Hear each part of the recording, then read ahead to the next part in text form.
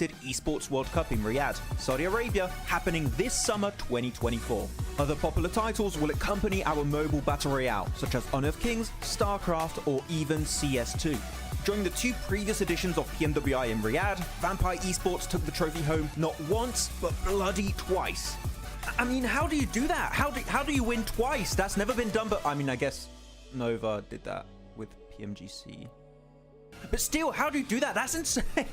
With their back-to-back victories, Vampire Esports have secured over $1,264,500 in cash prize, which makes them one of the highest-earning teams in PUBG Mobile esports history. Are you looking forward to the Esports World Cup this year? Who do you want to see qualify and secure a portion of that sweet, sweet prize pool? Share your thoughts with us in the comments. Has Alpha 7 finally found a worthy opponent? Finally, a worthy opponent. Our battle will be legendary. PUBG Mobile Esports will now have a star football player, Neymar, rooting on his favorite team as Furia enters the battlegrounds. Furia is one of the most prestigious esports orgs in Brazil across multiple titles as they now look to take on a new challenge. Furia consists of players from multiple teams with a depth of experience as they come together to challenge the top.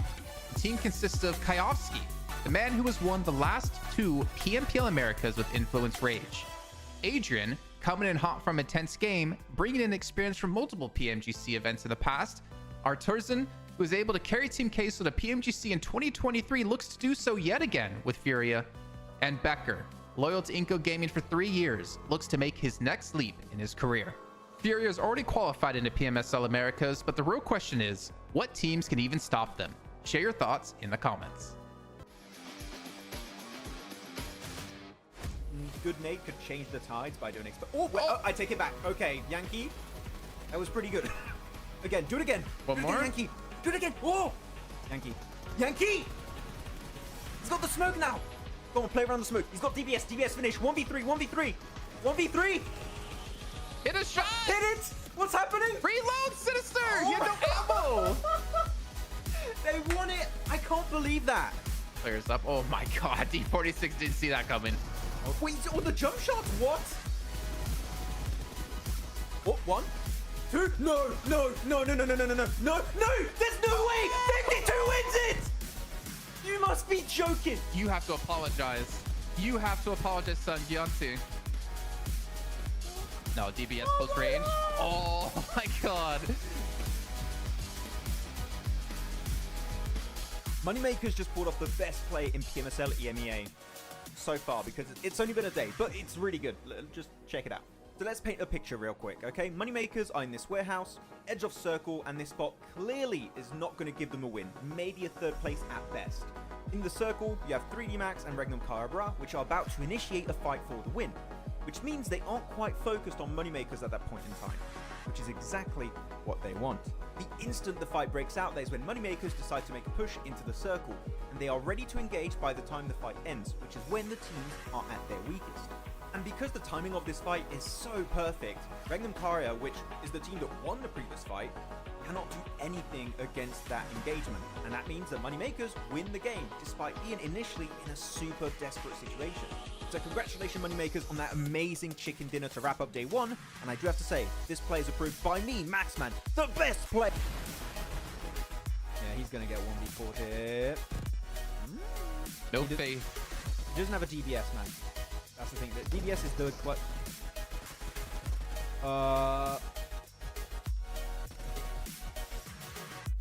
That's a cool UMP skin for the DBS. Stop looking at me like that. PMSL America's NA qualifiers have recently concluded, and we finally know who made the cut. With 27 participating teams, only 3 would advance to the next level of competition. And at the helm is Titan Gaming NA, who is composed of popular players like Redox and Doran from Nexus Gaming. Their crushing victory was thanks to their dominance on Erangel, where they secured 5 chicken dinners on that map. One of those games with an almost record-breaking 26 eliminations in a single game. Heading into PMSL America's spring, they will be joined by 2nd place Taco Lovers and 3rd place Super Lazy Reflex, who qualified in the very last match thanks to a podium finish with 10 eliminations. These won't be the only teams representing NA though, as we will also see ASagi8 Esports participating as the only partner team in the region. With PMSL Americas around the corner, tell us if you think NA can compete against the best of the best from Latam and Brazil. Reject finally did it! During PMGO 2024, Team Reject from Japan finally secured not only their first international trophy, but also the first for their home region, by beating global superstars like Alpha 7, Nova Esports, and many, many more. They are currently one of the oldest orgs to join PUBG Mobile Esports, back in late 2018 where they were known as Reject Scarlets, with some of their old players who still remain to this day, such as Sarah and Duello. Before PMGO though, the highest rank the entire region of Japan has ever reached at a global event was back at PMWI East 2021, where Reject finished 9th. And on top of that, Regio Seal took home the MVP trophy, which is also a first for the team and the region as a whole. That's a double achievement in one event, by the way, so pretty good. So tell us in the comments, do you think Japan can repeat this success in future big events like PMWI or PMGC? One of the biggest roster changes in PUBG Mobile Esports history just happened. So this team has a very special place in my heart because they've been my favorite team for about 2.5 years now. The previous Stalwart Esports roster, composed of esports veterans such as Top, Action, Nuzed, and Icy, have just been acquired by the biggest org in the Middle East, Falcons Esports, who are sure to be able to provide everything the roster will need to play to the best of their capabilities. After a bunch of very close calls in the past global events, such as PMWI and PMGC, Falcons Esports have everything they need to conquer the battlegrounds heading into 2024. Do you think, just like me, the #1 Stalwarts fan, okay, Falcons, my bad, we'll have to get used to that one. Anyways, do you think the squad can finally bring home the PMGC trophy in 2024? Tell us what you think in the comments. I think we just witnessed one of the most anticlimactic fights in PUBG Mobile Esports. Just check it out. Over the wall, hangs around the side of the building, just playing with the members of Nexus.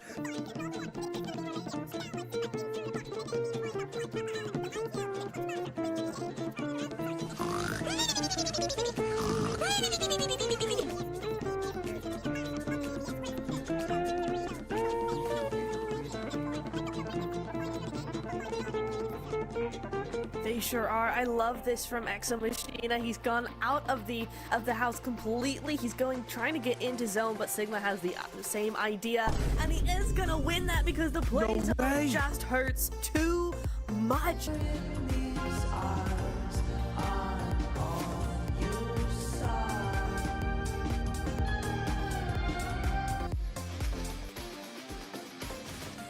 Don't go solo, man. If you get knocked, I swear. Don't get knocked. Good. Okay. DK, what are you doing here in this match? Come on, Reapers. Redeem it. Redeem it, Reppers. Redeem it. Oh, wait, Reppers, he got 2. 1v1. He has 3 nades. He has 3 nades, but he's behind a crate. It's gonna be so... Whoa! Oh, he got it! OMV! The redemption arc begins! Right side, come on. Oh, Eugene, okay. Eugene's got a great angle here. Got good neighbor? Maybe? Oh! This is a very important fight. Oh, that nade. Oh, yeah, oh my god! Either. Oh, I didn't see it. I looked away. Doc just threw the nade through that window at the top and it just went perfectly right on top of MadBulls. That was amazing, Doc. Oh, no. Oh, he's going to destroy him. Nice oh my god, D46. That was perfect. Hello, everyone, and welcome to Too Lazy Didn't Watch for PMSL CSA Spring. Max and I are here to give you a quick knowledge blast of what went down in the spring season, and of course, get you ready for the summer season kicking off on May 8th. Looking at one of the top contenders of spring, Ultrigo were playing at their peak, especially during the league stage where they qualified with ease. That was in large portion thanks to Rosemary and his dominating presence on the battleground. This enabled him to win 3 out of 4 MVP awards as he went full-on gear second in the finals, eclipsing the entire lobby. Unfortunately, they fell short as they secured 2nd place, but they then put on full display that this team has what it takes to secure a future PMSL title. My only hope for the future is to see the team stick together a little bit more in their games, which will then result in them getting way more chicken dinners in the long run. All eyes were back on BTR as the Twins have rejoined the roster after 247 days. Their league play all boiled down to one word: inconsistent. Whether it was their results or the roster they were fielding, BTR was able to dominate the lobby. Flash forward to the finals, BTR was still one of the few teams to consistently swap around their starting roster. Out of the top 9 teams, only 2 were actively using their 5th player, Alter Ego, who placed 2nd, and BTR, who placed 9th. This leads us to wonder what the main focus for the team was during the season. Are they trying to play with a proper 5-man roster or gain valuable experience for all their players? Max and I think they use this as a training ground to get ready for future events where there's bigger prizes. We have to look back at the winners of spring now, WAOW Esports. And I think it's fair to say, Jason, WAOW winning PMSL SEA Spring came out as a massive surprise to many, as they brought new players on the rosters and attempted to build synergy during the league stage. This in part gave them a chance to perform in the finals, where they ended up taking home the trophy and a spot into PMGO. This being one of their big first international events, the amount of knowledge and experience they gained will help them make it to the next level. Pair that experience with the fact that they have an entire PMSL season now under their belts to build their synergy, we might be looking at the beginning of the WAOW legacy in SEA. The big change from spring to summer is the reward all the teams are playing for. A spot in one of the biggest and most lucrative events of the year, the PUBG Mobile World Cup. In previous years, it mostly came down to if you were popular enough to get invited to the event, but this year, you have to qualify. And with the prize pool being $3 million, it's one of the most competitive events of the year, only second to PMGC. So don't forget to check out PMSL SEA Summer that will be starting on the 8th of May to see which 5 teams will be making it into PMWC. Stormy's almost left alone. He still has Soul K alive, and Deathwolves are just like ready to pounce on their prey. Like, look at that easy cleanup in Deathwolves. I don't know, Maxman, but they've really been surprising. Wait, have I? No, they're doing it. They're probably doing it. They're using the trolley. I've asked for years for them to do this. Someone's actually doing it. They're leaving Stolb in the trolley. They're avoiding everyone. I'm loving this. Vampire, you're the best team in the world. Max. PMWI champions, PMGO champions. No, they're Max. the PMGO champions. Influence. Hello everyone and welcome back to PMSL CSA Spring 2024. We're here for another day of the English watch parties. And today's going to be week 3, day 4. And Jason just arriving looking spooky on camera for a second there. How you doing, Jason? Yeah, I didn't want to have you guys hearing the people outside screaming. How am I doing? Do you really want to know, Max? Sure, tell me. Hit me. Are you sure you want to continue to hear about the saga of Oliver and things he likes to destroy? Actually, no. That was more than enough. You can stop there. Well, if you really want to know, Max, Oh I'm doing good. Nothing happened. Oh, cool. Fiance's back from work, so he has someone to annoy other than me. And that's great. We love to see that. We love to have that happen. Beautiful. Beautiful, beautiful. How are you doing? I'm doing fine. I'm just preparing everything. I sent you a video today, and you didn't even respond to it. Because and I'm quite disappointed. Because I was getting ready for the show, so I was going to reply. It takes you, you can't, from when you wake up till 1, you can't read any of my messages and respond? I didn't want to. I was going to wait till... So I was going to... Way too early. I mean, what time do you go to bed? Late. 3 a.m. Like what? 3 a.m. 3 a.m. I didn't have the strength. But anyways, I don't really care. Look at the We get into plane. the game, so I want to focus on that. Look at the plane. Look at the plane. Oh, I am. Let me give... Look at it harder. Okay. That's pretty good. Yeah, I sure. like it. No, it looks nice. That's a cool skin. Oh, I'm sorry. Is it not anime enough for you, Max? I like it. I'm not in a fun mood today. Not in a fun mood today. Well, this is gonna be a great watch party, ladies and gentlemen, where you're supposed to have fun. I'm gonna wake up. It's fine because I got my G Fuel. It's fine.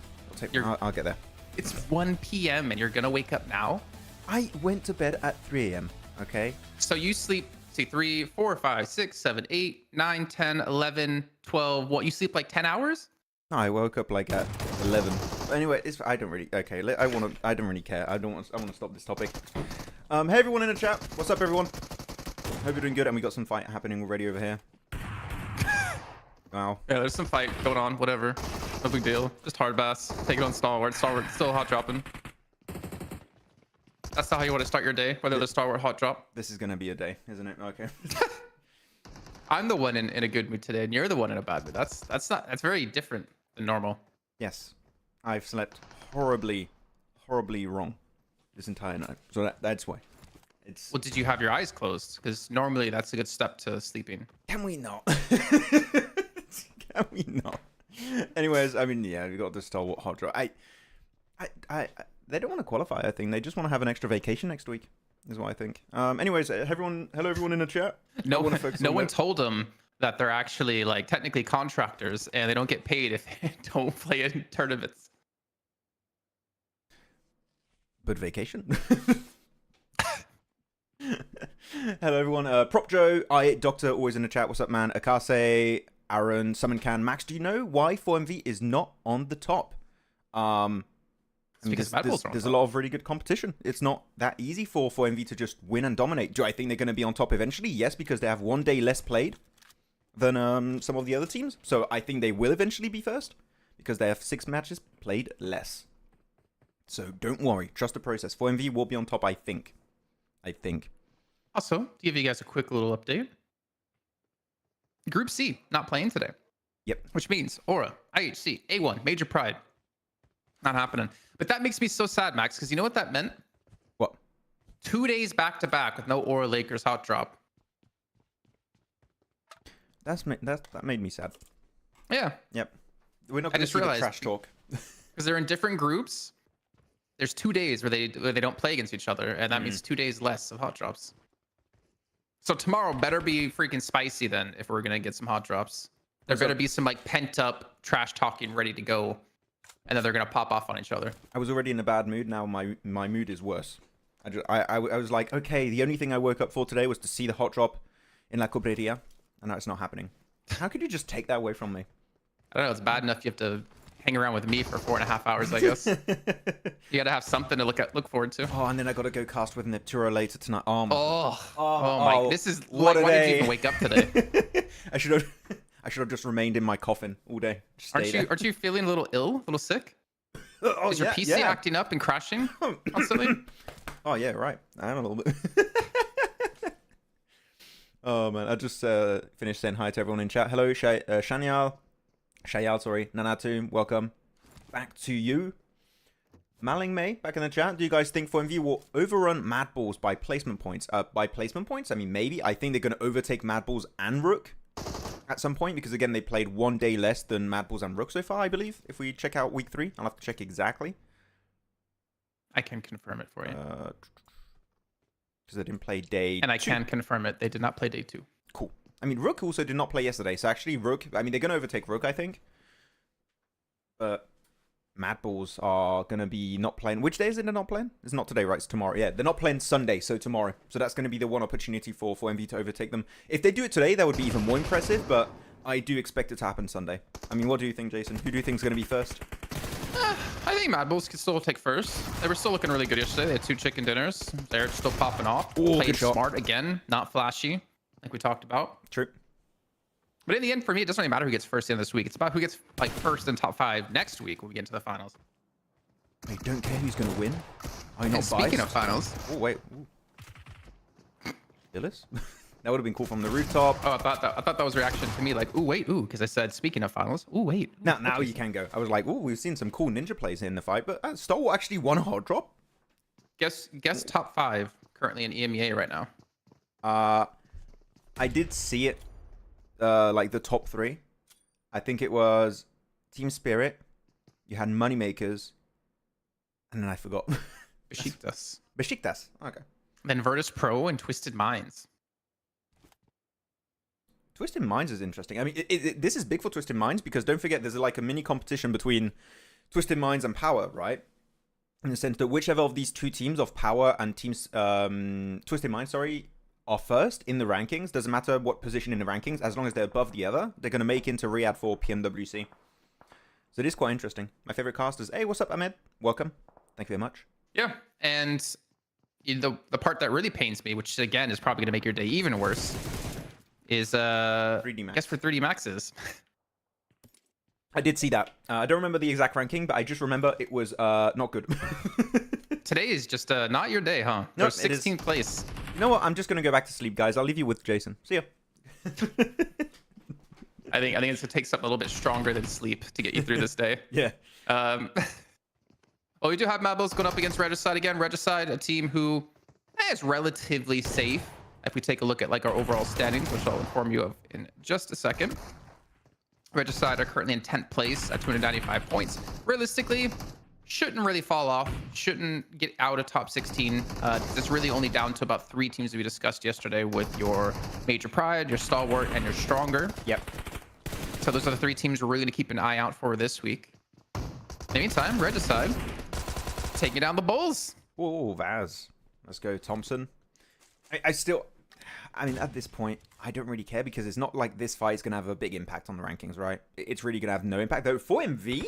I mean, actually, no. Wait, this is big because 4MV know MadBulls always fight for ruins, right? They're like, oh, MadBulls are fighting ruins. They're above us in the rankings. They're not playing tomorrow. If we can start to close that lead today, even if it's purely on the Sanhok, that is big. 4MV? Big. I like it. GG. Now, are they going to be successful, though? It is ruins. Ruins. It sucks when it comes to fighting. So you could get surprised. Oh, yes, the real question. It's a good third party, but can they win the third party? That's the thing. Because ruins has so many angles. Like, here, you lose Doc right away, which is one of your top players of the team. You don't want to lose him, so...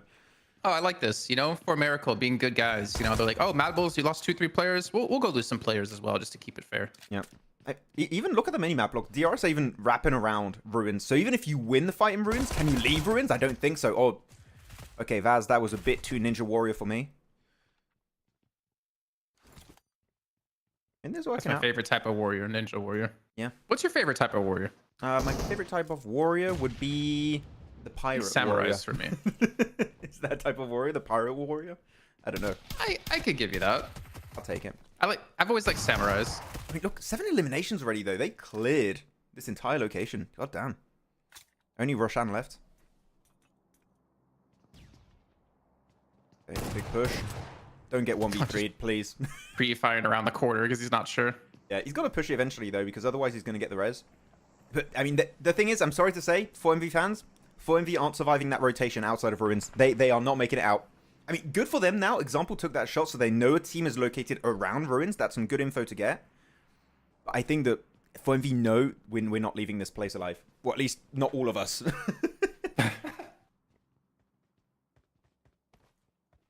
That's fine. That's a good play of DRS. That put me in a little bit of a better mood. You know what? I like it, DRS. Good job. I like standing desks. So good. Yeah. When you get tired of standing, you can be lazy and sit. I do that all day. Oh, are they leaving? I think they understood they're pushing one location. Actually, yeah, good for MV. Okay. I mean, again, if you're like DRS, this is where the events at the end kind of get like, I don't want to say boring, but everything becomes less impactful because it's like, okay, maybe get a couple of extra bonus points, which again, we cut by 50%. So if you get 6 bonus points, which is 6 different placings, you get 3 bonus points. But it comes down to like the teams who can or cannot qualify, and there's only 3 of them right now.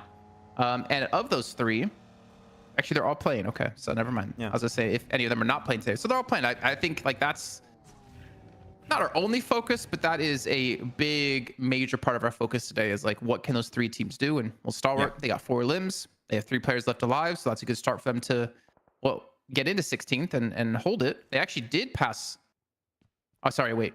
Did they? What? Strongers? It says Strongers in last place. Oh, for this week. Never mind. No, this is this week. Yeah, not overall rankings. Yeah. Yeah. So you can see Stalwart and Stronger, that gap of 34 points, very important.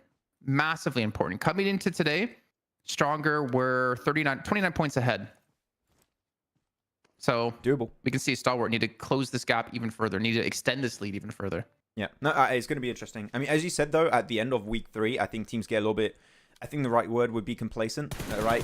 There's a bit of fatigue installing itself after 3 weeks of just like, okay, we need to relax a bit before the finals. Otherwise, we're just going to crumble under all of that pressure of performing in that tournament. Because again, it's not just a small event, right? You have a chance to qualify for a $3 million tournament. There's a lot of pressure behind those finals, behind those 3 days. So I think taking week 3, if you are making sure you qualify, you can maybe lay back a little bit more and chill.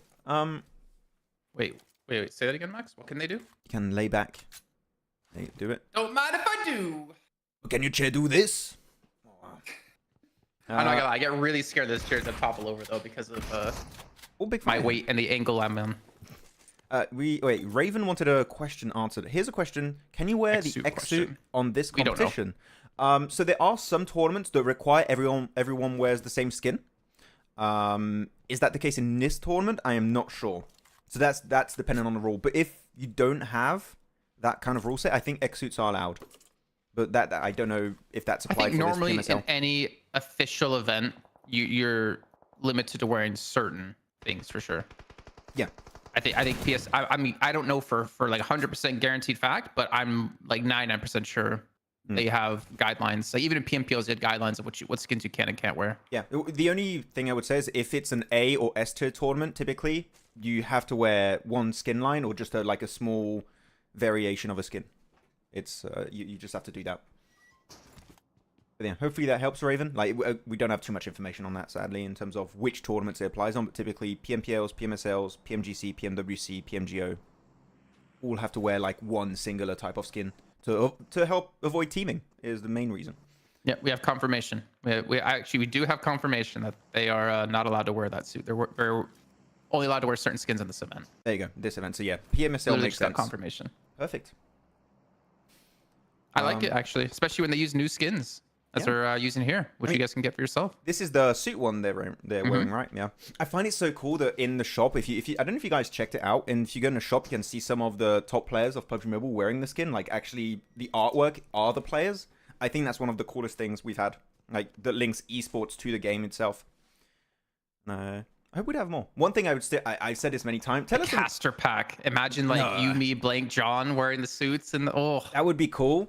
But one thing I would love to have, and I've said this for now a few years. Is it they draw in more hair for you? Oh. I mean, that yes. So, no, the second most important thing for me then would be, I would love it if after a PMGC, or any event, maybe a PMGO, maybe a PMWC, you have a skin line that has been made in celebration of the winning team. So, example, imagine Nova wins PMGC this year, right, as an example.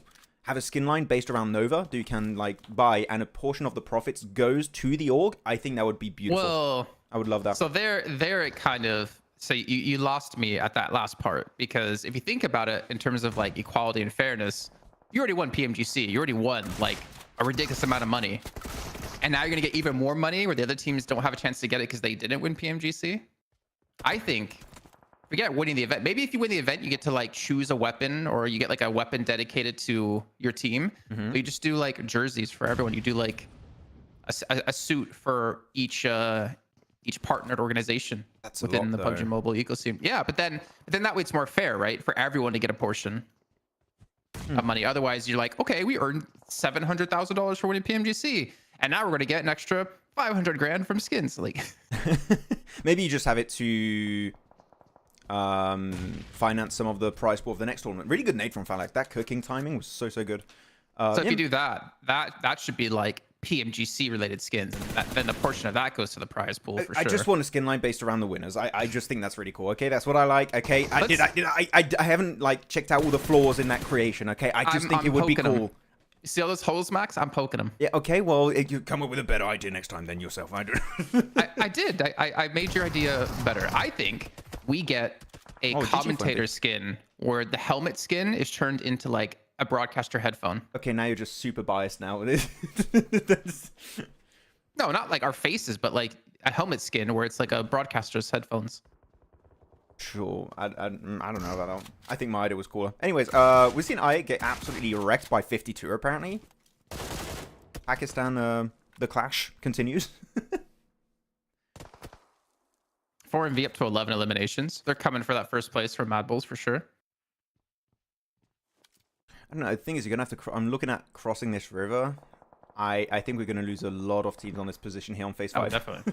I mean, you can see Sleepy, like southwest of the zone, right? He's trying to cover that angle in particular to see anyone swimming across it. I think he might catch 4MV, but also Falcons doing a smart thing of sending top across, leaving Icy back so they can cover each other when trying to transition across this water. I like it. I mean, it's good to just get that information, right? We want to try and keep tabs on who's going to be crossing over. The thing is, it's really hard to make it. It only takes a few seconds to breathe when you're trying to make the cross. So to get the information and then convert it into a spray into a knock, it's not easy. So, I mean, they had to leave this position. Who do we have in here then? We have Stalwart went for the warehouses north. We had Team Lakers, I think I saw for a second. I haven't opened my map feed, actually. Could you send me the map feed link by Max, Discord? this is a day, huh? It is a day. I feel like my mind is very hazy. I'm in a fog right now. Okay, oh, Alian. At least you have a beacon light to help you through the fog. I have a what? A beacon of light to help you through the fog. What, you? Max. The light bouncing off your forehead. Oh, okay. Okay. Boot camp. Who who do you favor here? Maybe I can force us to be on topic and stop, and I can stop coming off topic here. Who would you favor in this one? I think we have to do a competition for Maxman follow again here. It's a boot camp finish. I think we have to do the competition again. Who's it? I have no idea. A finish like this? I mean, if I had to favor anyone, really, I would favor potentially... How many players do WoW have? I think only three. Three players? They don't have 4, so actually stronger.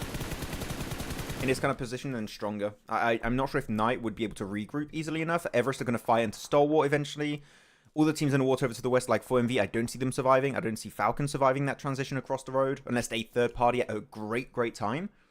It's going to be random. You could say Muerte, but I think Muerte being in the center is going to be at a big detriment to them, because there's going to be a lot of focus thrown their way. So I think Muerte is not going to make it. So I would look at stronger here to take the win. Who do you guys think? I'm looking at like DRS, by the way. Not necessarily in terms of winning, but they were like super chilly and start the boot camp, and now they've done like a 2-2 split here. You can see. Yeah. So they do have 2 players in the zone, which I guess might try to help the other 2 cross in, but I don't know what they're like really going to accomplish in this position, because pushing into boot camp from there is still going to be extremely difficult. It is going to be a tough transition. I do like what DRS are doing though. Making it around in that compound. They just want to delay it, let all of the other teams fight, so that hopefully there's going to be less competition to make that cross later on down the line. I like that play from DRS, but yeah, Everest were going to get eliminated. That will make sense. I think we can see Falcons here. They were trying to third party that fight of Everest versus Stalwart North. Didn't quite work as intended because they were a little bit too far away, and without cars, that's a really long rotation to pull off. Good nade, Icy. Let's go. 4 eliminations. Not too bad. Again, we talked about this many times, about the mark of a good team is your bad games. What does it look like? Here, I mean, this would count as a bad game for Falcons. They still have 4 eliminations, right? So in that sense, it's still, yeah, okay, you might not have a great game, but at least you're getting a few points on board to stay relevant for the top team conversation. That's nice. Even though it's been a rough week 3 for them. Uh-oh. Big circle. That's really good for... DRS don't have to cross over yet. That is super lucky for DRS. Huh. Just to check with you, is your map feed, like, broken? I mean, Mine is. I'm scared of spoiling, so... No, because I just have a loading circle. Okay, I won't show it then, for now. But I don't know. I don't have it yet. I haven't opened it on my tablet. Because it's the late game. I don't need the map feed anymore. That's fine. Okay, so in terms of crossing, I mean, Stalwart have a chance here to make the cross. They have a car. They just need to be careful about Icy. His angle is super hard to deal with if you go in that dip. Or are they just going to crash boot camp? I think they might just crash boot camp. I mean, they do have top down. Oh, so I don't really know where Icy's going to go from here. You can see the fight breaking off between WAOW and Stalwart, though. As Stalwart go for the crash, and Stalwart pay the price. Uzaifa locking things down, gets himself 2 eliminations, and Stalwart... I mean, they didn't outlast Stronger, but they did get 8 eliminations in this match. So still a strong game for them so far, as long as Stronger doesn't get relatively high placings. Man, I feel bad for Stalwart here, but also that was a really tough execution, because you're literally crashing a car into a wall, and you're all making 3 players enter into one small entry point, so you're just going to get completely flushed out. You're just getting funneled in one small piece of area. So yeah, I mean, it was a very good clear from Anchoto, but even Knight had a good third-party angle here, I think, but at the end of the day, it's kind of random now. I still do favor Stronger pretty heavily in terms of hopefully shutting down rotations of the Muerte. That's a good... That's a... Lord, What? That was a moon nade. What? You can't hit that. That is one of the... I think that's the most insane nade I have ever seen. Have you ever heard of a game called Gunbound? No. It's like Worms, right? He just like did a Hail Mary throw into the air. He went... What? The wind's going that direction, 2 knots. Okay, I'm gonna throw it there with that, and it's gonna land. Like, what? That was one of the most perfect nades I've ever seen. That was impressive. That was very impressive. I want to replay that after. Is that more impressive than the Doc bounce nade? I would say so. I would say that was more impressive. That's equally impressive. Like I'd put it above. That's not easy. That is wild. Okay, Muerte, maybe you win these. I don't know. Maybe. If you have other nades like that, go for it. That deserves a Kobe, man. That deserves a Kobe and a half. God damn. I don't even want to call that a Kobe. That's something completely different to me. We call it a Muerte now. Yeah. Oh, that's crazy. That's such a hard nade to throw as well, because you have so little room for error in the degree that you're throwing. Yeah, like just a little bit too far, or like you just change the angle and it goes completely off course. What an insane... It gets out his like I can't believe calculator's like, okay, if I throw it at a 73.333 occurring angle with a cook time of 1.37654 seconds, it's gonna land exactly on this player's head. It's not even the angle, right? It's the cooking you do. Because if you throw it way too late, then it's going to explode midair. Because that was a very, very long arc. Yeah. Right? Did he even cook it? That's what I don't know. Did he just toss it? I think he might have just tossed it, but because it took so long to arrive, it just exploded on arrival. Indirect cooking right there. Let him cook. Literally let him cook. Yeah. Midair. Okay, so WAOW gonna make that cross. 3 eliminations for Zypha from earlier. That's very cool. But now, the thing is, everyone is forced in the northern side of the map. Lakers are gonna have to fight Stronger. If Stronger eliminate Lakers, which I think is gonna be their main focus, they should be chilling this game. They should have a very, very nice endgame. How is DRS like still putting up limbs and we're not punished earlier, coming in from like the southeast side? Somehow they snuck into the zone. The zone's on stage 9. It is closing, so this is gonna obviously speed up quite a bit here. Lakers, I think, no, actually, technically the best position because he's more central than the rest of the other teams here. But I don't know who's going to win this because teams are going to have to leave their compounds. You've seen Stronger already do so. Nade's going to be coming in. I don't know if Stronger are going to take this if they have to leave their compound first. They're going to be easy pickings. Spike is just getting mollied. Nade is like, oh, please, no. Yeah, Spike is going to have a rough time here for Stronger. Again, I feel like if you're them, you just want to wait for the fight to break out in this building, the central building, which is what's happening. The Muerte taking a casualty. Foopsman Antique are still up. Lakers is the main focus for Stronger. If you eliminate Lakers, you can put your focus over this dip and maybe win the game. But man, Giante's angle, I'm looking at Giante. If he peeks in the left side here, I mean, more like the right side of the warehouse, he has a perfect angle onto Stronger. Hey, good DRS. Sleepy goes down. But yeah. He's trying to cover Sleepy there instead. And actually, he's being shot up. Stronger still coming out ahead in this one. And Stronger should lock this one down. But honestly, his head! His head is gone! The real headshot. The new update to PUBG Mobile. You get a headshot, you take their head clean off. He even froze. He's like, he saw the DBS. Oh no, I'm in trouble. That was obviously a very tough game to predict. Very circle dependent when you get into boot camp there, and your position dependent. But a very needed game. A very needed game for Stronger. Kind of lengthen the lead up against Stalwart Esports. They're still trying to close that gap as well against Major Pride. Yeah, as you said, like DRS, that was a very good game in terms of reading how teams were responding to a bootcamp circle because it shifted a few times to the eastern side. And I feel like this is still one of the very, very important aspects of the game is understanding how a lobby reacts to specific circles.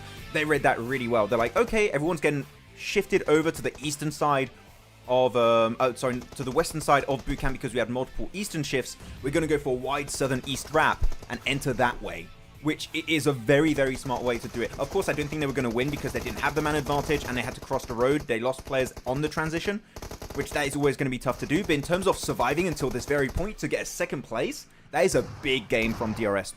I think that a lot of teams would have gone out in maybe not even top 10, but they survived until second place. That is big for the boys. The real survivors, as we call them. Please. Sorry, I'm just gonna have a different name every time.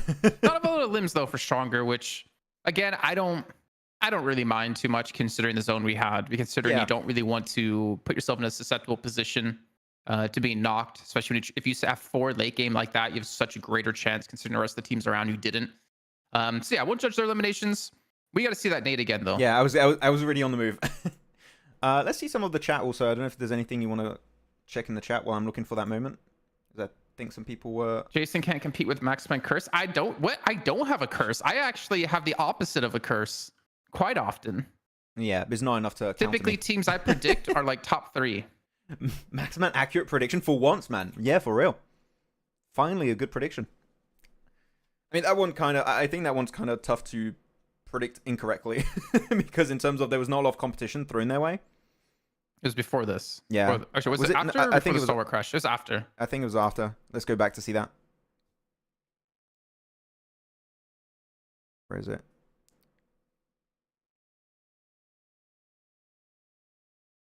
I think it's around here. Oh no! No, he got knocked there. I think it might come out in a few seconds. Let's see. Okay, so yeah, we have Eugene. Let me put it full screen. It wasn't East though. It was de Muerte that threw, right? Yeah. Right, I need to put music there. My bad. Okay, there you go. So let's check this out again. So yeah, Eugene, he sees the smoke, right? In terms of information, the smoke gives a lot of information. Wow. But the arc of that, And it like didn't even bounce. It just like stuck. So I think it like went crashed under in the car or something. Yeah, it crashed on the car. I'm gonna replay that. That is just visual ASMR. And just he cooks it for about how long is that? Did he cook it? Like 7. Okay, so like a second and a half of cooking. Yeah, 5 seconds and a half, and it just explodes. It arrives 1 second before exploding. Explodes almost upon impact. Crazy. Yeah, Eugene, and man, he almost had a follow-up nade. Look at that second nade. I didn't even see that earlier. Second follow-up nade. A little bit short. That would have been a flush, actually. If he went a little bit further, that would have been a flush. Damn. Impressive nade. For me, that's more impressive than Doc. Someone did say in the chat, it is a lucky nade. I think there's definitely more of an aspect of luck than skill for what Doc did in that Miramar match. But it is still damn impressive. Like, that is clip-worthy. I have a question for you, Max. Yeah. On our Go XLRs that we have, can you bind one of the buttons around clear to play a pre-recorded sound effect? Yes, you can. That is what the your 4 buttons around clear are for. Yes. Don't play around with that too much.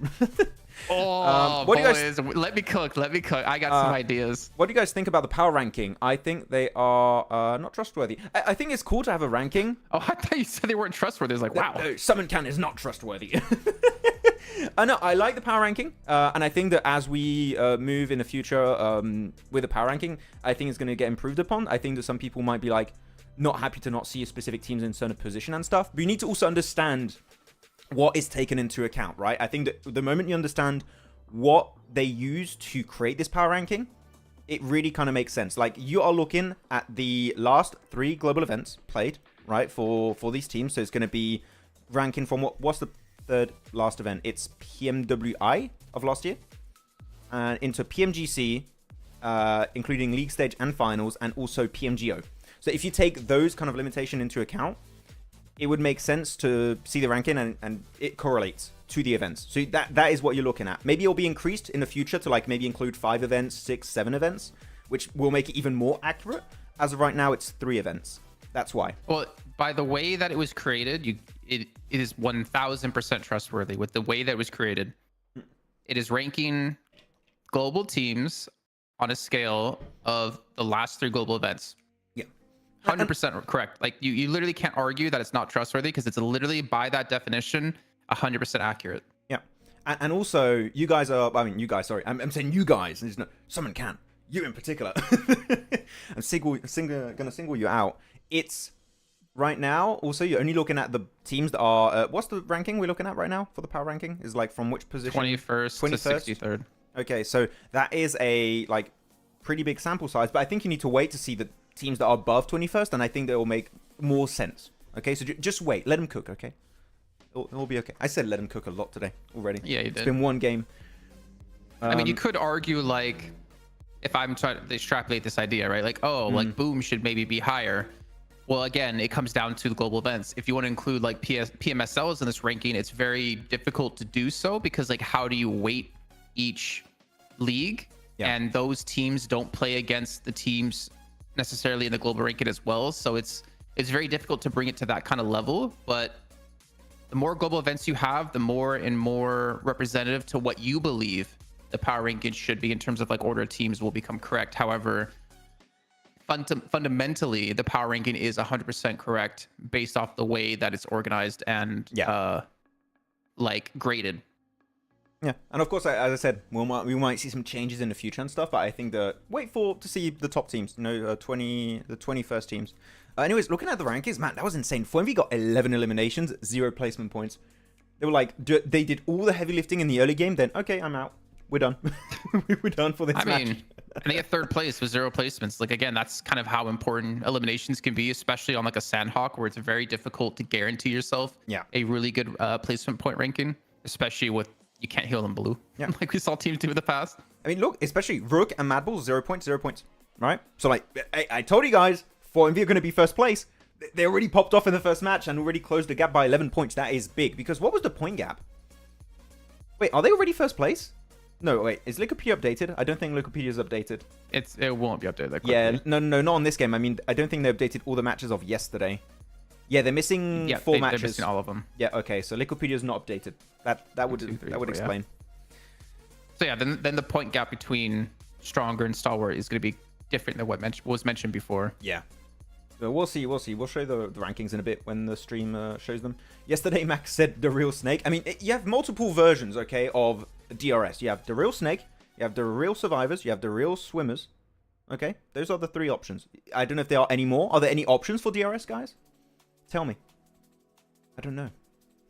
Just tuned in. Who popped off this round? Morijin. It was a win from Stronger, which is very important because, again, Stronger are one of those teams that needs to have a good weekend if they want to make in top 16. So this is a really, really good map for them to do well on. But look, we got the rankings. Let's check it out. And MadBulls are still up there, but man, that gap has closed a large portion already. Like 11 points is putting a dent in that lead of MadBulls. I'm loving it. I'm telling you, at the end of today, even though they have 6 matches less played, I'm thinking 4MV are going to take the lead. That is my prediction. Am I going to be wrong? Maybe. But I would like to see it happen. The real Soldiers, I mean, that's the real name. Feels like it. That's the real name for DRS. But we're talking about the meme names. The real Snakes, the real Swimmers, the real Survivors. They're going to be they might be the real Sleepers later. Maybe. If they have some bad games. Yeah. I mean, I bet Max wish he was the real sleeping right now. Yes, I wish I was. I wish I was. I need it. I need my 24 hours sleep. Okay. Hey, I mean, so remember yesterday I went to bed at like 5 a.m. Not yesterday, the day before I went to, no, yeah, technically 5 a.m. yesterday, and woke up at like 9 because I spent 5 hours in the middle of the night trying to fix my PC. Last night I went to bed at like 10:30. I woke up at like 9:30. Fantastic. Beautiful. Amazing. Sleeping talk is the most boring kind of talk anyway, so let's move on. Leaderboards. Is it though? It is, yes. What if you're talking? Okay, no, fine. I actually had a legitimate topic to talk about there because I find it really interesting, but we can move on. Yeah, I mean, Stronger jump up an extra position then. This is only week 3 then overall rankings. So we'll see if we're going to show the global ones. They close the gap. Yes. Like look at Stalwart and Stronger. Okay, so it's 35, 64. So it's like still 29 point difference between the two teams. And in our overall standings, without the last 4 matches played yesterday, it's a 29 point difference between the two teams. They're getting there. So we'll see. Yep. It's hard to actually judge where they are. Maybe we'll see the league standings actually. I would imagine not after match 1, maybe after match 2 we'll see it. I think so. Oh no, league ranking. Oh no, perfect. Never mind, we'll see it now. League ranking for MV overtook MadBulls in the overall rankings. There we go. It already happened. 4MV already took over first place in the league rankings. Nutty, because this gets you also extra bonus points, right? The league ranking, so you get some extra points on that. I do believe just the weeks. No. This only gets you qualified to finals. The bonus points only come from the 3 weeks. Okay, I thought there was also an extra one like we had in Europe. No, I just got so used to that system. Okay, but yeah, there's a massive lead though for 4MV and MadBulls. They are just running away with that lead against third place of Rook. So yeah, there you go. For all the 4MV fans out there, 4MV are officially first overall. What's kind of crazy though is like there's a 100-point drop off, 101 point drop off between 2nd and 5th place. Like imagine a 100-point drop off between 2nd and 5th in like a week of league play. Like that's so big. That's so huge. Yeah, it isn't. I did expect Falcons to be able to keep up, but their 3rd week has not been up to par. I really want to see what we can. Okay. We'll let them cook a little bit, but I do want to see what Falcons are going to try and do for the rest of this week. Are they going to maintain their slow momentum here? They're just going to chill out until the finals, and then they're going to pop off there, which, if that's the game plan, I think they're losing out on a few bonus points, which could be very, very impactful. But yeah, I'm not really too scared for Falcons. We've seen them do worst stuff in tournaments. Okay, real talk, do you legitimately think there's a chance that Falcons do not qualify? I think there is, yes. From what we've seen this 3rd week, it does scare me. It scared to my absolute core, Jason. That's why I didn't sleep well last night. I was having nightmares of Falcons not qualifying for PMWC in Riyadh. Because I want to see them, and I want to get a picture with them. And if I can't get that, then what's the point of living? You know, I can't get myself. Whoa, God. I thought you'd say, what's the point in going? But living, okay. So Stronger, Stalwart, we can see their 18-point difference. Top 16. So the gap's closing. 18 points. How many points did Stronger get more than Stalwart that last game? I didn't check exactly. We'll have to see. I mean, Stronger got a few decent eliminations, but they did win more than them. So they did lengthen that gap a little bit. So good on Stronger. GG's.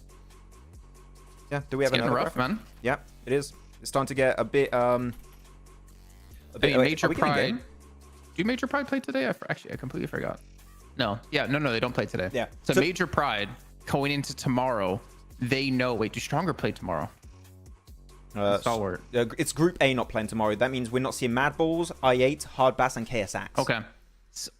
So that means Major Pride have to catch up to 2 teams who are playing the exact same day they are as well in the final day. That makes things so much damn harder for them. Yeah. And they have to pop off. If we always talk about, like, do teams try to take the fate in their own hands, and do they go crazy and try to hot drop? I think Major Pride, looking at how many points they're behind today, once we finish off the games, that's where they make the decision. Do we go crazy? Do we hot drop one of these 2 teams? Because we need them to not perform for us to catch up. Yeah. Are we going to go extreme in these games? Is it going to be you're going to treat it as a double point day and just try extra hard? Just try extra hard.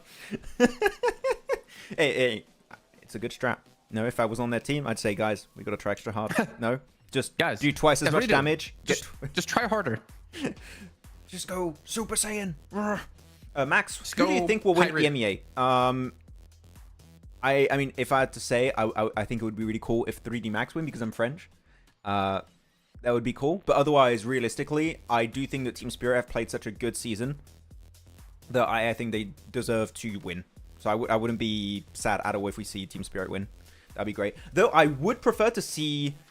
This is my just personal preference. I would prefer, out of the 2 teams that have a chance to qualify directly into PMWC, I would prefer to see Power, because I really rate Alhaje, and Fadan in particular has been exceptional this season. So I want to see Power do well today in EMEA. I'm going to be checking out EMEA a bit later tonight, purely to see if Power are going to qualify, because I think they deserve a spot.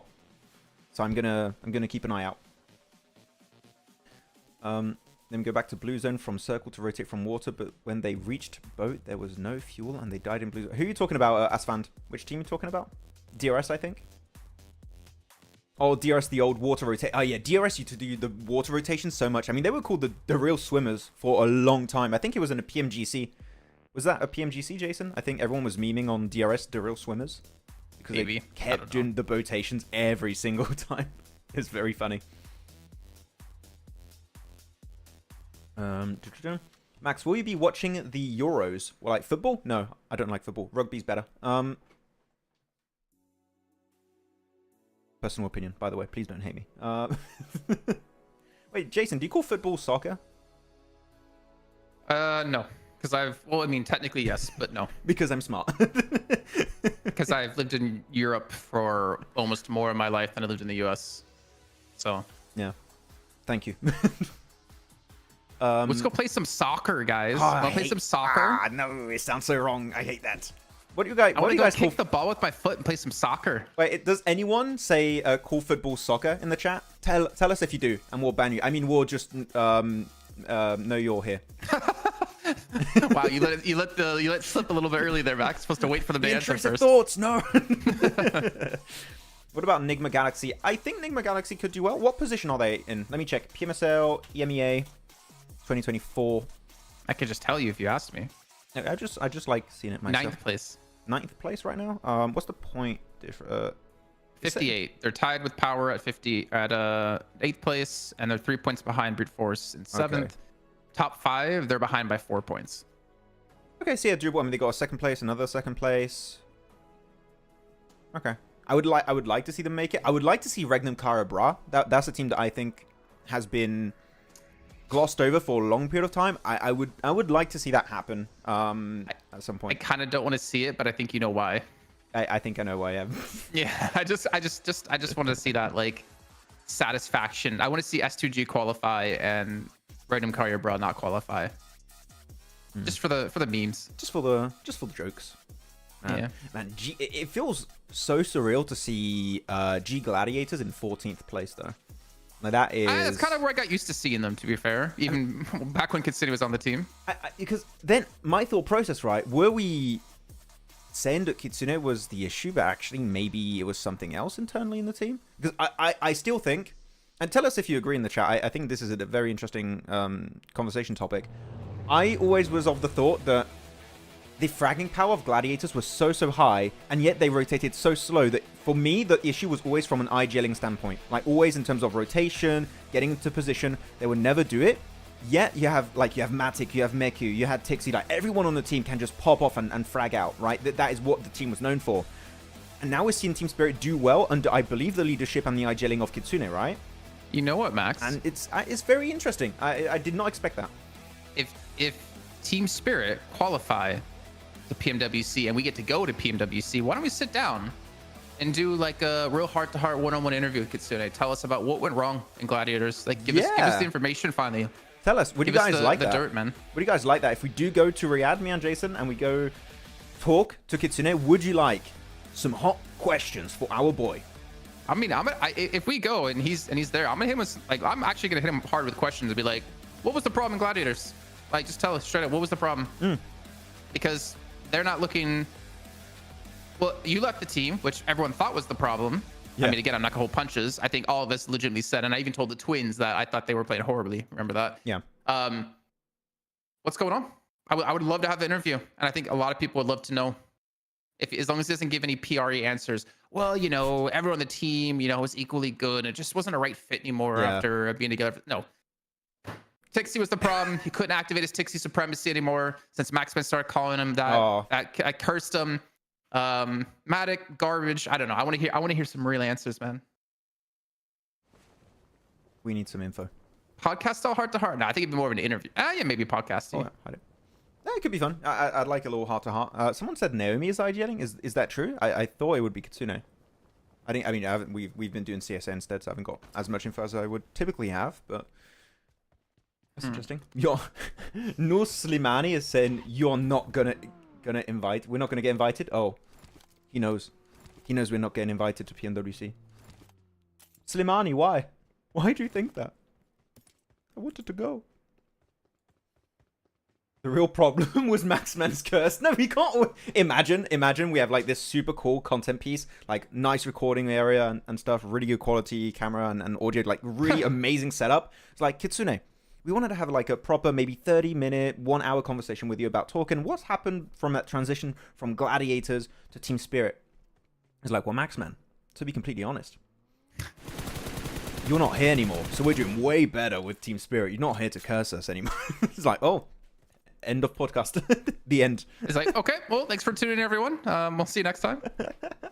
That'd be great. We should have him do that just for the memes and then actually get the real answer. Just do a clip of that as an advertisement for the full video. Yeah. Oh my god. Okay, looking at the map, I did see the map for a second. Wait, the map feed is like super far behind. Yeah. Yep, I know. I already brought it up. Okay. We shall see. Cool. I mean, there was a little bit of a, not quite a hot drop, but two teams dropped very, very close in close vicinity. It was I8 and 4MV on the Western Bridge. Just got to keep an eye out for that. Could happen. Yeah, kind of surprised to see 4MV. I guess they're driving to military now. Yeah, they're going to go military now and go pick up and loot. Again, I'm looking at the map stream, so I'm... Quick move. I have to remember it's behind. I need to watch the clean feed a little bit more. I mean, I like this. I don't think you expect anyone to gatekeep the bridge here, really, because the focus is going to be on the mainland, a little bit deeper in Erangel, so they're fine. Regio says, Kitsune is fed up with Maxman. Yeah, really. They need to rotate early and play proactively and control Tixi. He goes too aggressive at times. That has been something that's been a little bit more prevalent recently with Tixi. That's true. He needs to be held back a little bit. Any team you guys would not like to see make it to PMWC from CSA? Ooh, we would not like. That's I kind of like questions like that. Really, I think I actually thought it was kind of like a dead question. It's like, I like that. Who would you not want to see make it? I don't know. Any team outside top 5? Like, I don't know how you'd answer that, Max. I mean, it's a reverse bias, okay? Really, any team that I don't legitimately think could have a chance, which is any team outside of IHC, Falcons, DRS, MadBulls, 4MV. It feels rough to me. It's not like I don't want to see them qualify. It's more like I want to see another team qualify instead. I would prefer to see Power qualify instead of Twisted Minds. It is my person because I have... Oh, I was looking at CSA. I wasn't looking at EMEA. Oh, are you looking at CSA? I thought it was about EMEA. You said from... I said both. Both, okay. But for EMEA, that's mine. I would like to see Power instead of Twisted Minds. Of course, Twisted Minds, it's pretty much the old roster of... Was it Cryptics, I think, for some of the players? You have Marshall, and you also have some old players that were on Falcons previously, which are very good. Like, Never Alone has been a great player on that team for a long, long time. So yeah, I'd be happy still if Twisted Mind make it, but if I had a preference, it would be Power. I think Power is a very good team. So yeah, that's mine for EMEA. You want to see Power not make it? Hmm? And you want to see Power not make it? I want to see Power make it and Twisted Minds not make it. Ah, okay. Which is, it sounds a bit like mean, but that was a question that was asked, okay? No, just heart to heart, well, guys.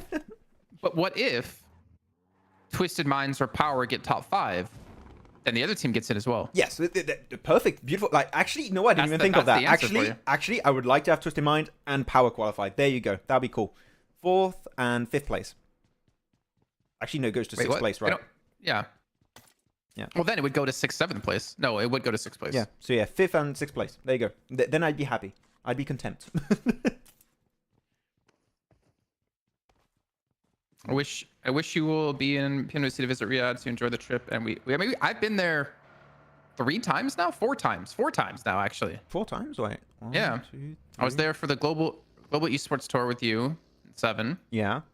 Twice for PMWI. Yeah. And I went there once for Star Challenge. Oh, okay. I've been there with 3. Valdez and Paperthin.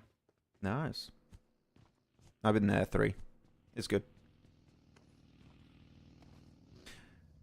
Is there anyone in the chat, by the way, that's gonna maybe go to Riyadh to watch PMWC? Is there gonna be anyone there? Tell us.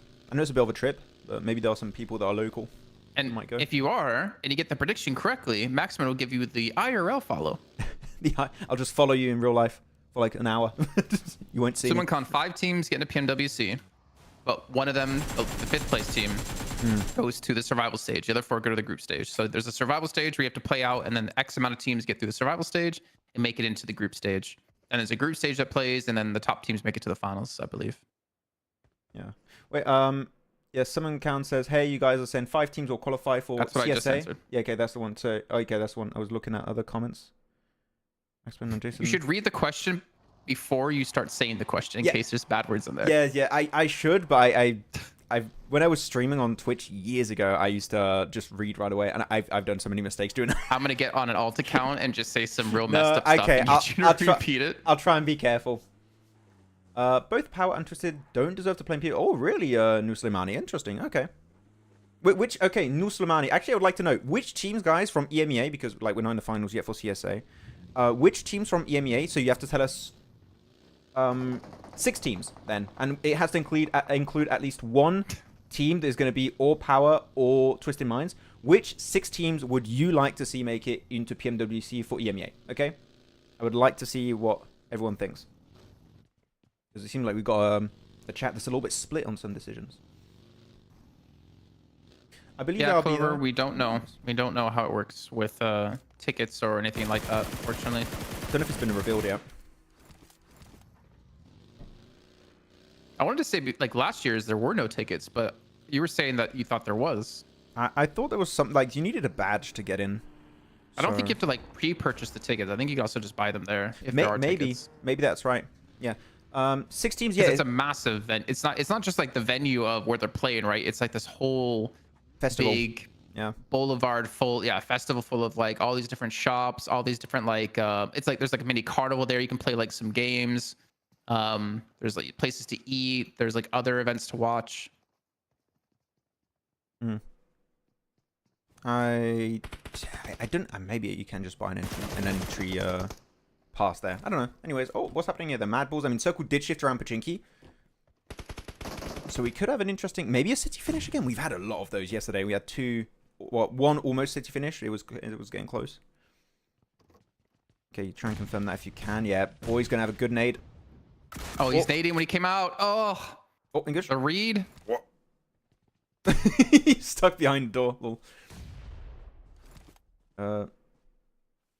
So, okay, so what are the people predicting in the chat then? We are seeing Moneymakers, Team Secret, 3D Max. Gladiators. Gladiators? I mean, Gladiators right now is not looking good. Same for 3D Max. Neither is 3D Max. Yeah, exactly. After it's only a 3-day, right? They had one bad day, you can catch up if you have a good day today. But if you have 2 bad days, it's making it top 5, top 6. Now top 6 should be not going to be super easy. What's happening here? Regicide. Man, always Roshan is just alone for some reason for Regicide. I don't know what's going on that side of things. He's just always solo. And now his teammate's going to get picked up. There you go. And poor Roshan, he needs teammates. Team is always eliminated. Team Secret, Moneymakers, Brute Force. Brute Force is interesting. Like, they are playing well. I think Brute Force, when I looked at them, are performing way better than I was initially expecting. I thought they would be low on the ranking, but they had a really good start. So, GG Brute Force. Pre-pod, yeah. 8-0. I actually had to go back and look just to see who was on the team because I really didn't look into EMEA much since we were doing CSA and before that we were watching SCA together. Yeah. It is hard to cover multiple regions, right? You got to, what is that, 40 teams if you want to do 2 regions? Like, oh my god, that's a lot. 2 regions or 3, you said? 2 regions. Yeah. And if you want to cover everything, that's the thing. When you do prep for big events like PMWC and stuff, it takes me a week to 2 weeks to just go through everything. And it takes me all of 5 minutes to take his notes that he made and read through them. It's like, so Max, what do you think about this point in particular? That was my point, Jason. I said that. It took me 2 days to do that research. That's what you get for sharing the information in the talent room. Oh, big northern shift here happening. So, Pachinki's still in play. If you play Church, for example, if you're Everest, or maybe if you're Falcons and you go there, you could be, maybe if you're KSX, you can go on Church to the northwest of Pachinki. That would be a really good spot. Yeah, this is still a rough one. I like what we're seeing from some of the teams. We're seeing Hardbass go for a wide wrap. We're seeing Star Wars, maybe even Stronger go for a wide wrap. So teams have inserted the wide wrap rotation into their game plans. The wide wrap strat is good.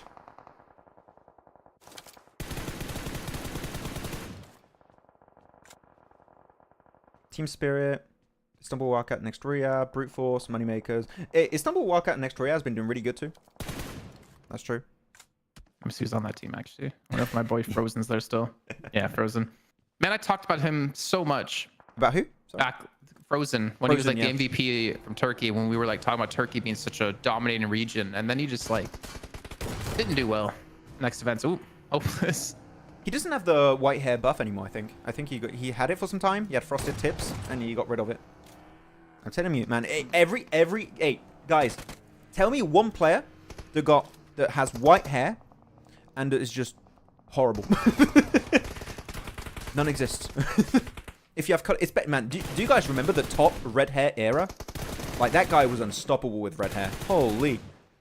Should we, if Falcons barely qualified to PMWC and you go, are you gonna dye your hair red to give him power? If top is if top is MVP, I will dye my of this tournament. I will dye it red for 1 day at PMWC if we go.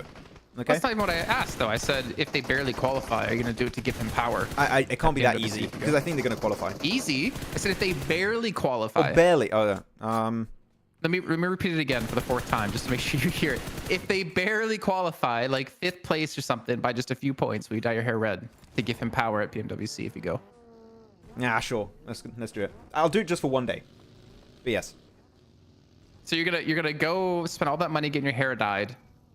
No, I'm not gonna get it dyed. It'll be like a temporary. But I said color. Dyed, Max. I'm not doing. You're not making up the rules. I make up the rules. You're not deciding. Well, I decide. You're literally not listening to the words I'm saying. I don't want to dye it. I would do a temporary coloration on my hair. Wait, man, he just didn't have a weapon in his hands. Come on, Max. You call yourself a true Falcons fan. I do. There's not even much hair to dye, anyways. Maxman with red hair. Ooh, hottie. Ooh, Leon. Okay.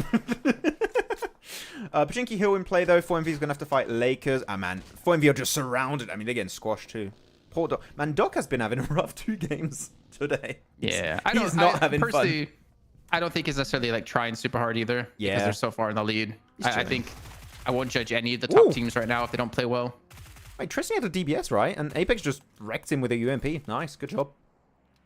This is for Aura. This is good because Baron is still feeding information over to Apex and where he's located. Like, he sees Rockets pushing, he's giving info, might do a little bit of damage, a little bit too far out of range. Apex Stop the nade. Go for the EMP. Push him back. Okay, good spray again, Apex. That's 2 with a UMP, and he's going to get the res onto Baron. Lakers, sorry, but what was that? That was, oh my god. I really wanted to see 4MV get up on their cameras and just shout at them. That's not the 4MV way. 4MV are full of respect, you know? Even when they destroy you, they're like, we are sorry, you are bad. And they salute, you know? That's the 4MV way. We're sorry you're bad. Like, what? We're just respectful. We're just built different. we're sorry that we're so much better than you. Yeah, we apologize for your weakness. Maybe you can beat us one day. Just get good. But yeah, nice one. I mean, Apex, that was insane with the UMP, and they have 2 players push back. I mean, of course, that's a big mistake of Apex. Not Apex, of Lakers pushing 1 by 1. But he had a UMP against 2 players that had a DBS. Like, you compare the two, like, one side should win, and the other should not. But Apex is just built different, man. Trying to... Our map feed, unfortunately, is like too far behind. I think that was I8 who rotated like clockwise on the mini-map. Yeah, you can see them in the cars still right now. Yeah, they are. They're kind of catching out the Muerte here in Sunken City. Yeah. Sunken City is going to be potentially having 3 teams. We've seen also, I think, Stalwart is also going to go for the wide wrap. They might clash into Sunken City, or they might just try and avoid it, which is what I would recommend, really, if you're Stalwart. Just dodge it. Okay, now Crypto's going to be solo here. Yeah, go back in the smoke. Don't take it. The shotgun from that range. You're not Nurse Ed. You're not Nurse Ed. What are you trying to do? Good nade. Lob off damage onto Leo and Critter. Crypto behind the car. Going to be able to tank a bit of that damage. Look at Falak. He's got a really good angle. Good nade onto Critter. Crypto, let's go. Wait, did he see that nade? Yeah. No. He did not see that nade. He did definitely not see it. It took so long to like pop as well. Yeah, that's a good nade. So yeah, Ulzum's going to join up. Falak too. Yeah, just overwhelm Leo. Just beat Leo. Third party. Look at that. Who is it? MadBulls? Is it MadBulls third partying? They're in the cars, Red in the fields. is MadBulls, yes. Yep, they're coming over. Look at MadBulls. They want a piece of the I8. Good nade. Goodbye. Respect, Leo. Nice try, but not enough. And they're going to get the res too. Onto Crypto. 4 players alive. In terms of entry point, it's not bad. They've got some ridges to play, but they're going to have to crash. At least they have 4 players to do it, which is good. Oh, 7 limbs. They got 7. I guess they got all of those limbs in Sunken City too. So, GG I8. But yeah, now you got to push out. You don't have a lot of time. Go, go, go. It's still big for their mental, though. Again, like looking ahead into the finals. I know we talk about like you're not going to judge, or we're not going to judge too many top teams in their performance today. But like for the mid-tier teams, I think this is a perfect opportunity for you to kind of like build momentum into the finals. Yeah, you want to try and build as much as you can here. I mean, I8, I think, has had a lot of expectations from the fans, and they've had a tough time, but they are improving slowly. I mean, week 3 in particular has been quite a bit better. I think week 2 was their peak, but week 3 is getting there. I think out of any team, I think out of every team that's playing in PMSL CSA, 2 teams have the most pressure on them by far. A1 and I8 from their fans, by far.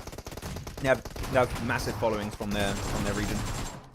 KD46 over to the M4. 1 bullet's all you need. He connects it. Good job. Now on to his iPhone. Okay, this is such a native. Yeah, you have to go in that small area. That's really good. He knows he was going to get naded. Hide in that little, like, lavatory room. I don't know what it's called. I don't know.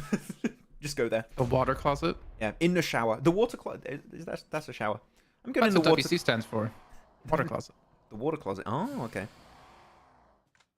Yeah, wow, I'll go for the res. So they cleared them, all of them. They're going to be able to transition from Church. Church is still in play, by the way, on the southeast of the circle. Still a position you can play from. It's really good because you can hide cars, high ground position. You can take shots if you want to maybe shut down rotations of 52, I8, MadBulls. I'd say WAOW have good opportunity this game to do really well. Maybe not win it, but in terms of eliminations alone, they could do really well. Yeah, it's like anyone's going to try to take it from them except maybe Reg's side. IQ. The Reg's side don't have a lot left. I8. Oh my god. Yeah, these dips are horrible. Yeah, Falak gets knocked also. Wait, who's alive then? Is it Uzum? Uzum still alive? Yeah, he is. That was a good like fadeaway nade from T24 though. Wait, and if Shamir can cover him. So okay, maybe not Shamir. Oh, the nade. If Alien can cover him. He's done. Nade's coming out. Goodbye.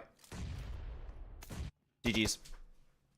Yeah, really good nade there for Alian. And he's not going to get the res onto Shamir. Yeah, the Molotov at the end, if he knew he was going to be eliminated there, was like perfect because he at least took one with him.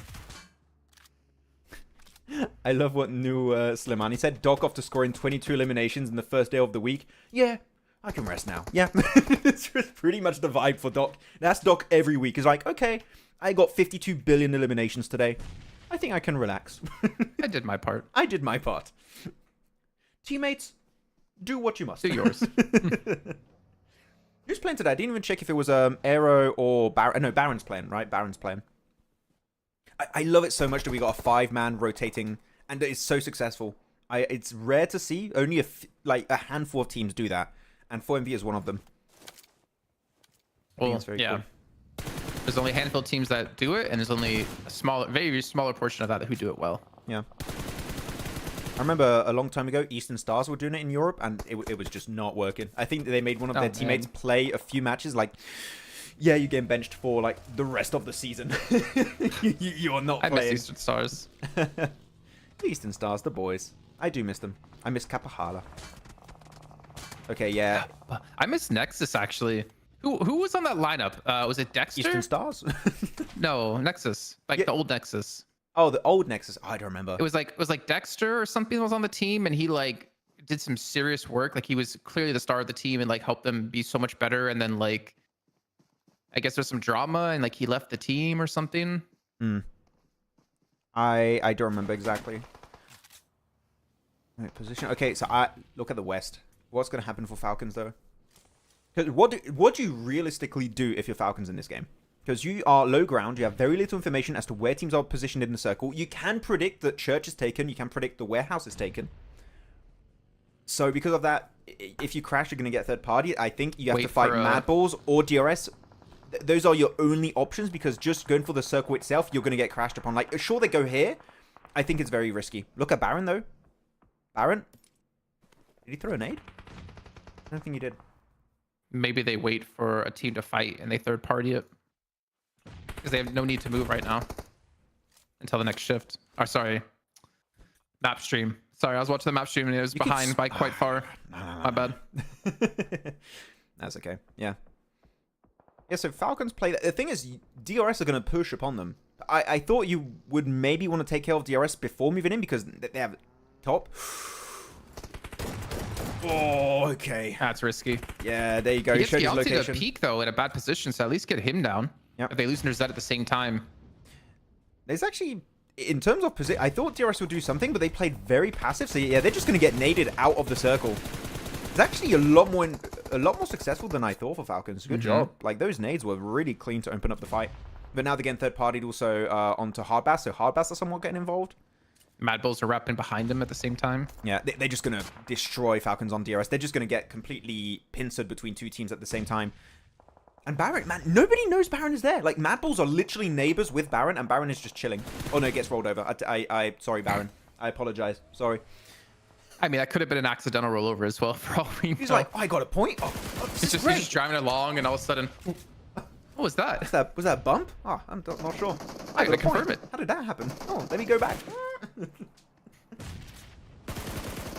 Oh man, that was still like one of the funniest things I've ever seen in esports, I swear. For the longest desk segment ever. And PMSL in Riyadh. Okay, big push there. I think top is beyond a rock, right? I couldn't see through the smoke, but it doesn't matter because they're out. And DRS survived that. Oof. Well, Hardbass got knocked as well, or I think maybe even confirmed their MadBulls. Maybe they're looking to actually push on this one, trying to open some things up with nades. You see Talika just driving forward, getting some information. Might get knocked though, and he gets behind a rock actually, and he stays alive. Nice, good play out of him. Nice. Get him out. There you go. One Sleepy. If Sleepy's alive, there's still hope. We'll see. Go Sleepy. Get on to Fleek. Get it. Oh, okay. Sorry, man. He went to sleep real quick. Big old snooze fest. But yeah, MadBulls still. This is the issue I had with the push off Falcons. I thought Falcons would maybe awfully breach onto MadBulls or onto DRS, because if you go center, everyone is just going to collapse onto you eventually, because they knew where those two teams were, right? So I think maybe they tried to delay the fight too much, and unfortunately it just didn't work out for Falcons. Though yeah, I mean, for Everest, what do you do in this position? I don't have a fully correct answer here for Hardboy. Do you regroup onto him, or do you just keep this team split in a 3-1, right? I think that they're getting a lot of good information from that high ground. Helios on the rooftop is getting a lot of good info, but I think you reversed the 3-1. I think you put the 3 in the warehouse, maybe, and you leave the 1 in the back to give you some to feed information. I agree. I think that would be better because information, you only need 1 player, and I think you just send everyone in a warehouse because that is going to be the hot topic very soon. And it's like the most center place in the zone as well, compared to the other buildings you're currently sitting in. Yeah, exactly. It's dead center. Actually, one thing you got to look out for, WAOW, over to the eastern side of where Hardboy is, there's that one little container, right? There's a container. You can play behind that. That is super playable because you avoid the fight of MadBulls, Hardbass, EVEREST, and you're super safe. You see right in front of them, right there. It's onto the left side, over the road. But they're not going for it. Do they realize it's there? Wow. Like, that would be a position that could literally get them a second place. But I think they want to gatekeep against MadBulls in priority, which I respect that. I get it. But if you win against MadBulls, you need to take that spot. Tulika! What a rollover. But yeah, you got to be careful, man. Your car's fuming. Huzaifa, you might want to jump out. Huzaifa, get out. Okay, he's out. He's using the smoke from his... Choto just like... that point of view we had there was perfect for that knock.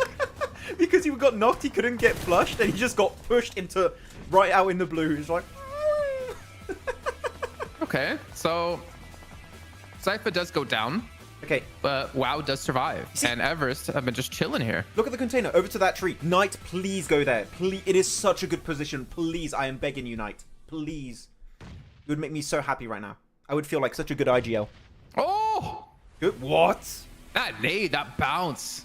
That's a bad Catching them perfectly at a bad boy. Ooh. No, that's good. So they did kind of reverse it. They went 2 in the warehouse and 2 in the back. But now, I mean, knowing where the last team is, they could all go to the warehouse, or they could actually go forward like this here in position to keep them out and lock them out of the zone. The thing is, we're only in stage 7. We still have stage 8 to happen. It's fine. Oh, I don't know. These nades are gonna get close. Nah, he's not throwing the right spot. Okay, this is a good little dirt pile to play also. I'd still like to see an angle taken over that on the container. It's not really containers, like a... Well, okay, let me ask you really quickly. Yeah. If you're EVEREST here, is there any sort of off angle you should be playing? Because there's no one kind of split from the rest of the team except the person who just pushed up. That's it. Right now, what you want to do is keep players on behind the building, which is what Helios is doing. Fragger, I don't think is given enough valuable information from his position because the warehouse is in the way. Them. You can't see them. The warehouse is in the way. Helios is holding an amazing angle. Same for Bad Boy. If you are WAOW and you have cars, which Huzaifa does, you want to breach onto Bad Boy. That is the weakness of their comp right now, is Bad Boy. He is secluded. You want to overwhelm him with your 3 players. I don't know, because there's a view from the warehouse, isn't there? I guess you have to smoke off the warehouse. They can't see you. You could do that too if you want. I just think you play around nades and stuff. You want to clear that off angle. It is a really good off angle. Or you could crash over to the eastern side of the warehouse, but I think they're going for the play on the rock. I think that is the right approach currently. Hardboy sees it though. Okay, so they go on the far side of the rock. Yes, which is where you should be trying to go.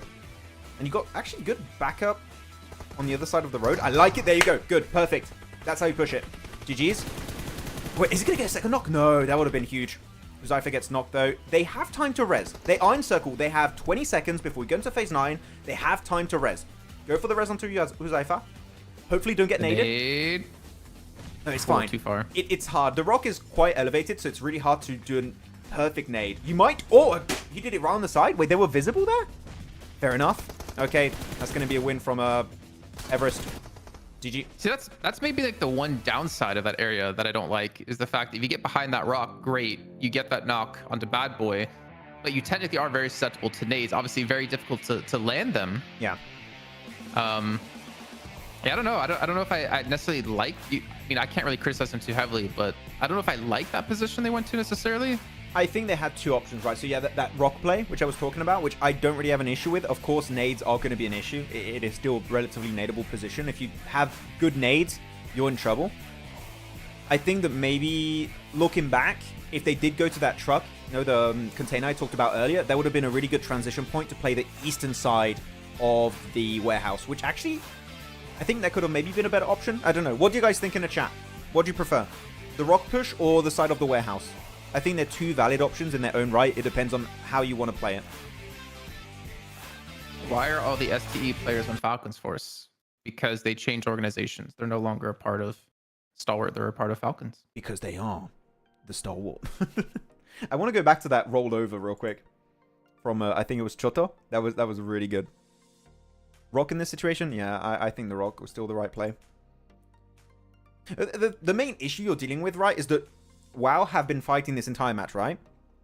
They've been fighting MadBulls, they've been fighting teams over in Pachinki, compared to EVEREST, that literally have all the resources ever that they would ever need to wrap up this game. They took barely any fights. All of their helmets, their vests are super healthy.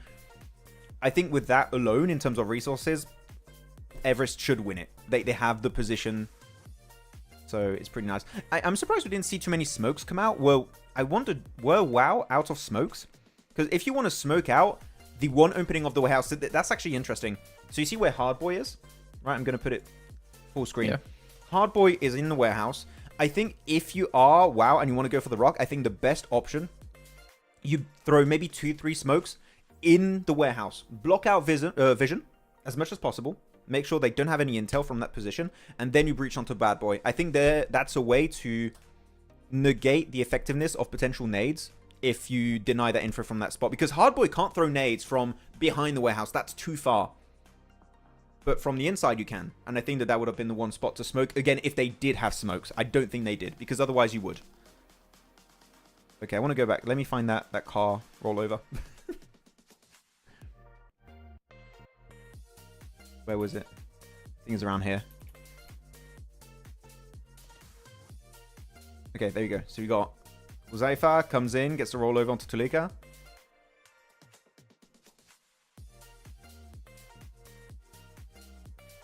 Okay, he's gonna get the knock. I'm gonna put it in slow mode. Wait, that's amazing. That's beautiful. Look at that, guys. How amazing! Flick it, instantly knocked. Poor guy, man. He didn't ask for any of that. The funniest part about that was he had no idea it was coming too. Yeah. He was just getting flanked by a car and was I fun. I didn't know PUBG Mobile was a horror game.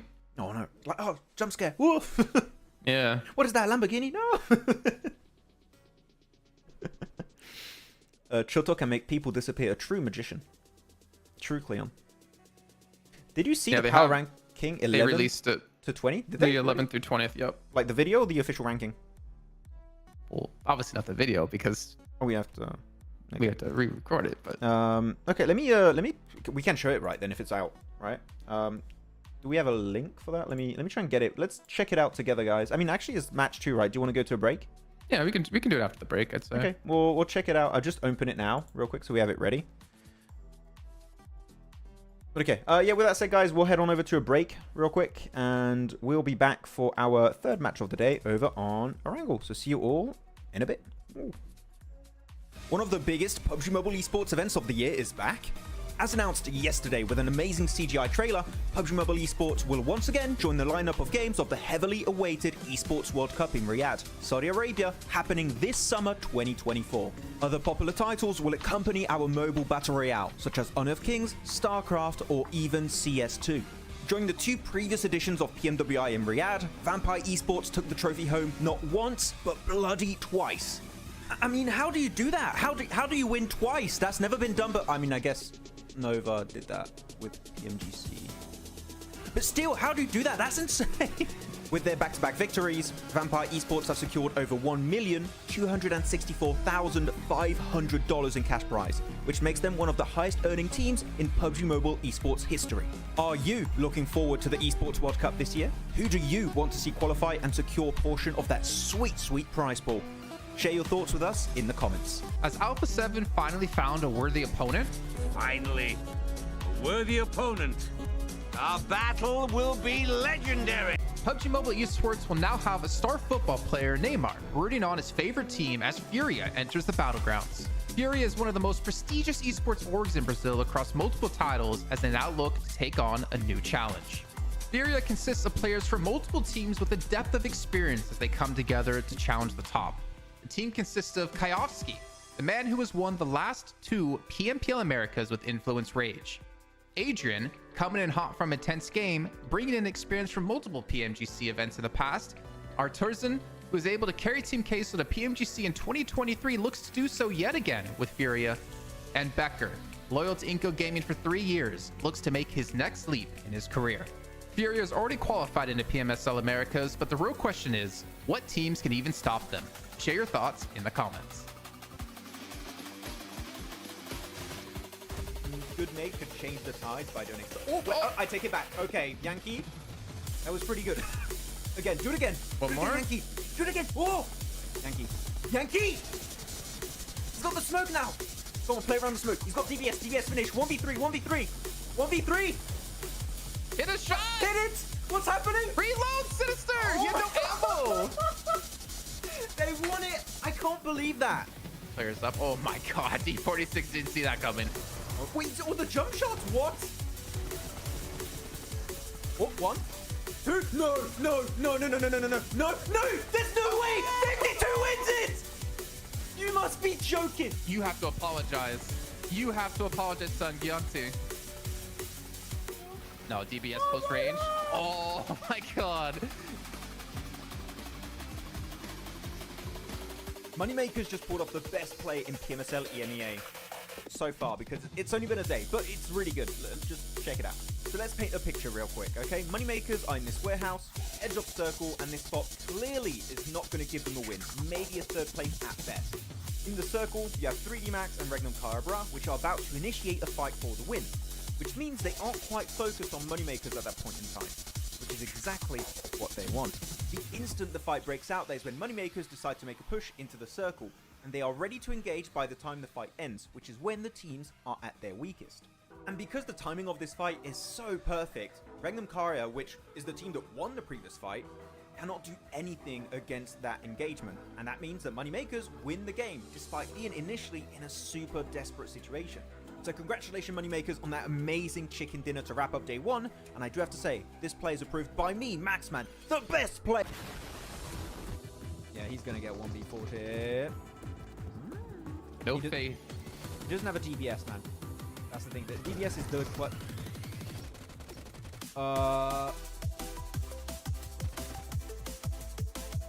That's a cool UMP skin for the DBS. Stop looking at me like that, just. PMSL America's NA qualifiers have recently concluded, and we finally know who made the cut. With 27 participating teams, only 3 would advance to the next level of competition. And at the helm is Titan Gaming NA, who is composed of popular players like Redox and Doran from Nexus Gaming. Their crushing victory was thanks to their dominance on Erangel, where they secured 5 chicken dinners on that map. One of those games with an almost record-breaking 26 eliminations in a single game. Heading into PMSL America's spring, they will be joined by 2nd place Taco Lovers and 3rd place Super Lazy Reflex, who qualified in the very last match thanks to a podium finish with 10 eliminations. These won't be the only teams representing NA though, as we will also see ASagi8 Esports participating as the only partner team in the region. With PMSL Americas around the corner, tell us if you think NA can compete against the best of the best from Latam and Brazil. Reject finally did it! During PMGO 2024, Team Reject from Japan finally secured not only their first international trophy, but also the first for their home region, by beating global superstars like Alpha 7, Nova Esports, and many, many more. They are currently one of the oldest orgs to join PUBG Mobile Esports, back in late 2018 where they were known as Reject Scarlets, with some of their old players who still remain to this day, such as Sarah and Duello. Before PMGO though, the highest rank the entire region of Japan has ever reached at a global event was back at PMWI East 2021, where Reject finished 9th. And on top of that, Regios Hill took home the MVP trophy, which is also a first for the team and the region as a whole. That's a double achievement in one event, by the way, so pretty good. So tell us in the comments, do you think Japan can repeat this success in future big events like PMWI or PMGC? One of the biggest roster changes in PUBG Mobile Esports history just happened. So this team has a very special place in my heart because they've been my favorite team for about 2.5 years now. The previous Stalwart Esports roster, composed of esports veterans such as Top, Action, Nuzed, and Icy, have just been acquired by the biggest org in the Middle East, Falcons Esports, who are sure to be able to provide everything the roster will need to play to the best of their capabilities. After a bunch of very close calls in the past global events, such as PMWI and PMGC, Falcons Esports have everything they need to conquer the battlegrounds heading into 2024. Do you think, just like me, the #1 Star Wars fan... okay, Falcons... My bad, we'll have to get used to that one. Anyways, do you think the squad can finally bring home the PMGC trophy in 2024? Tell us what you think in the comments. I think we just witnessed one of the most anticlimactic fights in PUBG Mobile Esports. Just check it out. Over the wall, hangs around the side of the building, just playing with the members of Nexus.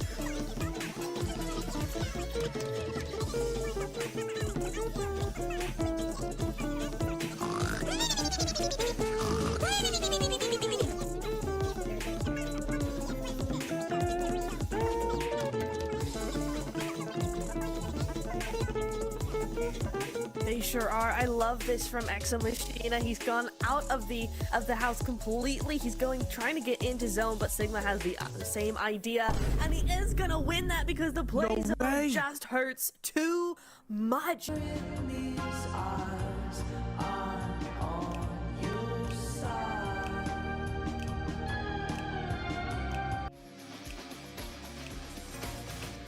don't go solo, man. If you get knocked, I swear. Don't get knocked. Good. Okay. DK, what are you doing here in this match? Come on, Reefus. Redeem it. Redeem it, Refus. Redeem it. Oh, he got... Wait, Refus, he got 2? 1v1. He has 3 nades. He has 3 nades, but he's behind a crate. It's gonna be so... Whoa! Oh, he got it! Boy, me! The redemption arc begins! Rush side, come on. Oh, Eugene, okay. Nah, Eugene's got a great angle here. Oh, good nade there? Maybe? Oh! This is a very important fight. Oh, that nade. Oh, yeah, Oh my god! Either. Oh, I didn't see it. It looked away. Doc just threw the nade through that window at the top and it just went perfectly right on top of MadBulls. That was amazing, Doc. Oh, no. Oh, he's going to destroy him. Nice. My god, D46. That was perfect. Hello, everyone, and welcome to Too Lazy Didn't Watch for PMSL CSA Spring. Max and I are here to give you a quick knowledge blast of what went down in the spring season, and of course, get you ready for the summer season kicking off on May 8th. Looking at one of the top contenders of spring, Ultrigo were playing at their peak, especially during the league stage where they qualified with ease. That was in large portion thanks to Rosemary and his dominating presence on the battleground. This enabled him to win 3 out of 4 MVP awards as he went full-on gear second in the finals, eclipsing the entire lobby. Unfortunately, they fell short as they secured second place, but they then put on full display that this team has what it takes to secure a future PMSL title. My only hope for the future is to see the team stick together a little bit more in their games, which will then result in them getting way more chicken dinners in the long run. All eyes were back on BTR as the Twins have rejoined the roster after 207 days. Their league play all boiled down to one word: inconsistent. Whether it was their results or the roster they were fielding, BTR was able to dominate the lobby. Flash forward to the finals, BTR was still one of the few teams to consistently swap around their starting roster. Out of the top 9 teams, only 2 were actively using their 5th player, Alter Ego, who placed 2nd, and BTR, who placed 9th. This leads us to wonder what the main focus for the team was during the season. Are they trying to play with a proper 5-man roster or gain valuable experience for all their players? Max and I think they use this as a training ground to get ready for future events where there's bigger prizes. We have to look back at the winners of spring now, WAOW Esports. And I think it's fair to say, Jason, WAOW winning PMSL CSA Spring came out as a massive surprise to many, as they brought new players on the rosters and attempted to build synergy during the league stage. This in part gave them a chance to perform in the finals, where they ended up taking home the trophy and a spot into PMGO. This being one of their big first international events, the amount of knowledge and experience they gained will help them make it to the next level. Pair that experience with the fact that they have an entire PMSL season now under their belts to build their synergy, we might be looking at the beginning of the WAOW legacy in SEA. The big change from spring to summer is the reward all the teams are playing for. A spot in one of the biggest and most lucrative events of the year, the PUBG Mobile World Cup. In previous years, it mostly came down to if you were popular enough to get invited to the event, but this year, you have to qualify. And with the prize pool being $3 million, it's one of the most competitive events of the year, only second to PMGC. So don't forget to check out PMSL SEA Summer that will be starting on the 8th of May to see which 5 teams will be making it into PMWC. Storm, he's almost left alone. He still has Soulcade alive, and Deathwolves are just like ready to pounce on their prey. Like, look at that easy cleanup. And Deathwolves, I don't know, Maxman, but they've They've really been surprising me. Wait. No. But they're doing it! Vampire doing it! They're using the trolley! I've asked for years for them to do this. Someone's actually doing it. They're even stopping the trolley. They're avoiding everyone. I'm loving this. Vampire, you're the best team in the world. Max. PMWI champions, PMGO champions. No, they're Max. the PMGO champions. Influence. It's fine. It's not going to be an issue. They're going to be fine. They're going to beat everyone. They're going to dominate Yasnai Polyana, and they're going to take the win. I'm calling it. Okay, those nades might be an issue. Okay, no, go back. Vampire, go back. Go, Vampire, go back. No. Oh, my. Okay. My dreams have been shattered. Oh, like that nade on top of Tony, huh? Skip it about. Hands down, Jason Rosemary for sure. To Max is gonna be happy. MVP title. Yeah.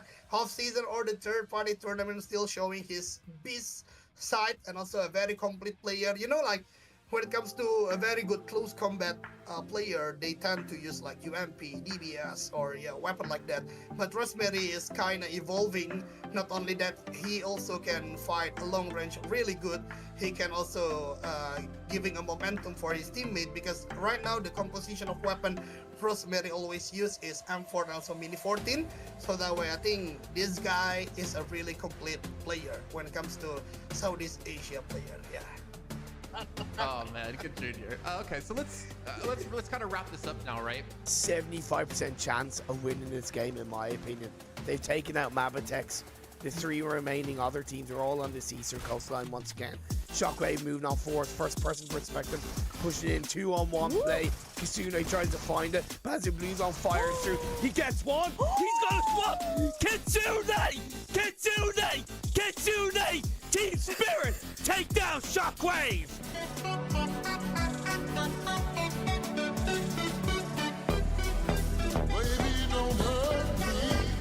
A new org is ready to make a splash in PUBG Mobile Esports. Brazil has always remained one of the biggest regions in PUBG Mobile Esports, and the shift from PMPL to PMSL has caught the attention of major orgs around the world.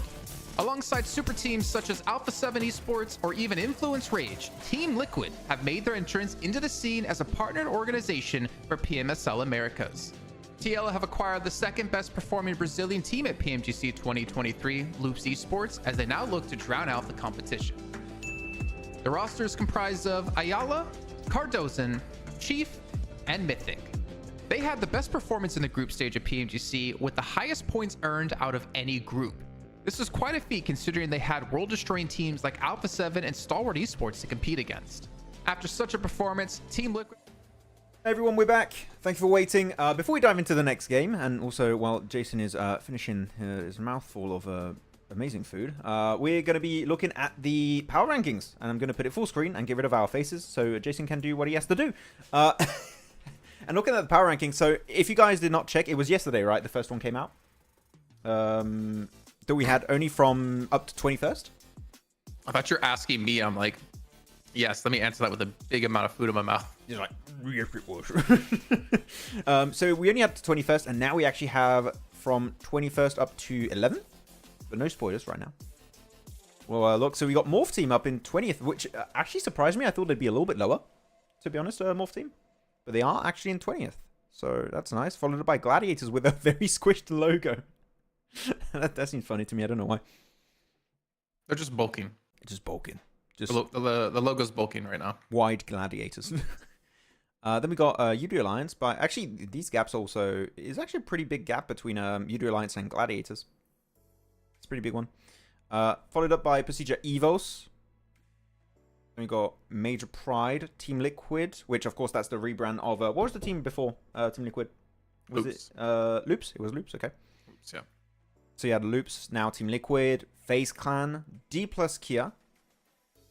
And then you got Titan Esports Club, of course, from PL, and D Xavier in 11th position, with actually a chance for them in PMWC maybe to increase their ranking, because they made it in that tournament. Well, keep in mind, right? Like, yeah. If you didn't play, or if you don't play in this event, and you're up in like top 20, yeah, then you're gonna fall, because it only takes the last 3 global events, right? Yeah. So just participating alone is gonna shoot you at the rankings quite a bit, and not being there is gonna make you drop quite a bit. Yeah. That's true. But actually, I'm looking at Xavier. They've had a really good time in PMSL CSA. So if they can replicate that, they could maybe jump in top 10. I do think there's a chance we could see Xavier do well there and make in top 10. So looking forward to that. And of course, we don't have the top 10 rankings currently. My guess is they might be revealed tomorrow or next week from the pacing of things. Well, yeah, actually, that's a good point. Yeah, so we'll see how that's going to go. And of course, for TEC, or Titan Esports Club, they received 166.36 points of compensation for PMGC League due to being qualified directly to Grand Finals. So yeah, they just had compensation. Well, we haven't seen S2G, so that means S2G should for sure be in top 10 because they also got directly qualified in the finals. Yeah, we don't see Alpha 7 too, and I saw a lot of people predict them, so like, where are they going to be?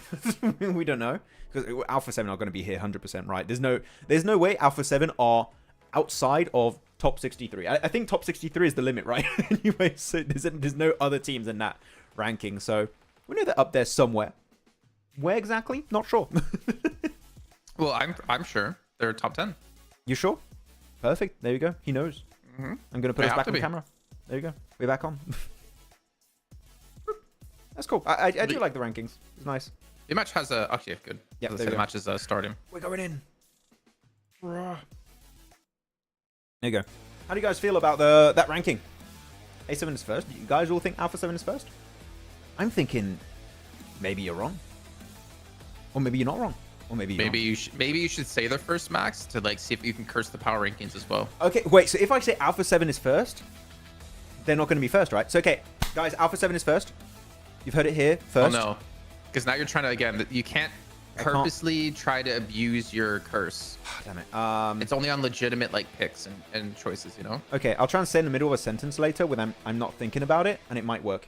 It's too late. You already tried it. No. Now Karma's gonna be like, Maxman, nuh-uh. MJ said, hi, Mr. Team Spirit Hype Train, just back from work late. Hey, hello, MJ. How's it going? Welcome back. Hope work went okay. Who the hell made this thing? What? Oh, okay, Snidger.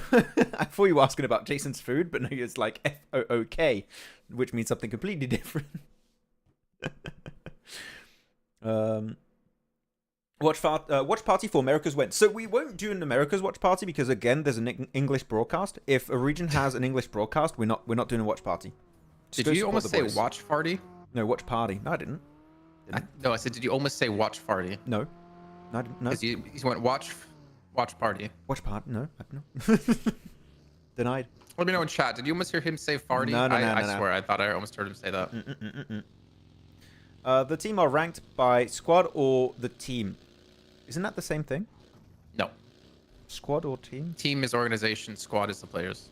I mean, you would just say organization. For me, a team is like the team of four. Well, maybe he doesn't know what that the name would be. Yeah, Hilliverse, do you mean? I guess you mean organization, right?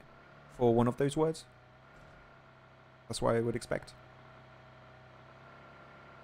Top 10 will be amazing to see. Yeah, top 10 is going to be really fun. It could be a lot of good content creation opportunities around that also. It's like, oh my god, let's see the updated one of the PMWC. No. Is Team Liquid Loops? Yeah, so because the org of Team Liquid acquired Loops roster, then they transferred the points. Well, no. Isn't that's how it goes? No. If an org is exiting the ecosystem, which Loops does not plan to pick up a PUBG Mobile team, then the org that picks up the team gets the points. Yeah. Because then otherwise, Falcon's Force would be higher by your example, Max. Yeah, no, you're right, because they did leave. Loops did leave the scene. So yeah, that makes that's the point. That's why. I heard watch party. Yes, Cleon? Yeah, I did say watch party. There you go. That's basically like Maxman rocking up to a stream or like somewhere, and he's like, and he didn't say a word until this moment. And it's like, did I hear someone say One Piece? One Piece? What? I like that.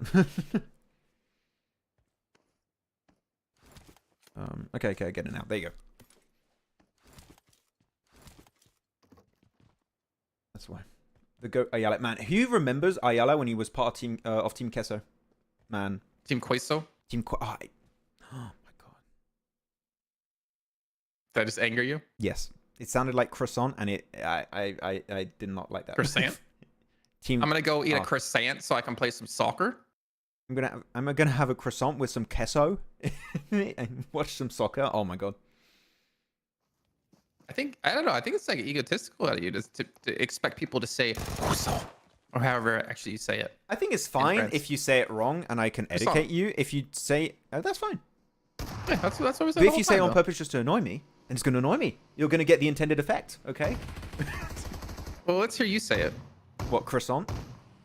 Yeah, but like the way you normally say it. Croissant. Yeah. What? Where's the wah sound? Okay. Show me on the spelling of it that you get a wah sound. What, in French? You want me to teach you how the French language works, Jason? No, because it's gonna take a lot longer than a watch party. Exactly. To teach me I don't think you want that. Teach me how do you do numbers in French, Max? 98. 4 times 20 and 10 plus 8. That's 98. 98. Yeah, numbers in French are... Yeah, they make no sense. Yeah. I was trying to be like not too rude. I was like, yeah, it's really bad. If you're trying to learn how to say numbers in French, you're just like, what is the logic in this?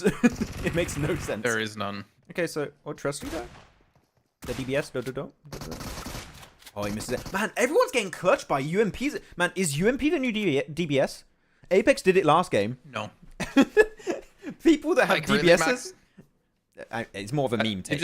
You literally just bait, try to bait people. Yeah. Guys, what do you think? Do you think the UMP is the new DBS? Look how quirky I am. Wow. You'll never believe what Max says next. The UMP is the new DBS. Like clickbaiting, but on a... Man. It's not even clickbaiting, it's like listen baiting. Next, pandemonium_news video on YouTube. Is the UMP stronger than the DBS now? You look at the time of the video, and it's 5 seconds. It's like, no, what the hell? No. It's like, no, of course not. You got clickbaited, yes. Okay, big fight for Rook. I mean, man, Rook has been not having a good time. And sure, they got 4 eliminations, but if they can't make it further than 4 points this game, closing that gap with a 4MV and MadBulls is not going to be too easy. Okay, shot. You know, it kind of sucks, though. Because WAOW have, like, stepped up this game and last, like, this day so far, right? They have, yeah. But they're so far out of getting top 16 that it feels like it doesn't matter for them. Yeah. I'm just going to give them a consolation prize. Did they have their day off already? Yeah, they already had their day off. So I guess technically, it is technically possible. Realistic, no. But if they continue this momentum, they actually do have a chance to take top 16. It's just going to be very hard.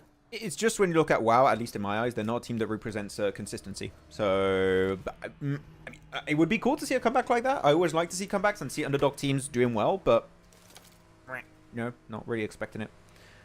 Now, Revo is dominating the Americas. I mean, Revo is always up there. How is Mafioso doing individually? I haven't seen individual player stats because it's not shown on Wikipedia. Is Mafioso doing well?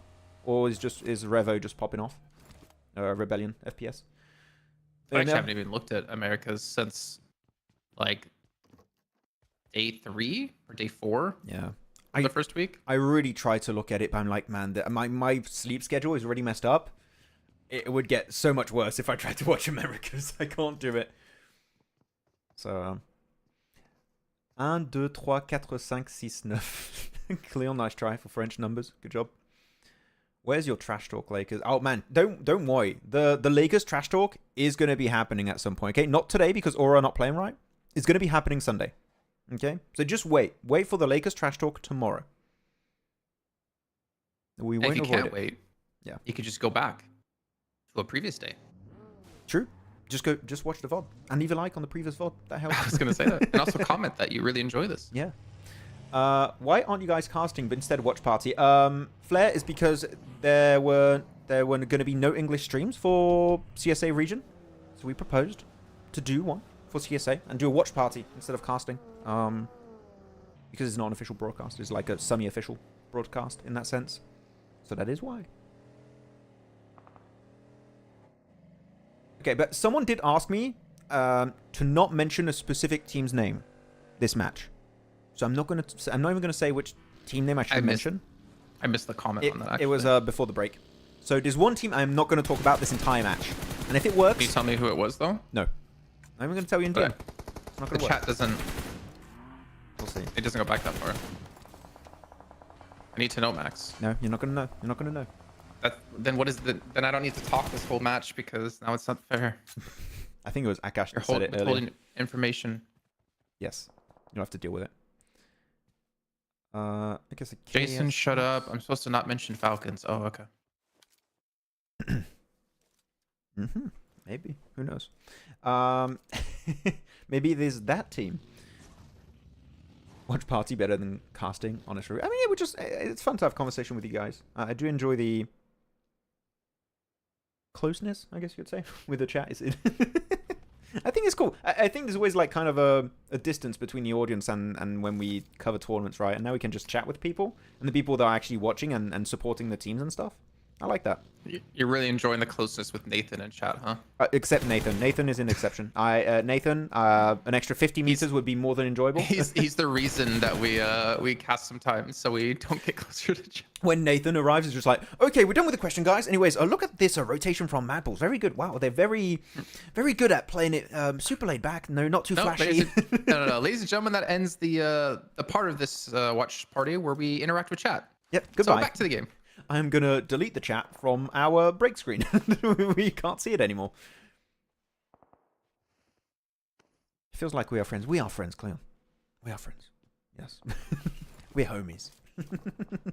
We're not friends, Cleon. I'm sorry. Oh, what the hell? Cleon speaks French. You know, all French people are friends. From the start. From the get-go. From the start? From the start. From the get-go. I mean, okay, so position-wise, I mean, we lost 2 teams. Lakers, Rook. Yeah, not much yet to go into. Maybe we should ask the chat another question. Go for it. Okay. Did you not have a question ready? No, I do. Okay. Favorite pizza topping? You get 2 choices. Only 2? That's not enough toppings. Can you say you have like a tomato sauce at least? Like you have a base, because otherwise you want to put it as an ingredient, right? The base pizza is tomato sauce and cheese, man. No, tomato sauce is a topping. You can change it. You can put cream if you want. So no, that's a topping. So let's say you have tomato sauce pizza. You can put an extra topping. It's like working with a child sometimes. So I gotta say when you're incorrect, Jason. That's it. Though I will say, a garlic white sauce with just cheese is like amazing. It's like I had that in Canada when I was living there. Like a friend told me about it. I was like, it can't be that good. Ordered it, amazing. Oh my gosh, it's like a giant garlic bread. Look at the first 2 comments here from Harrison. I am shielded. Yeah. Okay. Those are people of culture. Wait, so you're having a pizza with just pineapple, nothing else? I mean, you get 2 toppings. Just 4 people said pineapple. They're just trying to get a reaction out of us, I think. I love pineapple on pizza, so yeah. I think it's popular to hate pineapple on pizza. I think that's why people hate it. I think it's fine. I wouldn't order one, but if it's in front of me, I would eat it. Mine? Or what's yours, Max? Actually, 2 toppings. What's yours? So tomato sauce base. So that's not an ingredient. Okay. But I would go. I'm basic. Mozzarella and ham. Mozzarella is default. Mozzarella is default too? Yes. A cheese pizza is the default. Okay, then I would put ham. Ready? And I would put mushrooms. I like that. Oh my god. I like that. I'm very basic when it comes to pizza. Then I'd fold it and have a calzone. Very nice. Just pineapple is disgusting but delicious at the same time. So mine would be like American pepperoni. So it's not like peppers. It's like it's like salami basically. Yeah. And pineapple. If I didn't have pineapple, like pepperoni, olives, and mushrooms are just like delicious. Look at Jacob's 007 comment. Today, they have double points. They need to play great. Yes, that is true. When you have double points, you have to play extra good. That is exactly... Oh my god. Jacob, you're my favorite commenter right now in the chat. You're just getting like ripped on by chat via me. Wait, was that sarcasm, Jacob? Yeah, of course it was sarcasm. No, wait, did I just get... I thought, wait, Jacob, is that... Please tell me that was not That's sarcasm. obviously sarcasm. What? Jacob, please tell me that was... You meant that. If he says that was Look sarcasm... at the dot at the end. That is obviously Do sarcasm. you think so? No, I don't see that. You really are bad with understanding what's sarcastic or not, huh? Yeah, Jacob, please. That would break my heart. I would be so sad. I would be genuinely upset. Okay, circles I think back you're reaction baiting right now. No, I didn't think he would. I mean, now maybe he is. Now you said that, maybe he is. maybe he is. I'm not sure. I'm doubting a little bit. Okay, circles All back right. shift. Where does it go? Yeah. South. Shift on it the high down. ground. 8-man. A little bit towards Corey. For DRS. 4MV have a decent spot too to play here on the eastern side, north of the warehouse compound. That's decent to play.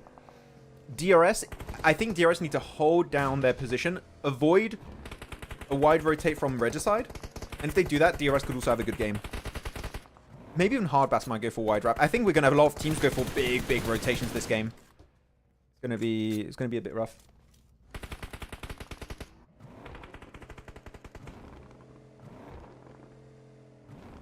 I urge you to not read the comment, Max, by the way, that just said, because I'm not 100% sure of what that last word is, but I think I have an idea. That's risky.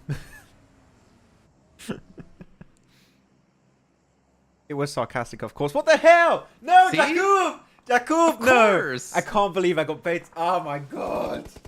Jakub. Why would anyone... You're killing me, Max. I don't care. Okay, no, guys. I'm gonna have a heart-to-heart with you guys. Okay. I know I'm a little bit stupid sometimes, but that's okay. I'm happy. Okay. I'm happy. I'm having a good Ignorance time is bliss. watching PUBG Mobile. Exactly. Ignorance is bliss, and I'm in full bliss right now. Okay. I just like seeing cool stuff happen in PUBG Mobile. Let me ask you though. Yes. Like, so reading that comment, how do you think that's actually real? I just thought you agreed with me. I was like, oh man, they're gonna play extra hard today because he got the points. I'm like, But you saw the dot, right? I didn't read the dot. No, I just like read the comment. I don't read the punctuation right away. Like I thought it was just one dot, like end So of to sentence. me, that makes me think that you legitimately think that teams just need to play harder when they're on double points, because you're like, because you read that and you immediately think, oh, he's backing up what I said, which means you're so devoted to the idea that teams just need to play harder when they have double points. Like my thought process of when I say play harder is maybe change your playstyle to, like, for example, let's say you're in the final week, right? You're in a position where you can potentially catch up. You have how many days they play? They play 5 play days a week, right? 5 play days a week. What if they're in range of catching up to a team to actually make it to PMWC or something, okay? Instead of going for their typical wide rotation stuff, etc., like just very macro-based playstyle to get placement points, maybe a few eliminations, their thought process, this is our one opportunity to create a massive lead. And what I mean by play better, how about we change our playstyle to maybe get more eliminations this game so we can make the most out of this double point day, right? Like, you actually change it up instead of just, oh, we're going to rotate better. Like, no, that everyone's going to try and rotate to the best of their capabilities, but adapt your playstyle because you're on a double point day, I think is definitely feasible. I don't feel like I am crazy for saying that. Do you guys think I'm crazy? Please tell me. I think what I'm saying makes sense to some extent. Okay, cool. Okay, anyways, Zera, she's out. Goodbye. We'll focus on the game, I guess. So I get to an interesting point. Stop that. I can see that smirk. You're just so easy to debate into it. I don't care. Leave me alone. Big fight here for Harry Potter Tower. Before you read Prop Joe's comment, that's also sarcastic. No, you're not crazy. Okay. No, Prop Joe means it, right? You're not. That's not sarcastic. Prop Joe, right? Prop Joe, please. I am really bad with the sarcasm. God damn, It's you're not right. sarcasm. It's No, not sarcasm. What he said was not sarcasm. It's not sarcasm. There you go. Thank you. But he's wrong. No, he's correct. Hey, whoa, wait, Jason, chill out. My boy Prop Joe, okay? Okay, but in terms of So best position here, Max. I mean, no one's in a great position. It's just in terms of potential. I'm still looking at DRS. I'm still looking at 4MV. For me, those are the two teams that have the most breathing space in the southern side of the map. If you make sure no teams can threaten you at this point in time, they have access to good high ground spots on the hill. So those are the two teams I'm looking at. Northeast is going to be hell, though. Oh, my God. Okay, Stronger's going to make it through, what is that, 4 teams? 3 teams, 4 teams, a bunch of solos. They're already starting to go down right now Yeah. to Everest. East gets knocked hopeless. Well, it gets saved by the tree from that grenade. I'm surprised. And They sent it 1 by 1 initially. I mean, good from Spike. Man, how much HP he has got? I can't even see his health bar. You were super it was low. close. But I mean, the battle's only beginning for them. Yeah, or sorry, the war's only beginning. They might have won that battle, but they still have quite a few more teams to get through if they want to get into zone. Get I8, 52, WAOW, even Regicide, who could potentially third party this because they kind of split themselves up, as you can see here on the top of the mini map. I don't think Regicide want this heat. I think this is maybe too much. Too big a fight for them to take Too on. spicy for them. Yeah, it's too spicy. But Why do you say it like that? Because I want to. I can speak how I Okay. want. I'm gonna make sure to have a spicy croissant. Sure. I could say Let me anger you. But 4MV, so like I said, on the south side, them and DRS, they're just kind of chilling next to each other, not really forcing a fight, letting this entire battle to the north commence. Kind of a smart play here to make sure they get up and play some points. I like what Strong are doing. It's just a little bit unfortunate because that one building is very tough to defend if a team is breaching you from the east, which is what we're going to be seeing happen with I8. I8 are going to be full sending it over onto Stronger. We're going to see Molotovs, I think, coming out. And I think I8 would have the advantage here. Look, you cannot defend that wall. You have one window, which is in the attic. That's the only way to defend this warehouse from teams entering from the east. And they're all just getting pushed against the wall over to the west. And even that crate on the crate, yeah, it's crate on the ceiling, on the roof. Sorry. Gives you some good cover up there, actually. Go up there, Spike, jump up. And then you also have, of course, 52, kind of on an off angle as well. I mean, But 52. they're obviously on the low ground here, so not really. I'm not sure if there's sight lines up to this, but you have to be very aware and careful of leaving yourself open to that angle. You just want to wait for this fight to break out on third party if you're 52 because I don't think they have cars to leave, unless I'm crazy and I just didn't see them, which I might be. But you want to wait for that fight to wrap up, and then you want a third party to maybe pick up eliminations or at least have an easier transition point because you cleared your back. This is what T24 and may have to do. That is their only chance to make a decent, maybe top 3 finishes to outlive these 2 teams. Okay, Circle shifted away. 4MV are the only team ready in Circle. You still have Giante of DRS. Maybe Sleepy to some extent, but they can still move forward if they need. And there you go. Uzum's going to get picked off. Who got that knock? I didn't even see. Was that Regicide? Not sure either. Not sure, yeah. Brisson. Okay, Brian. Chill out. See? It's not spelled CWO. It's just how French works. I don't know. Croissant. Okay, good nade onto Falak. 50%. Yeah. You can survive in this little dip between that wall super easily. Oh, no, no, Crypto. Oh. You can, but not if you throw nades like that. I'm gonna. I don't think that's gonna nade work out it. too well for you. Okay, yeah, they just get. I do really like that smoke. I don't know who threw out that smoke. I'm hoping Stronger did because you can not molly that door, that entrance. This battle, I mean, it's not really amounting to too much just yet, and the zone shifted away, so the zone's going to be closing at the same time. Either have to wrap the battle up or have to disengage the battle, but I think it's going to go more towards the engagement than the disengagement here between these two teams. Oh, Farha, that was so close.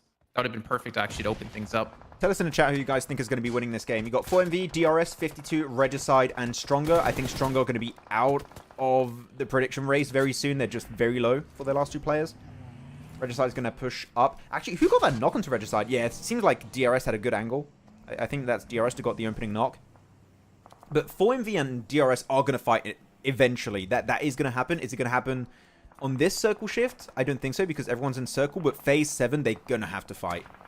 So they need to... If you're 4MV, you want to eliminate every team north so you can put your full attention on DRS later on. That is your focus as 4MV. You want to clear the competition. I mean, do they need to right now, though? Because they can just let them fight it out. Because if you start a fight with DRS, there's going to be an opportunity for Regicide to third party. You want to clear all of this before doing anything. Well, I mean, who says you start a fight either? I mean, the reason why I'm saying that is if they delay it, Regicide aren't going to be focused on the teams leaving the compound northeast. And that means there's going to be big third party potential, which is not what you want. You want to fight before they have an opportunity to push up. So you want to clear this competition beforehand. But I think DRS are getting maybe... I don't know, DRS aren't even close. Like, they're fine. They can push this fight if they really want. Of course, DRS could third party, technically. But I think that would be a way to control this lobby very efficiently for 4MV. That would be my recommendation. Good shot. Okay. I don't know. What do you think on this game, Jason? I don't know. I'm Top just kind of three. looking at them like, do they really need to force a fight right now? I mean, obviously, I think Regicide, between Regicide and DRS, you would definitely take on a fight against Regicide. But considering like all three of these teams have 4 people alive, I don't think you want to be the first team to engage, period, anymore. Yeah, but not now. Now you can't engage anymore because now Regicide's got all of their cars. They're not busy on a team in the Northeast compound, which is going to be... That was the good thing because it was taking a lot of the attention of Regicide. Now, I think Regicide, depending on where the circle goes, good circle. Look at this. You're Regicide, you wait. You wait for DRS to fight 4MV, you third party, Regicide win. That is the theoretical kind of evolution of this match you would expect. Because, yeah, DRS are going to get pushed into south, southeast, or just east is going to be 4MV, and they're going to get pushed downhill, so they're going to be visible to one another. I think Regicide wins this. Really, if I had to make a prediction looking purely at the map, not looking which team it is, of course, 4MV is 4MV. In terms of fragment power, they might be able to make it work out in some way. But purely in terms of position, I would favor Regicide. Well, I'm going to look at what teams are actually playing, and I'm going to go 4MV. 4MV? Okay. I mean, because they have the fragging potential to back up a play like that. I get it. Well, it's just Good nade. 4MV. Oof. 4MV are a little bit split, though. I'm wondering, what are DRS going to do? Like, that is my big question mark. What do you do if you're DRS? Do you push onto 4MV onto the eastern side, making yourself vulnerable to a third party? Because you can't play center circle here. That's impossible. You cannot play center circle. Maybe if you crash a car on a rock, like, okay. But you're just going to get completely sprayed down by Regicide on transition. It is really, really tough to play it out. I think that's why you're seeing Killer kind of sit back initially, just to kind of give him some cover from that high ground.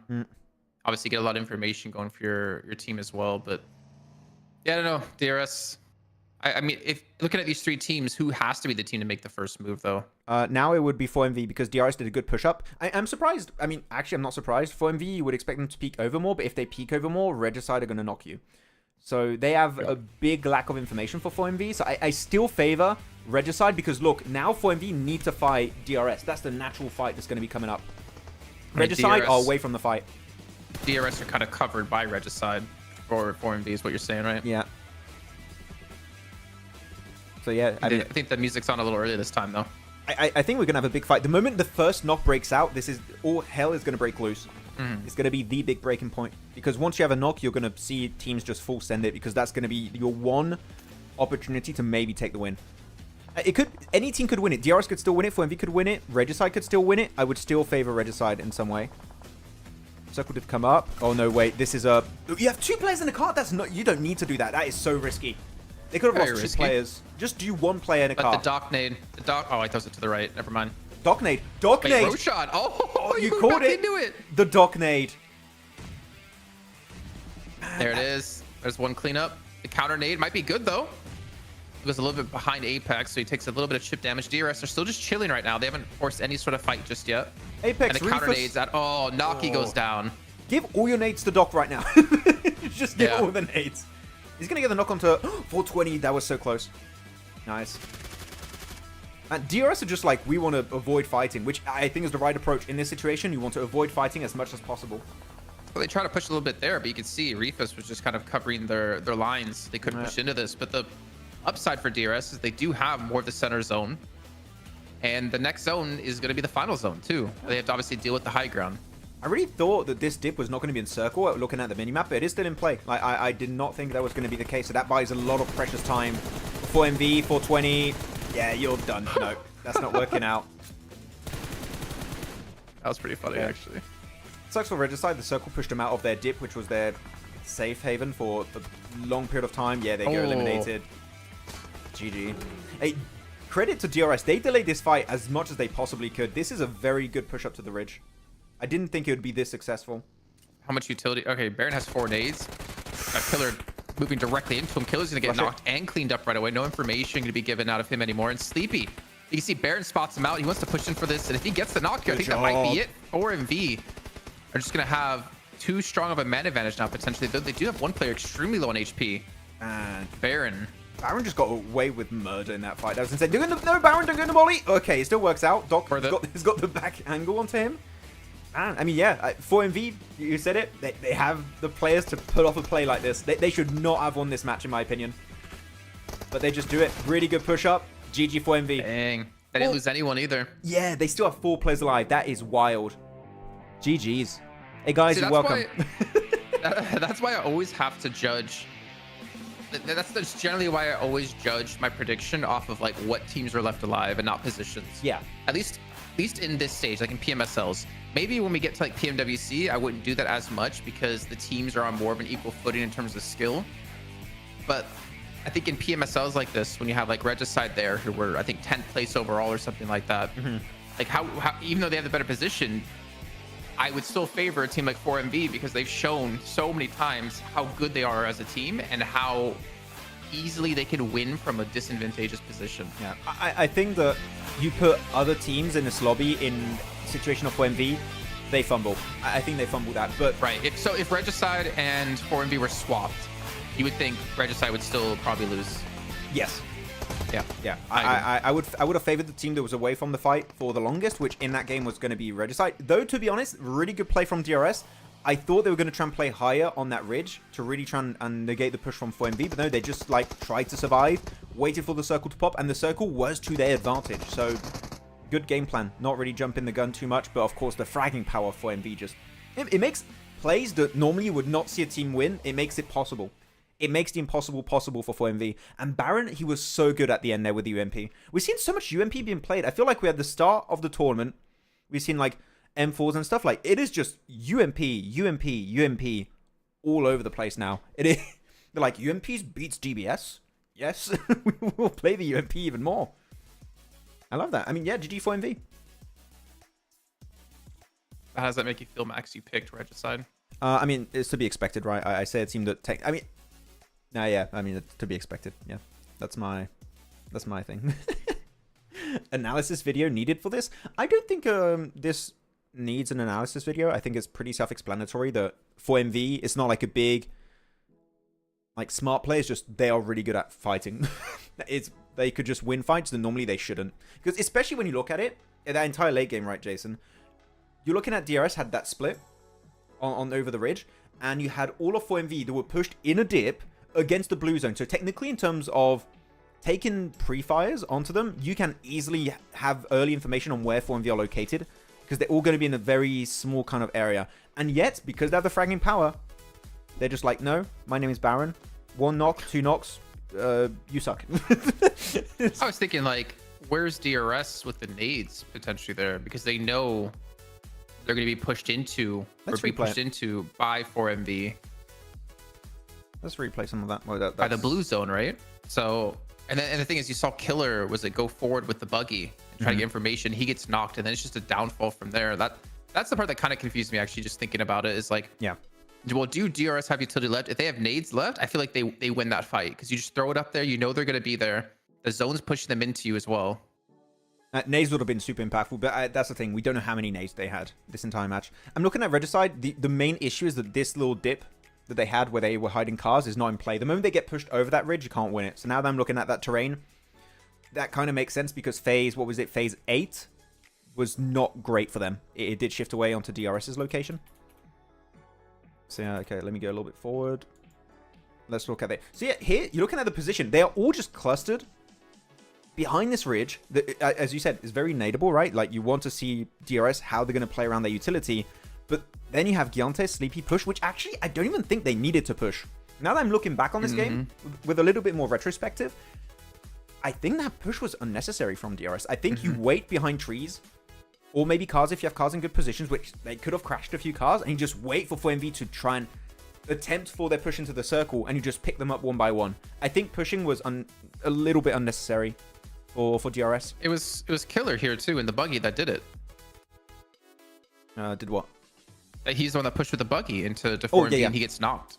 Yeah, like, so I do kind of wonder, and I mean, Apex has 4 nades, okay, but we're trying to look for DRS in their utility. Baron has 4 nades. I mean, to be fair, right? They also have a ton of utility to use up against DRS if we're going to judge DRS for the same reason. Yeah, you see Killer go. He gets knocked. No one was there to back him up to go for the shots. It was kind of Sleepy. But I guess Sleepy misses his shots, and then he backs away.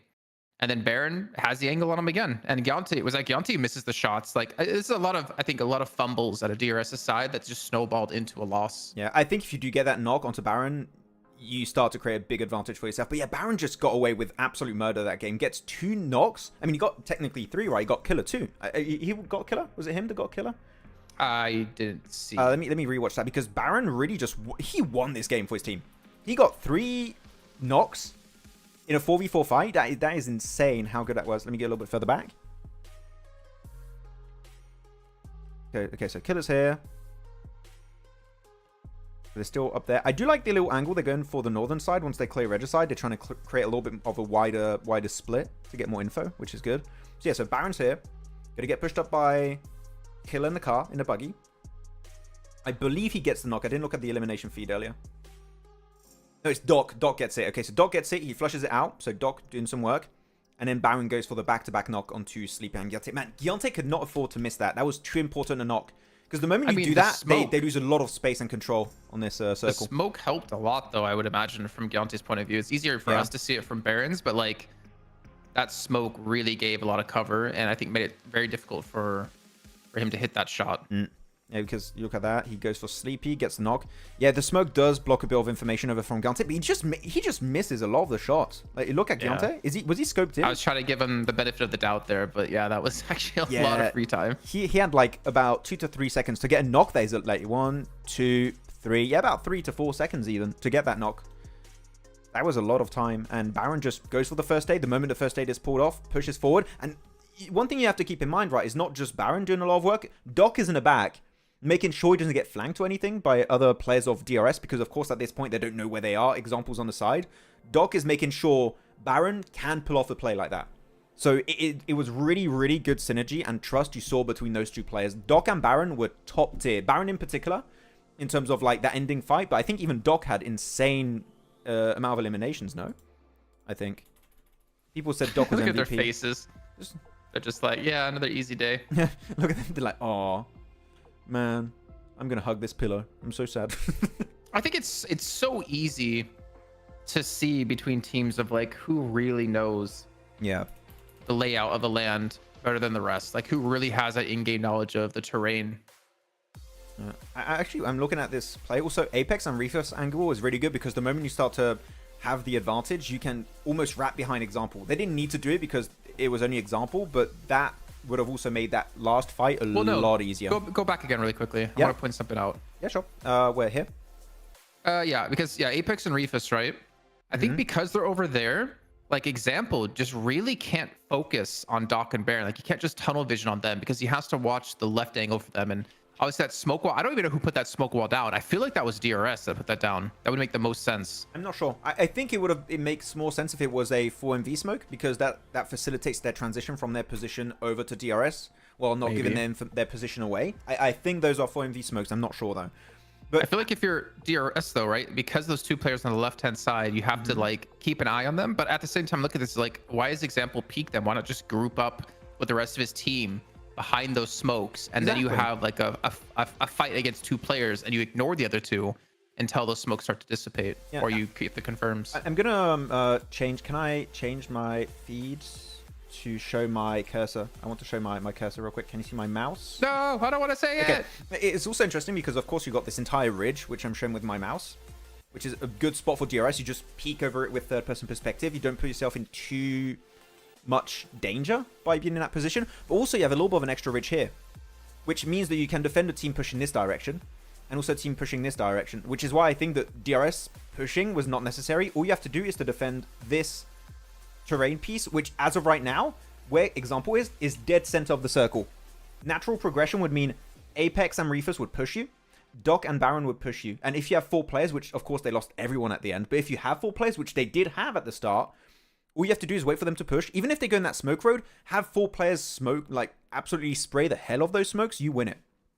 I mean, don't forget 4MV had a lot of nades left. Oh, no, for sure well, they did though. have nades. And again, it goes back to 4MV have the fragging potential of their team to make plays like this happen. But I do think if DRS really wanted to have as high a percentage of chance to win this game, I think you don't push it. I think you stay in this small area of terrain behind the ridge to keep yourself safe and just wait for the push.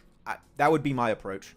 I wish we had the ability to see the utility that DRS had actually at the end of that game. I would love to have known how many nades they had between them. Like remaining or total for the game? I think remaining, like right? remaining. Yeah. I wanted to see like what did they actually have nades to throw against 4MV? Because that would have, I think, changed the entire fight for them if they were able to get some nades off. I agree. Let's see if we got some comments in the chat about that, because we went very deep, like, in the analysis there. Sorry, guys. You can see how perfect 4MV are when it comes to rotations and finding the circle. That's the thing. Like, 4MV are good at making great decision-making. Like, in terms of macro, they are one of the best. And they have the fragging potential to make those plays work out. I mentioned it, I think, 2 days ago during the watch party. The higher your ceiling is when it comes to fragging potential, the more play opportunities you can go and execute. Like, the more options are available at you to play in these matches. So, like, plays like this, if your team just maybe not that good at fragging, wouldn't work out. But because it's 4MV, like, yeah, we can do it. It's going to work out. What did he do? I didn't see. It looked like a little MadBulls logo with his hands, but then you'll see. Oh, it's his eyebrows. It's just, yes. He's chewing gum every day as well. It's good for focus. From what I've heard, it works for people. I think I would. If we do that. chewed while casting, I think. Anyways, Where? that was a really good 1v4. What are you, Bugs Bunny eating a carrot right now? What's up, 4MV? No, bro, you had the perfect opportunity. I would have gonna say what's up, Doc, but I said 4MV. Yeah, Doc is on 4MV. Oh! I didn't even connect the dots. That was literally like perfect. It was give it to you. No. You're right. Day's ruined. The day it's getting even worse. I'm stupid. I'm sorry. Okay, you can make it up to me by cursing a team in this match because we're into our final Erangel of the day. Do you want to get cursed? You really want to know? Everyone in chat will say, who do you want me to curse this game? Let's see. Yeah, tell me. Nathan. Nathan? Nathan. He's going to get the chicken dinner. He's not here today. The chat is calm. I think you scared him away. He didn't like it. Why won't he tell me who he'll marry? It would have been better if you guys made an analysis video on this endgame. This game didn't even happen yet when I made the previous video. I didn't know. This game did not exist yet. Shaking my head, Max. You should have known. Oh, damn. I'm sorry. I can't see the future. Someone can. I apologize. Why don't you make an analysis video? Come on, come. Yeah. Yeah, got him. Okay. Though I'm pretty sure he would have gotten the what's up, dog part. Yeah, he would have beaten me on that. Okay, Rook. I mean, Rook already been cursed, but the last game, just by how they played. So, I think for MV, Doc in particular just understands the game to the core. Like, every great player in every sport makes the game simple. They just make the game look simple. I mean, for Doc in particular, the nade aspect of the game, I would agree. It's just natural to him. He's just like, yeah, you're always in nade range. You're never safe. I think Zam just took the long-winded way of saying he's just built different. Yes, that's just like, remove all of that text and just say Doc is built different. Yeah, exactly. And that would have the same kind of value to it. What's going on, Atso? Hey, what's up? ST Stronger are gonna win this match 100%.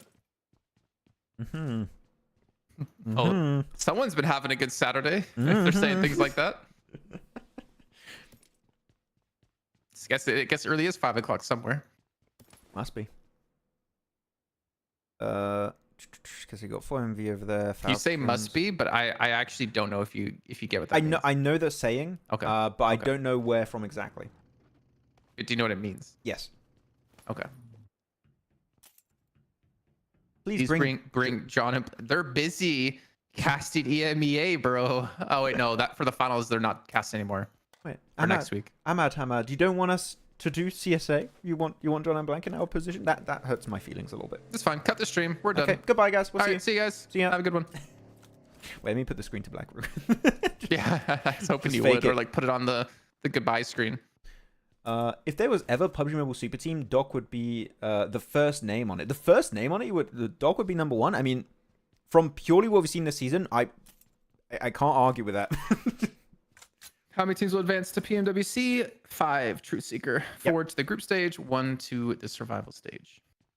There are no extra invitations like EMEA or maybe one in SEA. None there. Just says bye. Adios. Hasta luego. Man, KSX really likes Zaki. Look at that. I think I've never seen a team drop this many times in Zaki in my life. Is Regicide gonna go attack them? Nah. That was still so odd when we saw it happen. Yeah, it was so weird, right? It's just, oh, how about we push Zaki? Said no team ever. No team has ever said those words in that order. But we're not casting him on. This is a watch party. We just sit here and chill. Why not all 4 at the same time? That just would be great. Oh.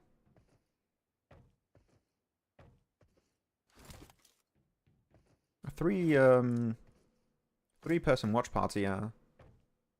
No, not I don't know. 3-person watch party. He's I mean, saying he said you would, like, John and Blink for 3 of the matches and you and I for 3 of the matches. yeah, I think that would, like, as a watch party, that would be weird.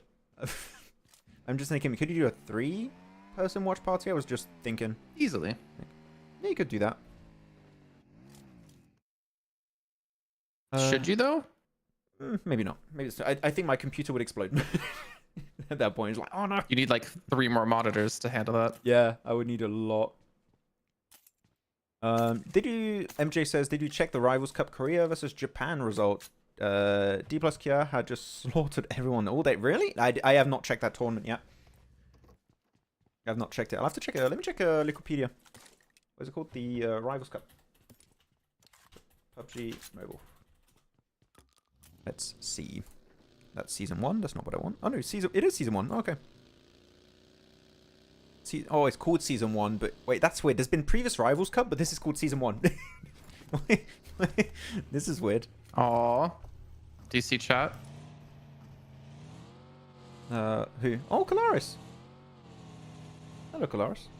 He didn't say anything, and he only said that. So I feel like I missed a message or something, don't but I know. don't see any messages from him. Did we see something from Kalaris? Hello, Kalaris. How you doing? Okay, so... Oh, yeah, man. D plus Kia, 72... Whoa! I just checked the results of the Rivals Cup. D plus Kia got 3 chicken dinners in a row at the start, like the first 3 matches. They got chicken dinner with 6 eliminations, 11 eliminations, 9 eliminations. It's been a rough second half of the day, but whoa. That's impressive. You're allowed to have a rough second half of the day when the start of your day is like that. We play half the day, serious mode. Rest of the day, we sleep. I'm just winding you up. Okay, Galaris. I do not understand sarcasm today, so... I thought we said something bad. No, we didn't. I think. We're fine. We're good. I actually kind of want James here just to troll you like crazy. Oh, well, you mean like PMPL days? and production would always put my camera in between you two. So it's just intentional. It's just, oh my, I can't escape. Oh, yeah. Funny that. Oh.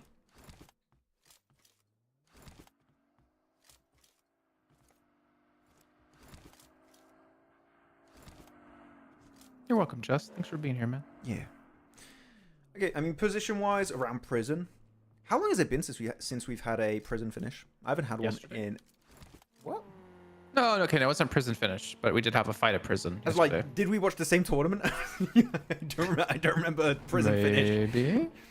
Yeah, I would like a prison finish for the memes. I always love when you have prison finishes that go south on the rock, and then you have to go see teams just jumping off the cliff because the circle just went back up north in prison.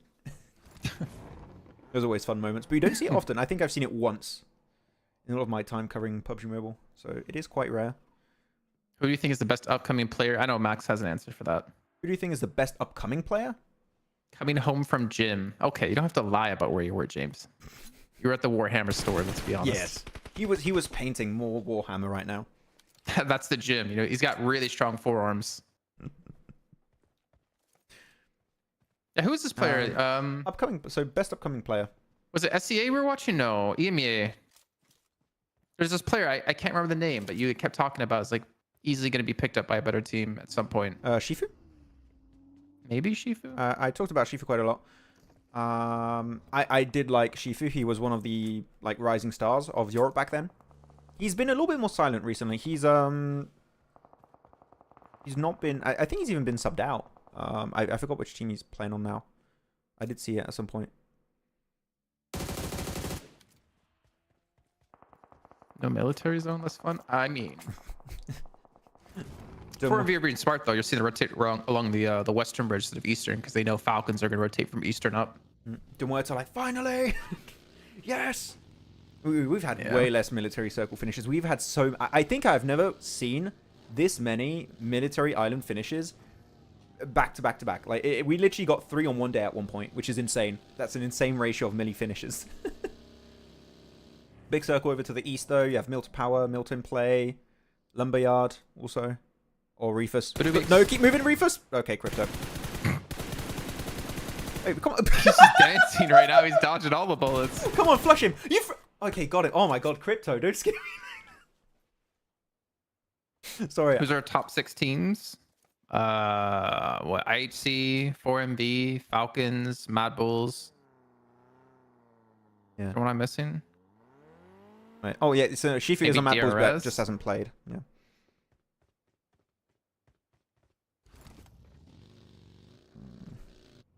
I think actually out of all the teams I just mentioned, I think DRS might be the team most likely not to qualify out of those 4. Really? Or 5. Oh. I mean, I think there are going to be some upsets. I don't think all the top teams are going to qualify. Well, so what I'm saying is out of those 4 or 5 teams I listed, I think DRS is the most likely out of them to not qualify if one of them didn't qualify. Nah, I got you. Oh, what's happening here though? Okay, 52 is going to be breaching on Lumber. Yard, they can be third party by MadBulls. MadBulls have a really good... Wait, why do we have so many people here? We have like 4 teams fighting for their one compound, and over to the west you have Rook. And wait, there's another team coming up north? Who's that? There's D... Wait, where's that? D46 in the distance, I think I saw? Oh no, it's for Sal. Okay. Man, we have a lot of attention thrown up here. This is early for a big fight like this to break out. What's happening? Yeah, that was it. Yeah, Shifu did play for the first day for MadBulls. That's why I completely forgot. And yeah, he just got benched for the end of the tournament. I don't know what happened to Shifu then.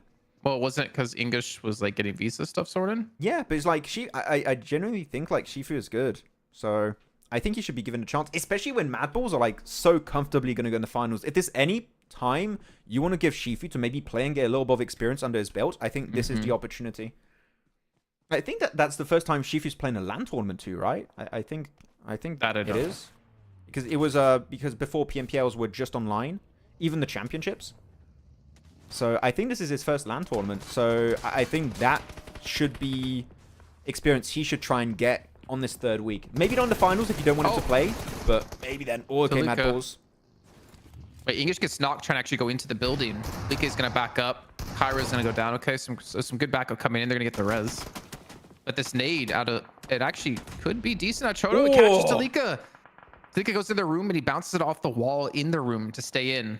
Zerich needs to regroup maybe and assist. Because one Molotov in that building, again, it's a wooden floor. It would spread so easily. But I think, yeah, Huzaifa is more focused on getting the res on tonight. Big circle shift though. All of Mansion. Lipovka's going to be out of circle. 4MV's going to have to push in. 4MV again, good rotate. Man, 4MV are going to go for an amazing compound on the west. Just look at their spot. They're just going to get in such a good position for pretty much free. Good nade. Not a good nade. Okay, that was innocent. How'd you curse the nade mid-flight? I say good nade, and the nade literally in mid-flight goes... Whoop! it just goes to the side. Okay, oh, third party from Stronger. I like this. I like this from Stronger. They understand in what position they are in the rankings. They need good games. They need to pop off. They need to not just get decent ranking points. They need to get a lot of eliminations. This is a good third party for them. Knowing their position in the rankings, this makes a lot of sense. But they need to win it now, which... Yeah. It's MadBulls, so it's not going to be that easy. They need to win it, but they also have to realize there's still another team here. Yeah. Are we not seeing any... WAOW could just chill. We're not seeing any Molotovs, though. Yeah, but Zerich... Look at this angle he's got, Max, on the high ground. Yeah. Staying away from his team. But look behind him. I was gonna say, like, you know that thing of that meme of the sniper in the church, and you have like another sniper behind the sniper. Just looking at it, that was what we were looking at. Yeah, now you lose Zerich, and the entire setup is just going to fall apart because East now plays Zerich's angle. You can't play the outsides. The only way to do it is to smoke yourself, which is what we're seeing. This is a big potential fight for Stronger. Go, go, go. Man, by the way, Lakers get eliminated a lot in the first few teams today. Oh, they don't have Aura there to fight. Where's our main like, competition? Yeah, they're like, we're bored. We want Aura back. What can we do to make this day go faster? But my question is are WAOW going to actually get involved with this fight as well? Or are they just going to wait for Stronger to take out MadBulls or try to take out MadBulls? I think they're hoping for the fight of MadBulls and Stronger to break out. And if they're lucky, Stronger might take a casualty or two. And then they're going to try and reverse the fight and engage it. And I think Stronger realized that. I think they understand maybe this is not just one team. The fight didn't wrap up earlier, so it seems like we might need to be a bit more cautious on how we approach it. And to be honest, you're looking at this position right. They're in circle. They don't have to fight. They can just wait for the next circle to pop, see if this fight makes sense, if they really want to take it. Okay, but that's it for MadBulls eliminated. GG WAOW. And now they might want to breach it. Look, he's got Molotov. I'd like to see that. Are DRS going to get involved? I mean, you can see example. He's kind of lingering here as well, keeping checks on like how this fight's going. Yeah. I'd imagine he's not going to go for it. I'm sure example has a car that's directed in like towards his teammates that if he wants to regroup, if he gets breached, he can regroup really quickly. So I do kind of like it, what we're seeing from him. But man, we're going back onto Lumberyard. 4MV's got a really good compound. High ground position-wise, it's Rook. That's got the best position if they regroup onto... I would say onto Keeper Boss would be good. You avoid a lot of the northern fights. Zypher's going for the push. Okay. There's the Molotov as well. I don't know who threw that one, but perfectly burning him. Are WAOW going to win this? Okay, East is in a good position. It's really hard for them to peek around, but they have the smoke as cover. It's not super easy for East to get the angle. And one nade... I mean, do you just leave if you're WAOW here? I mean, you have the... I don't think you leave. If you leave, you're just going to get hit in the back. Yeah. Even if no wheel in that buggy, so even if it was functional, I think you're just getting backstabbed. I think you have to win that fight versus Stronger. You're committed to this fight now. Oh, that long nade. What? It was just thrown a little bit farther. Oh yeah, there's DRS. Look, coming in from behind. Yeah, good third party. I mean, even if you DRS win, going to be aware there's going to be a player east up there towards the mountain. I think they have no idea about East being there. I mean, it comes down to East, right? He's got to stop DRS from just pushing. I mean, it doesn't really matter because then DRS can get rid of WAOW and he still has the high angle coverage. But the example's there on the high ground now. So they actually do a similar split. Yeah, they understand how saw valuable that spot is. They get it. Like, we need to have that off angle so the players we're dealing with cannot play outside the building because those angles are really strong. So playing the high ground is very important. Uzaifa, Stronger just like, okay, we don't want that heat with DRS. We don't want to take that fight. I like that. WAOW get eliminated. Good job from DRS. But pushing uphill here is going to be so tough for DRS and Stronger because you have no information pretty much. Look at Roshan. He's just watching. He's waiting for him to stop moving and hit the shots. Get a lot of information here. But Regicide aren't really rotating to help out. So it looks like they're not trying to actually capitalize off this unless he gets some knocks. But that, yeah, unfortunately, just get some damage, no knocks. Move back. Not worth it. Francesco saying, imagine East going from 4MV to this. He's like, I could have been in first place. No. And yeah. Poor East. Yeah, I kind of wonder what happened. I don't know. He was a good player too. I really liked what he was doing on 4MV. During Like, how do you place PMGC. fourth at PMGC and then replace a player, you know? Let's go into another team completely. Like, no, a random team of this tournament and see how it works out. It was a weird call. Okay, so how many teams do we still have? 12 teams. I kind of want to show the circle, but I'm scared I'm going to spoil. Look at Rook's spread.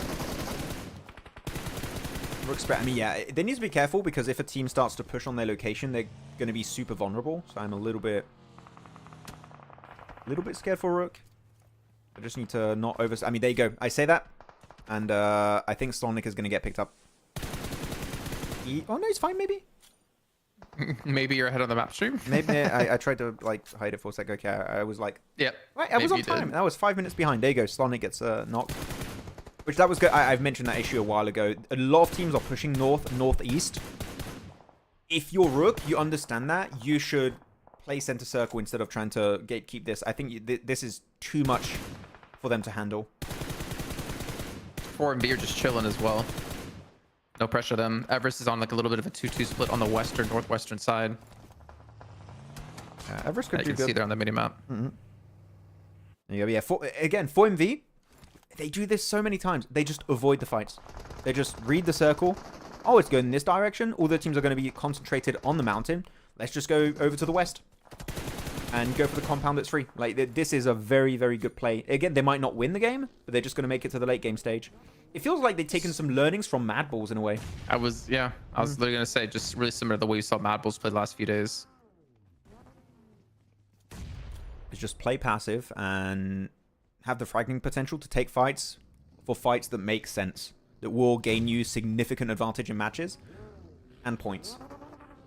So I'm still looking like towards DRS here. Like the zone's closing in now. You got to wrap something up here. Fearless is, I mean, he tried to shoot the propane Yankee tank, but of course there's no propane in there to blow up. So Stalwart will eventually go down again.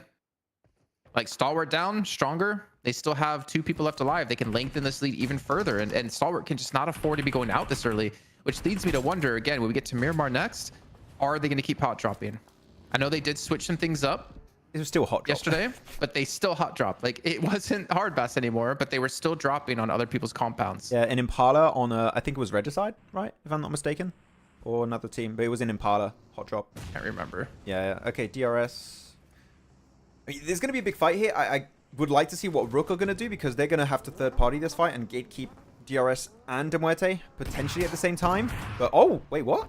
Hopeless was there? I guess he was. Okay, he was right in the dip, but he does get overwhelmed by DRS eventually. They do lose Sleepy in the process, though, so pushing as 3, not going to be as easy for them. And Falcons also, you can't quite see in the minimap, they're pushing into lumber yard, so they also have a good opportunity to do well this game. Icy is very split, though, which the Icy split scares me. He's been, like I said, doing this a lot lately. Yeah. And it's not really been working out for him lately either. He's been going out very early because of those splits. I think tighter splits would be better for Falcons in general. Yeah.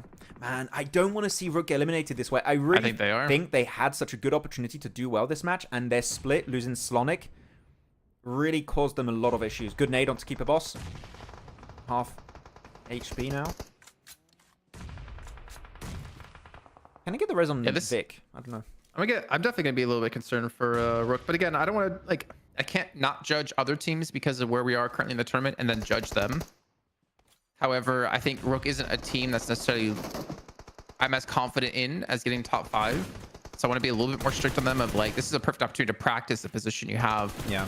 And try to come out with like a good eliminations and a good game, but good spray. Still 6 limbs. Oh, Eugene. Toro. Did his teammate get run over? He got him too. No. Yeah, DRS able to win it with... Killer's the only player alive. Yeah, because he had a player flushed earlier. So yeah, Killer stays alive. I don't think he's going to be able to make it. And it seems like we might see Rook actually still survive into phase 6. Onto this one at the end of phase 6. But yeah, the angle off top is going to be there. They've been sneaking into Lumberyard this entire time. And that's the thing. I do believe that if you were Rook, the split, you regroup earlier, don't lose Slonic, and you play southern side, center circle. You leave these fights to unfold. You don't get too involved into it. Like, of course, Rook still have 7 elimination. So in that sense, it's a good game. I think if you want to play for the win, playing the previous circle center position would have been a better play. Let's see. Killer, does he have any nades left here? Well, doesn't really matter. Rook's looking to back away instead. And Falcons maybe even rotating slightly in. You can see they've done a little bit of a spread with Action and Top, I believe, are the players who are shooting over at Rook.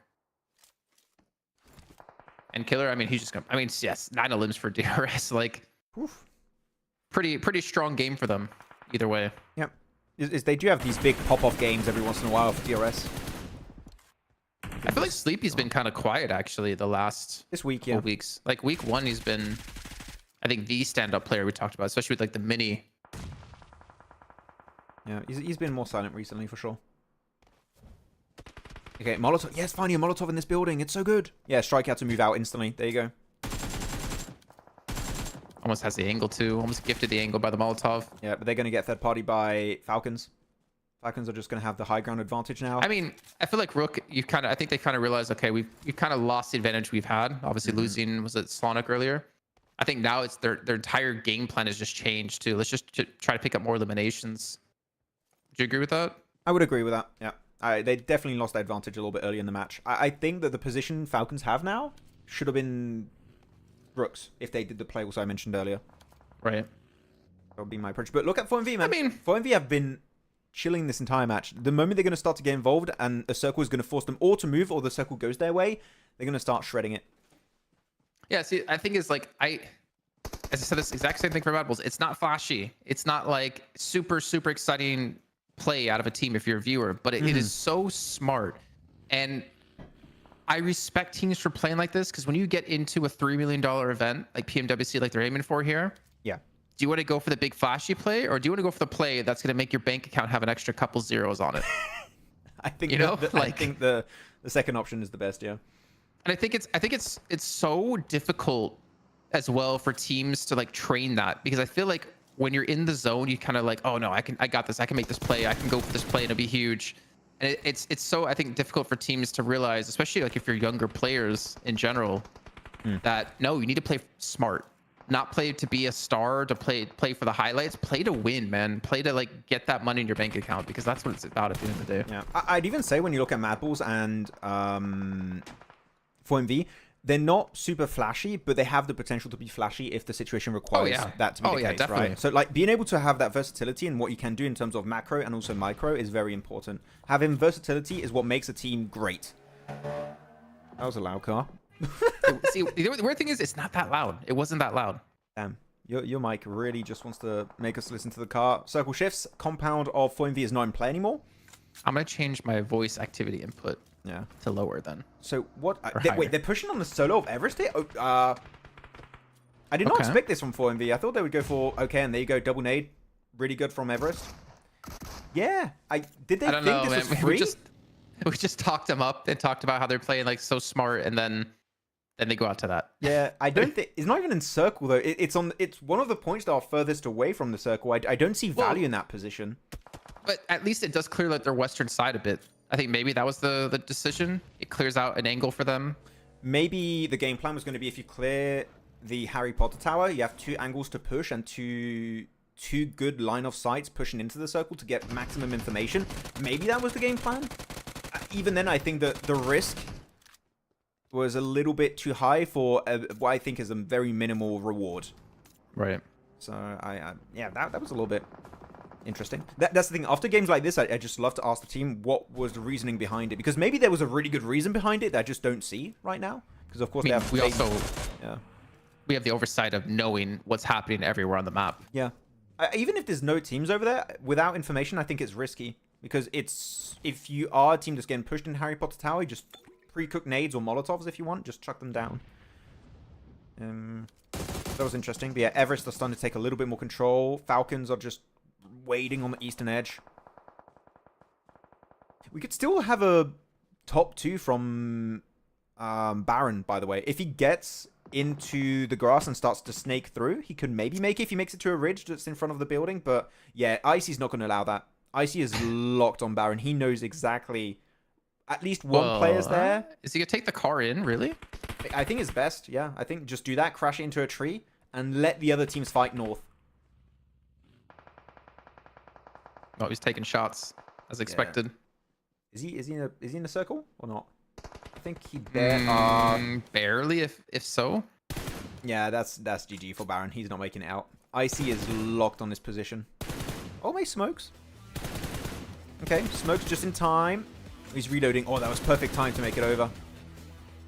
Does he have more smokes? More smokes, Baron, please. More smokes. I don't know. Is he really going to try to like leapfrog with the smokes the whole time across? Oh, smokes. He's furthest away from the circle, though. Oh, he's got more smokes. There you go. Another smoke is going to bloom out. I think that might give some good information over to Icy. Yeah, no, he had 2 more smokes. Let's go. I mean, he needs more smokes than that if he wants to get inside the zone. Yeah, this is rough because you're losing a lot of fragging power without Icy. Icy being focused on Baron makes Nazed and Top's position very weak as they want to try and fight Rook and Everest. Like, they would want Icy to help them in that fight, but Baron is keeping the focus of Icy for way too long. Just like, look at me. Distraction. Just putting keys in front of a kid, like, look, jingle, jingle. Pay attention to me, please. In front of a kid. Yeah. I mean, yeah, not wrong. I mean, Icy's fully committing to this as well. I guess the upside is that the rest of his team aren't really being pushed by Rook, and EVEREST isn't really pushing anything either, so they don't really need him there. And he's feeding the information, but you know Baron's luck is going to run out here. Look at Baron no get the spray onto Icy. Now he's in nade range, though. Uh-oh. I think that one's going to miss.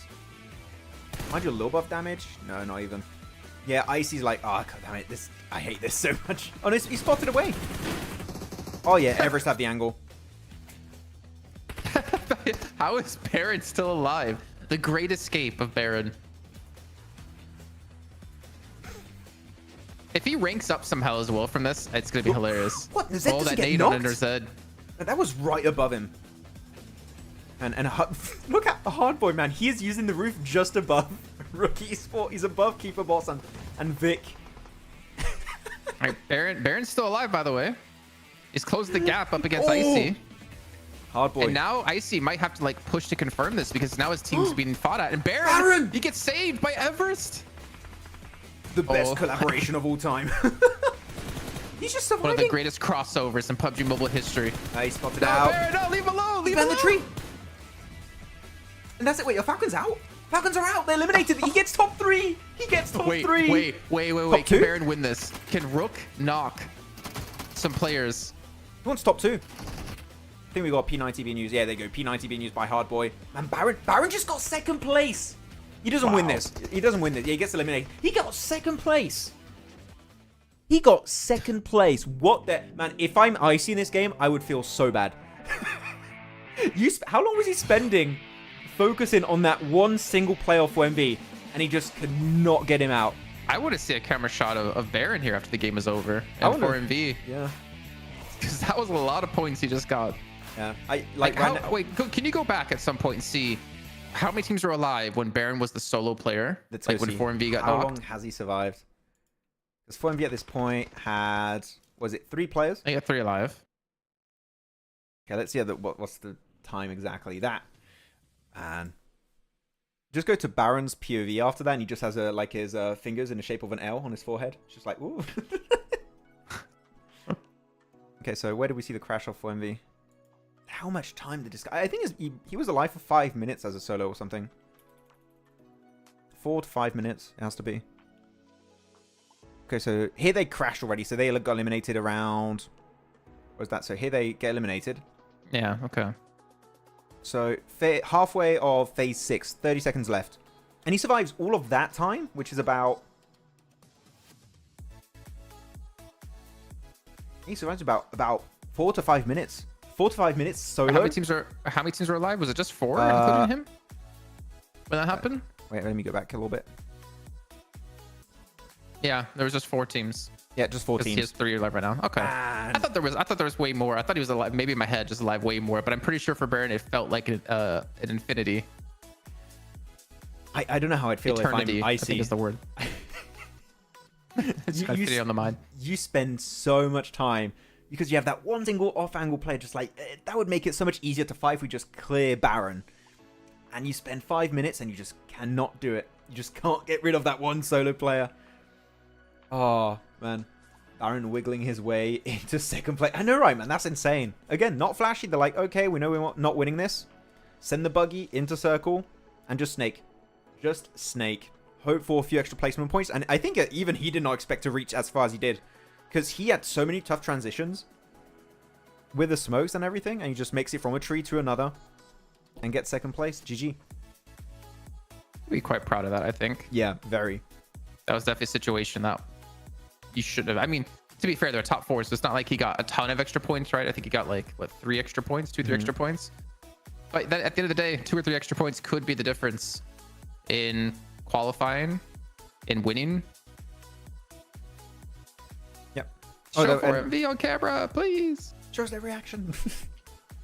GG EVEREST. EVEREST had a very similar game plan to 4MV this game. Also, playing the western side, seeing how the teams are going to be reacting to it, and just continuously apply pressure from the west into the center of the circle. So it was a good game from EVEREST. They're a pretty silent team.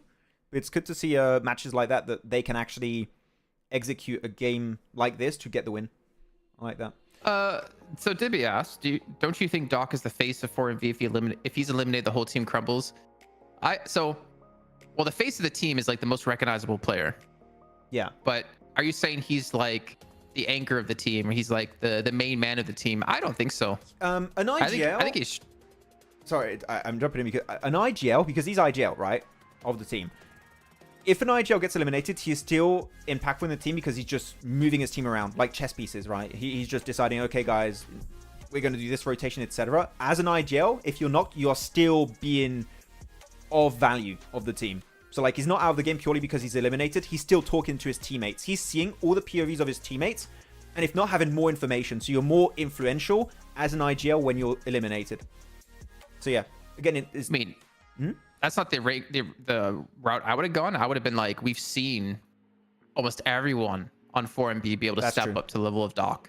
So even though Doc's out, they still have some really strong fraggers. They have some really strong players that can pick up the mantle. So I mean, it might be the most recognizable player on the team, but I don't think they crumble without him. Yeah, I mean, like, we saw it in a match. Yeah, what was it at the end of week 2, right? Out of the top 5 top fraggers of the entire tournament, it was Apex, Doc, and who was the other player that we had? It wasn't Baron. Baron's not, because they swap in Baron quite a bit with Aero.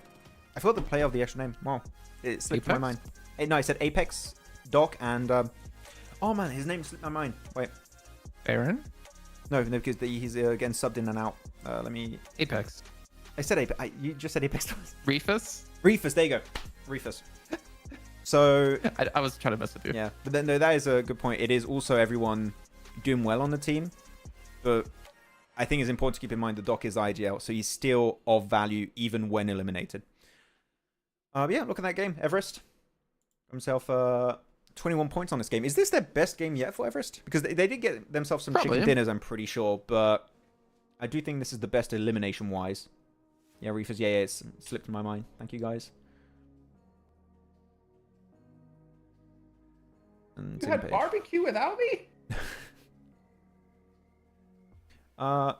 Did you answer Silent Wrath Ovo, Jason? He had a comment for you a little bit higher up. Jason, what do you think about TEC Suki? I saw it, but I don't really, like, the thing is, I don't really remember much of it just because it happened kind of long ago. Yeah. 2022 PMGC. Woo. Yeah. That's a while ago. And I didn't work the finals because I had something else that I had to do that was more important. Yeah, you weren't there, right? It was the Indonesia one. Yeah. Yeah. So I don't really, unfortunately, don't really have much comments on him, to be honest. Yeah. He's good. Does he still have the red hair? I don't know if I... nah, yeah. I'm not even going to make a comment because I'm just not confident enough in what I would say. That's fair. I don't want to be talking out of my butt. I do that enough when I'm on broadcast. 4MV whole team is versatile. They all play well. Yeah, for sure. Everyone does well. Even the 5-man rotation. They rotate subs. Baron, Aero do well when they're in the play. Baron is more of a fragging player compared to Aero. I think Aero is a lot more of a off-angle flanker scouter for the team, long-range player, than, for example, Baron. There's a lot more elimination heavy. But you need to build both sometimes. So it works out. I like Hamad's question. Jason Maxman, what is your net worth from casting till now? Wait, Max, you get paid for this? Wait, you get money? I just get UC. I'm poor in UC. I'm not even joking, guys. I have literally 0 UC. I spent everything because I calculated how much UC I bought last time, so that if I did an amount of pulls for a certain item, which I got, by the way, I'm really happy with that. I had 0 UC left, so I calculated it perfectly. Yeah, so MadBulls still going to be in first place this week. 4MV, man, 4MV are catching up. They're getting there. Do we see 4MV, guys? Prediction time now in the chat. Do we see 4MV with 6 matches less played than MadBulls? We said it already. That is insane. With 6 matches played less than MadBulls, are they going to overtake MadBulls today? I thought it was going to happen tomorrow, but it might actually happen today. They've been closing that gap so consistently. MadBulls have not had a good day.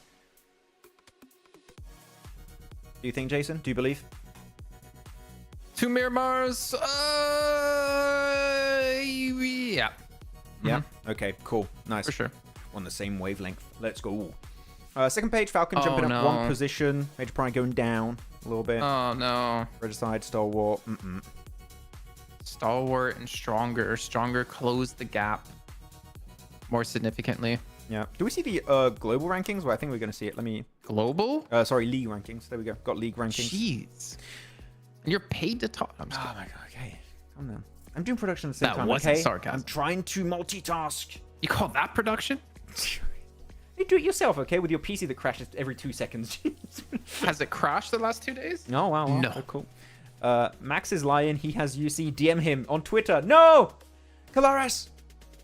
That's true. He actually does. It is actually a secret that if you DM him on Instagram or Twitter, he will give you EC codes. No. Kalaris, we're part of the Soggy Crawdads Guild, okay? Okay? What the hell is this? Why are you attacking me? Sounds like a Soggy Crawdad kind of thing to do. Actually, yeah, it does. Yeah, so 4MV still going to be up in first place. I mean, overall, they're still in first place. What a shock. Yeah, right. Wow. And that's still with 6 matches played. More by MadBulls, by the way. So they still have 6 more matches overall. Let's take a look at the second page whenever you're ready to move on, because Sure, okay. I think for me, that's Important one. the story of this week, right? That's the only really important thing. Stalwart 263, so 31 points. So they were like 29 points earlier, now they're 31. Yeah. In terms of matches played, I mean, Major Pride are out anyways, like, unless they do an insane 2 matches, even then, I don't think it's going to be enough. So yeah, Major Pride are out, KSX are out. Whoa. Yeah. No, it's GG. 43 Like, points. we talked about it yesterday. They needed to have an insane day if Major Pride wanted to make in top 16. It is not happening. Major Pride's worst week was 79 and best week was 88. So yeah, so yep. Not as you would like to see for Major Pride. So yeah, Stronger, Stalwart, and WAOW. Still, it can, I mean, that gap is starting to grow quite a bit. Like, what was the point gap you mentioned earlier? I think it was like 29-ish. 29, okay. But again, we were missing matches on Wikipedia. And now it's like, sorry, I think it was like 30, no, 29, I don't know, 31, I don't know, somewhere around there. I mean, at least basically the gap's lengthening. At least they're all playing tomorrow, right? So we'll see that unfold live tomorrow. Tomorrow's going to be super hype when looking at Stronger, Stalwart, WAOW. If there are any fans of those teams in particular, you need to check out tomorrow because it is going to be wacky. I feel like Stronger, if you're Stalwart or Major Pride, you drop Stalwart or Stronger and you fight him. Could be. That's the only chance. These are the hot drops that make sense to me, that I would like to see. So we'll see how it's going to go. With that said, though, I think we are going to head on over to a break. It looks like we can have an 8, 9, 10-minute break. And after that, we'll be back with our... 13. Yeah, and half an hour break. We'll be back for match 6, guys. Now, we'll be back in a few minutes for our last 2 matches over on Miramar. So see you guys in a bit. One of the biggest PUBG Mobile esports events of the year is back. As announced yesterday with an amazing CGI trailer, PUBG Mobile Esports will once again join the lineup of games of the heavily awaited Esports World Cup in Riyadh, Saudi Arabia, happening this summer 2024.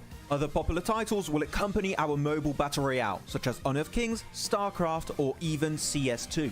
During the 2 previous editions of PMWI in Riyadh, Vampire Esports took the trophy home not once, but bloody twice. I mean, how do you do that? How do you win twice? That's never been done, but I mean, I guess Nova did that with PMGC. But still, how do you do that? That's insane.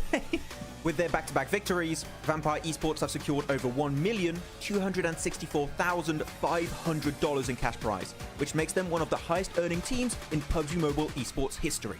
Are you looking forward to the Esports World Cup this year? Who do you want to see qualify and secure a portion of that sweet, sweet prize pool? Share your thoughts with us in the comments. Has Alpha 7 finally found a worthy opponent? Finally, a worthy opponent. Our battle will be legendary. PUBG Mobile Esports will now have a star football player, Neymar, rooting on his favorite team as Furia enters the battlegrounds. Furia is one of the most prestigious esports orgs in Brazil across multiple titles as they now look to take on a new challenge. Furia consists of players from multiple teams with a depth of experience as they come together to challenge the top. The team consists of Kayovsky, the man who has won the last 2 PMPL Americas with Influence Rage. Adrian, coming in hot from a tense game, bringing in experience from multiple PMGC events in the past. Arturzan, who was able to carry Team Case to the PMGC in 2023, looks to do so yet again with Furia. And Becker, loyal to Inco Gaming for 3 years, looks to make his next leap in his career. Furia has already qualified into PMSL Americas, but the real question is, what teams can even stop them? Share your thoughts in the comments. Good Nate could change the tides by doing expo. Oh, wait, I take it back. Okay, Yankee.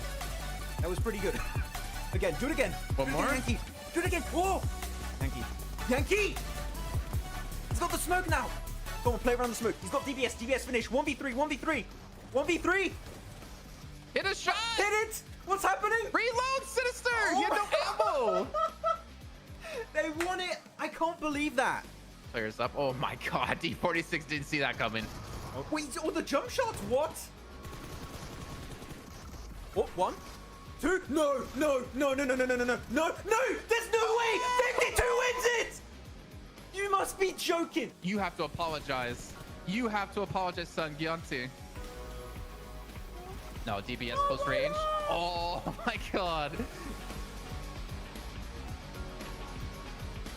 Moneymakers just pulled off the best play in PMSL EMEA so far because it's only been a day, but it's really good. Just check it out. So let's paint a picture real quick, okay? Moneymakers are in this warehouse, edge of circle, and this spot clearly is not going to give them a win, maybe a third place at best. In the circle, you have 3D Max and Regnum Carabra, which are about to initiate a fight for the win, which means they aren't quite focused on Moneymakers at that point in time, which is exactly what they want. The instant the fight breaks out, there's when Moneymakers decide to make a push into the circle, and they are ready to engage by the time the fight ends, which is when the teams are at their weakest. And because the timing of this fight is so perfect, Regnum Karia, which is the team that won the previous fight, cannot do anything against that engagement, and that means that Moneymakers win the game, despite being initially in a super desperate situation. So congratulations, Moneymakers, on that amazing chicken dinner to wrap up day 1, and I do have to say, this play is approved by me, Maxman, the best player. Yeah, he's gonna get 1v4 here. No faith. He doesn't have a DBS, man. That's the thing. The DBS is the what?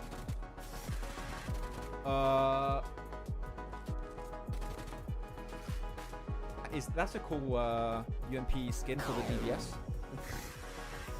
Stop looking at me like that, Jesus. PMSL America's NA qualifiers have recently concluded, and we finally know who made the cut. With 27 participating teams, only 3 would advance to the next level of competition. And at the helm is Titan Gaming NA, who is composed of popular players like Redox and Doran from Nexus Gaming. Their crushing victory was thanks to their dominance on Erangel, where they secured 5 chicken dinners on that map. One of those games with an almost record-breaking 26 eliminations in a single game. Heading into PMSL America's spring, they will be joined by 2nd place Taco Lovers and 3rd place Super Lazy Reflex, who qualified in the very last match thanks to a podium finish with 10 eliminations. These won't be the only teams representing NA though, as we will also see ASagi8 Esports participating as the only partner team in the region. With PMSL Americas around the corner, tell us if you think NA can compete against the best of the best from Latam and Brazil. Reject finally did it! During PMGO 2024, Team Reject from Japan finally secured not only their first international trophy, but also the first for their home region, by beating global superstars like Alpha 7, Nova Esports, and many, many more. They are currently one of the oldest orgs to join PUBG Mobile Esports, back in late 2018 where they were known as Reject Scarlets, with some of their old players who still remain to this day, such as Sara and Duello. Before PMGO though, the highest rank the entire region of Japan has ever reached at a global event was back at PMWI East 2021, where Reject finished 9th. And on top of that, Regio took home the MVP trophy, which is also a first for the team and the region as a whole. That's a double achievement in one event, by the way, so pretty good. So tell us in the comments, do you think Japan can repeat this success in future big events like PMWI or PMGC? One of the biggest roster changes in PUBG Mobile Esports history just happened. So this team has a very special place in my heart because they've been my favorite team for about 2.5 years now. The previous Stalwart Esports roster, composed of esports veterans such as Top, Action, Nuzed, and Icy, have just been acquired by the biggest org in the Middle East, Falcons Esports, who are sure to be able to provide everything the roster will need to play to the best of their capabilities. After a bunch of very close calls in the past global events, such as PMWI and PMGC, Falcons Esports have everything they need to conquer the battlegrounds heading into 2024. Do you think, just like me, the #1 Star Wars fan, okay, Falcons, my bad, we'll have to get used to that one. Anyways, do you think the squad can finally bring home the PMGC trophy in 2024? Tell us what you think in the comments. I think we just witnessed one of the most anticlimactic fights in PUBG Mobile Esports. Just check it out. Over the wall, hangs around the side of the building, just playing with the members of Nexus.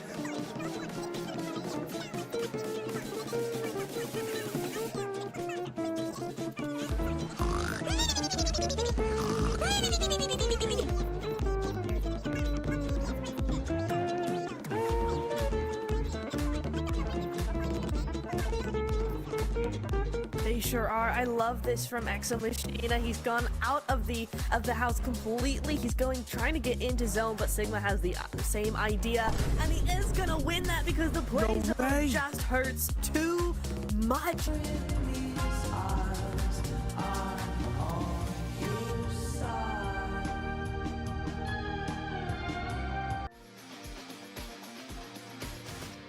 Don't go solo, man. If you get knocked, I swear. Don't get knocked. Good. Okay. DK, what are you doing here in this match? Come on, Griefus. Redeem it. Redeem it, Refus. Redeem it. Oh, he got... Wait, Refus, he got 2? 1v1. He has 3 nades. He has 3 nades, but he's behind a crate. It's gonna be so... Whoa! Oh, he got it! 4MB. The redemption arc begins. Right side, come on. Oh, Eugene, okay. Eugene's got a great angle here. Oh, good neighbor? Maybe? Oh! This is a very important fight. Oh, that nade. Oh, yeah, oh my god! Either. Oh, I didn't see it. I looked away. Doc just threw the nade through that window at the top and it just went perfectly right on top of MadBulls. That was amazing, Doc. Oh, no. Oh, he's going to destroy him. Nice oh, my God, D46. That was perfect. Hello everyone and welcome to Too Lazy Didn't Watch for PMSL CSA Spring. Max and I are here to give you a quick knowledge blast of what went down in the spring season and of course get you ready for the summer season kicking off on May 8th. Looking at one of the top contenders of spring, Ultrigo were playing at their peak, especially during the league stage where they qualified with ease.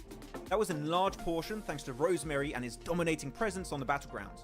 This enabled him to win 3 out of 4 MVP awards as he went full on gear second in the finals, eclipsing the entire lobby.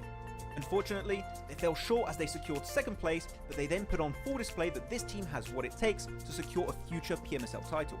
My only hope for the future is to see the team stick together a little bit more in their games, which will then result in them getting way more chicken dinners in the long run. All eyes were back on BTR as the Twins have rejoined the roster after 257 days. Their league play all boiled down to one word: inconsistent. Whether it was their results or the roster they were fielding, BTR wasn't able to dominate the lobby. Flash forward to the finals, BTR was still one of the few teams to consistently swap around their starting roster. Out of the top 9 teams, only 2 were actively using their 5th player, Alter Ego, who placed 2nd, and BTR, who placed 9th. This leads us to wonder what the main focus for the team was during the season. Are they trying to play with a proper 5-man roster or gain valuable experience for all their players? Max and I think they use this as a training ground to get ready for future events where there's bigger prizes. We have to look back at the winners of spring now, WAOW Esports. And I think it's fair to say, Jason, WAOW winning PMSL CSA Spring came out as a massive surprise to many, as they brought new players on the rosters and attempted to build synergy during the league stage. This in part gave them a chance to perform in the finals, where they ended up taking home the trophy and a spot into PMGO. This being one of their big first international events, the amount of knowledge and experience they gained will help them make it to the next level. Pair that experience with the fact that they have an entire PMSL season now under their belts to build their synergy, we might be looking at the beginning of the WAOW legacy in SEA. The big change from spring to summer is the reward all the teams are playing for. A spot in one of the biggest and most lucrative events of the year, the PUBG Mobile World Cup. In previous years, it mostly came down to if you were popular enough to get invited to the event, but this year, you have to qualify. And with the prize pool being $3 million, it's one of the most competitive events of the year, only second to PMGC. So don't forget to check out PMSL CSA Summer that will be starting on the 8th of May to see which 5 teams will be making it into PMWC. Storm, he's almost left alone. He still has Soul K alive. And then I was like, Maxman, please stop. We have work to do. Hello, everyone. We are back. I think that went through. I thought I might have delayed it enough, but no. Yeah, you were hot mic'd. Nice. Even though it was intentional, I know. But we're back. That was awkward. Anyways, welcome back, everyone. We're ready for Miramar. Talk, Jason. Okay, don't mute. Okay, sure, we're getting game. Okay, you're removed. Do you guys think there'll be a hot drop this game? Yes. Yes. PUBG Perfect just says yes before even hello. It's just hot drop, yes. Is the sky blue? Yes. Is water wet? Yes. Is this plain skin better than the previous one with the 2 The butts? plushies on it? I prefer the other plain. That one's cool, but the other one is cuter, and I prefer that one. That is my. I like the cool more than cuter. Okay, fair. Because I'm only allowed to be, or I'm the only one allowed to be cute. Yes. That's why I said okay to do these watch parties with you. Oh, thank you. That's so nice. Wow. Thank you. Why are you smoking like that? Well, I need to put you on camera. Because you're handsome. Thanks. Not cute. Yeah, I'll take it.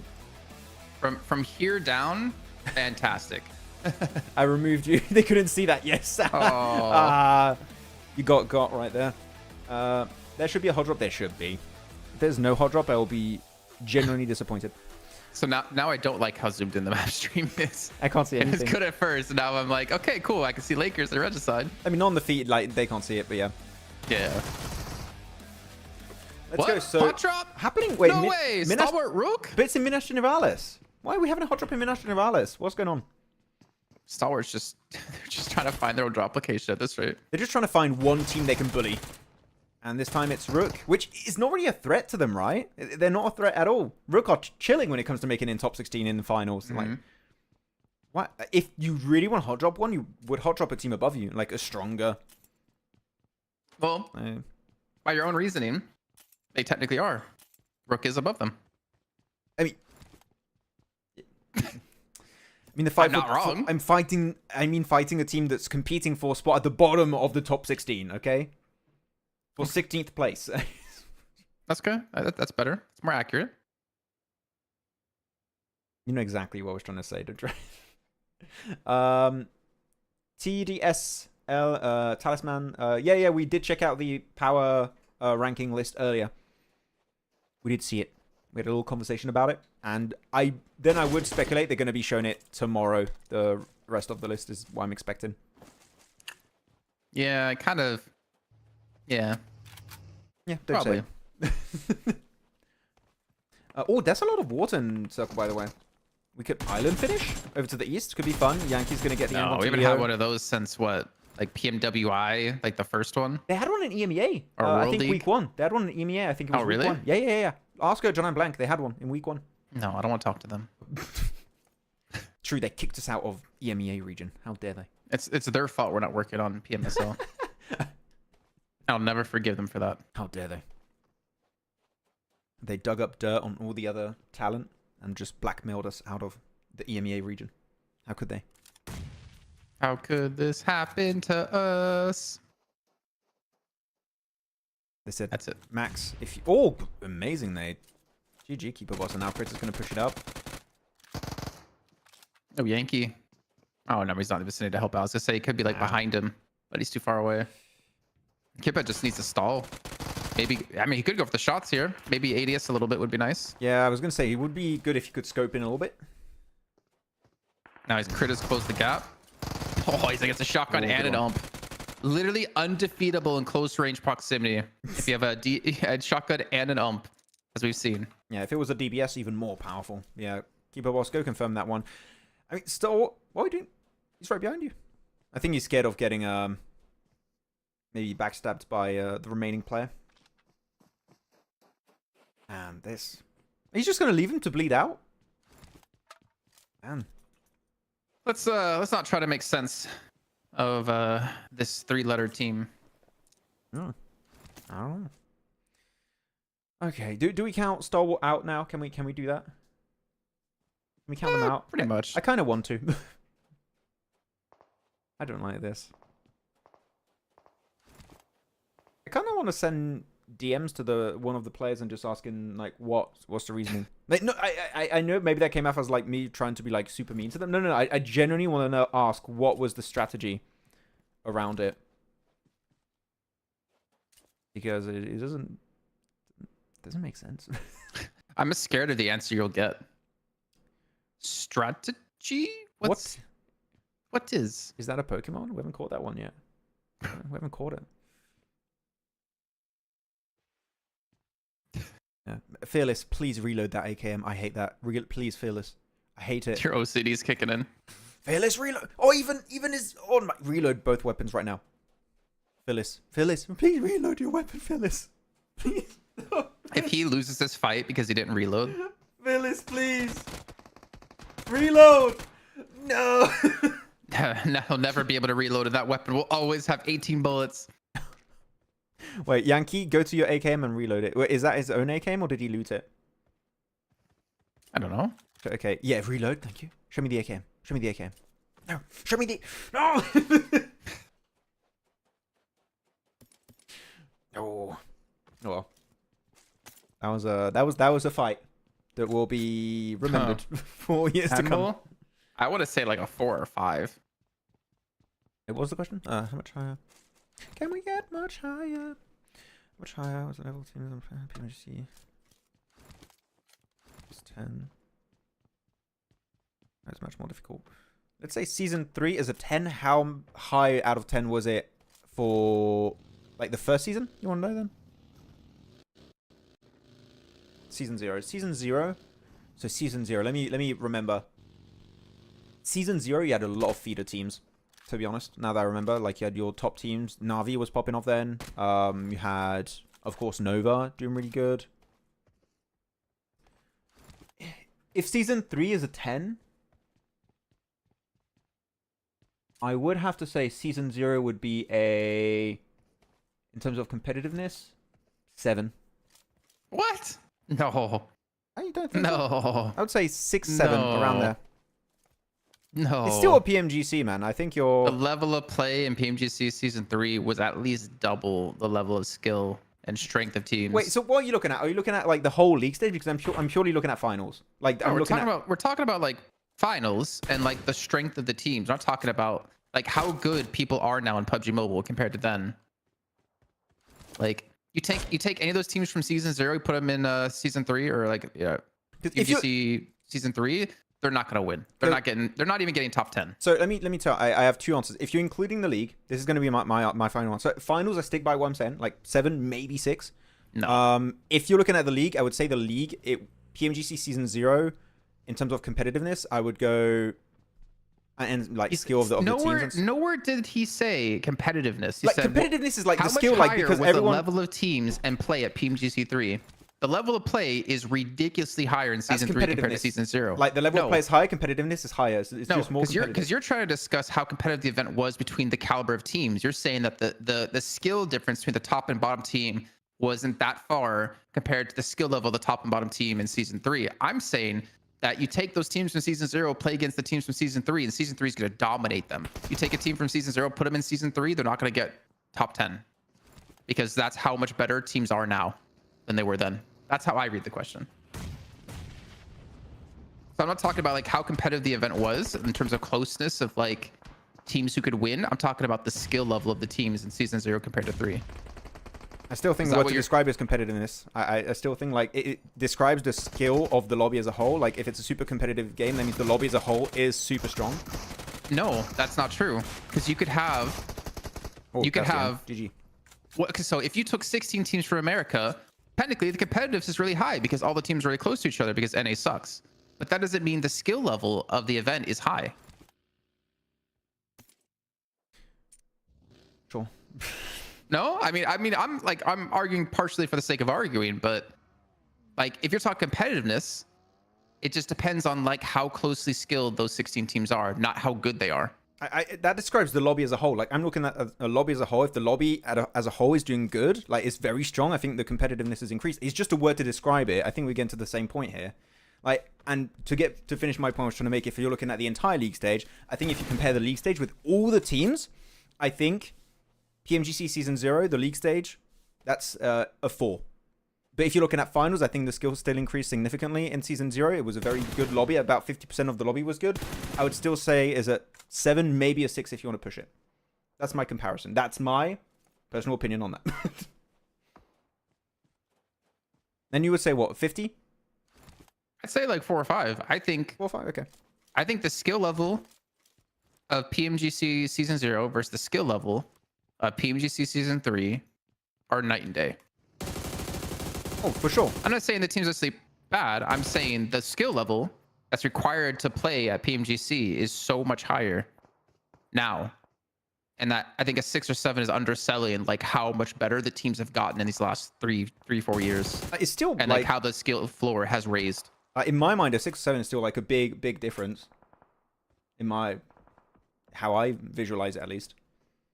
So 6 or 7. Because I think you have less feeder teams is the way I'm seeing it. Like, that's why I'm counting that way. So if you take the top 10 teams from PMGC Season 0 and top 10 teams, or let's just say top 8 from Season 0 and top 8 from Season 3, right? Mm-hmm. And you put them in the same lobby now, like as they played then. I know obviously some players are still around from Season 0 to Season 3. You think over half of the teams from Season 0 would make it into the top 10 overall of the event? Or top 8 overall of the event? No. Some teams could still make it, not the 6-7. Yeah.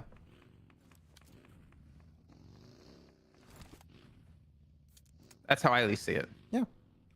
I still think 6-7.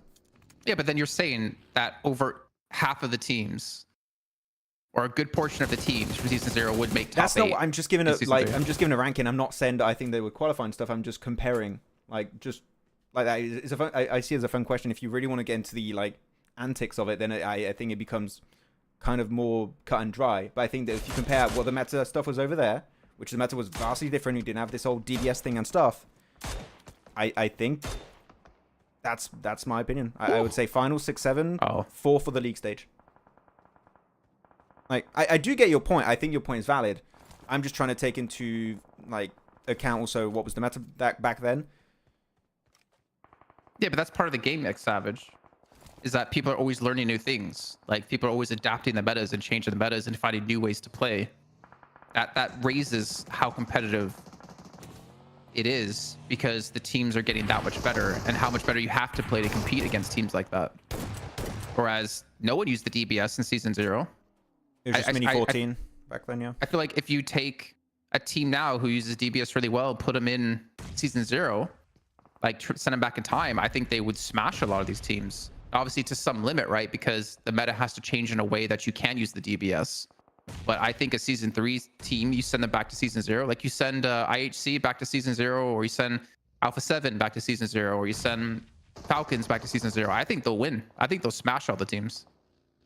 I think they're that much better than those teams were. Like, on average, the teams now are so much better than the teams were back then in Season 0. No, again, I do get a point, and I do understand what you're saying. It's just my personal comparison. I think that you were completely... You had a different game back then.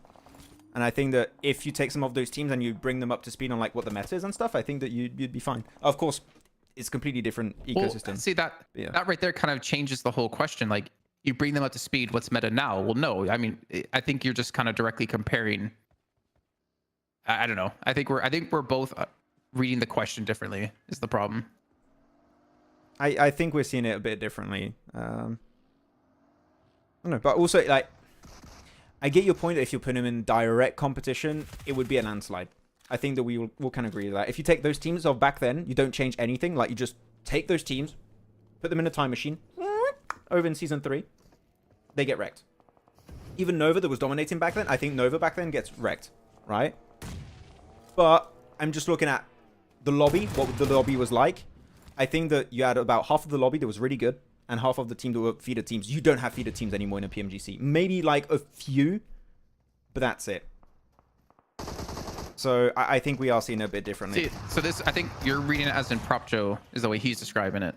How's Prop Joe? I guess the question was about which tournament was more competitive, season 0 season 3. Comparing the skill from 2 years ago to today is foolish.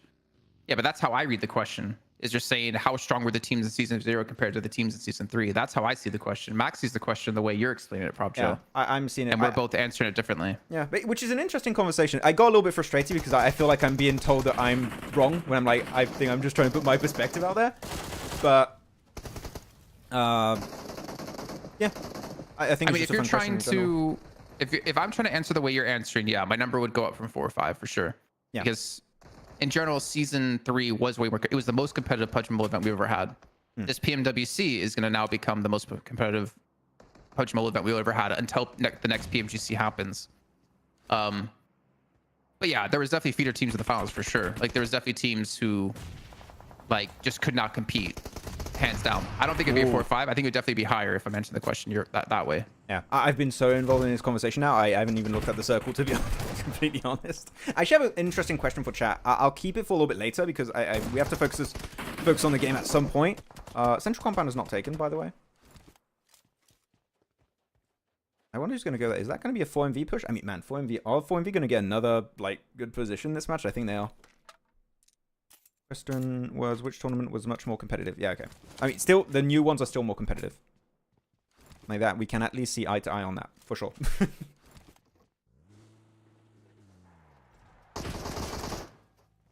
Okay. Go Hopeless.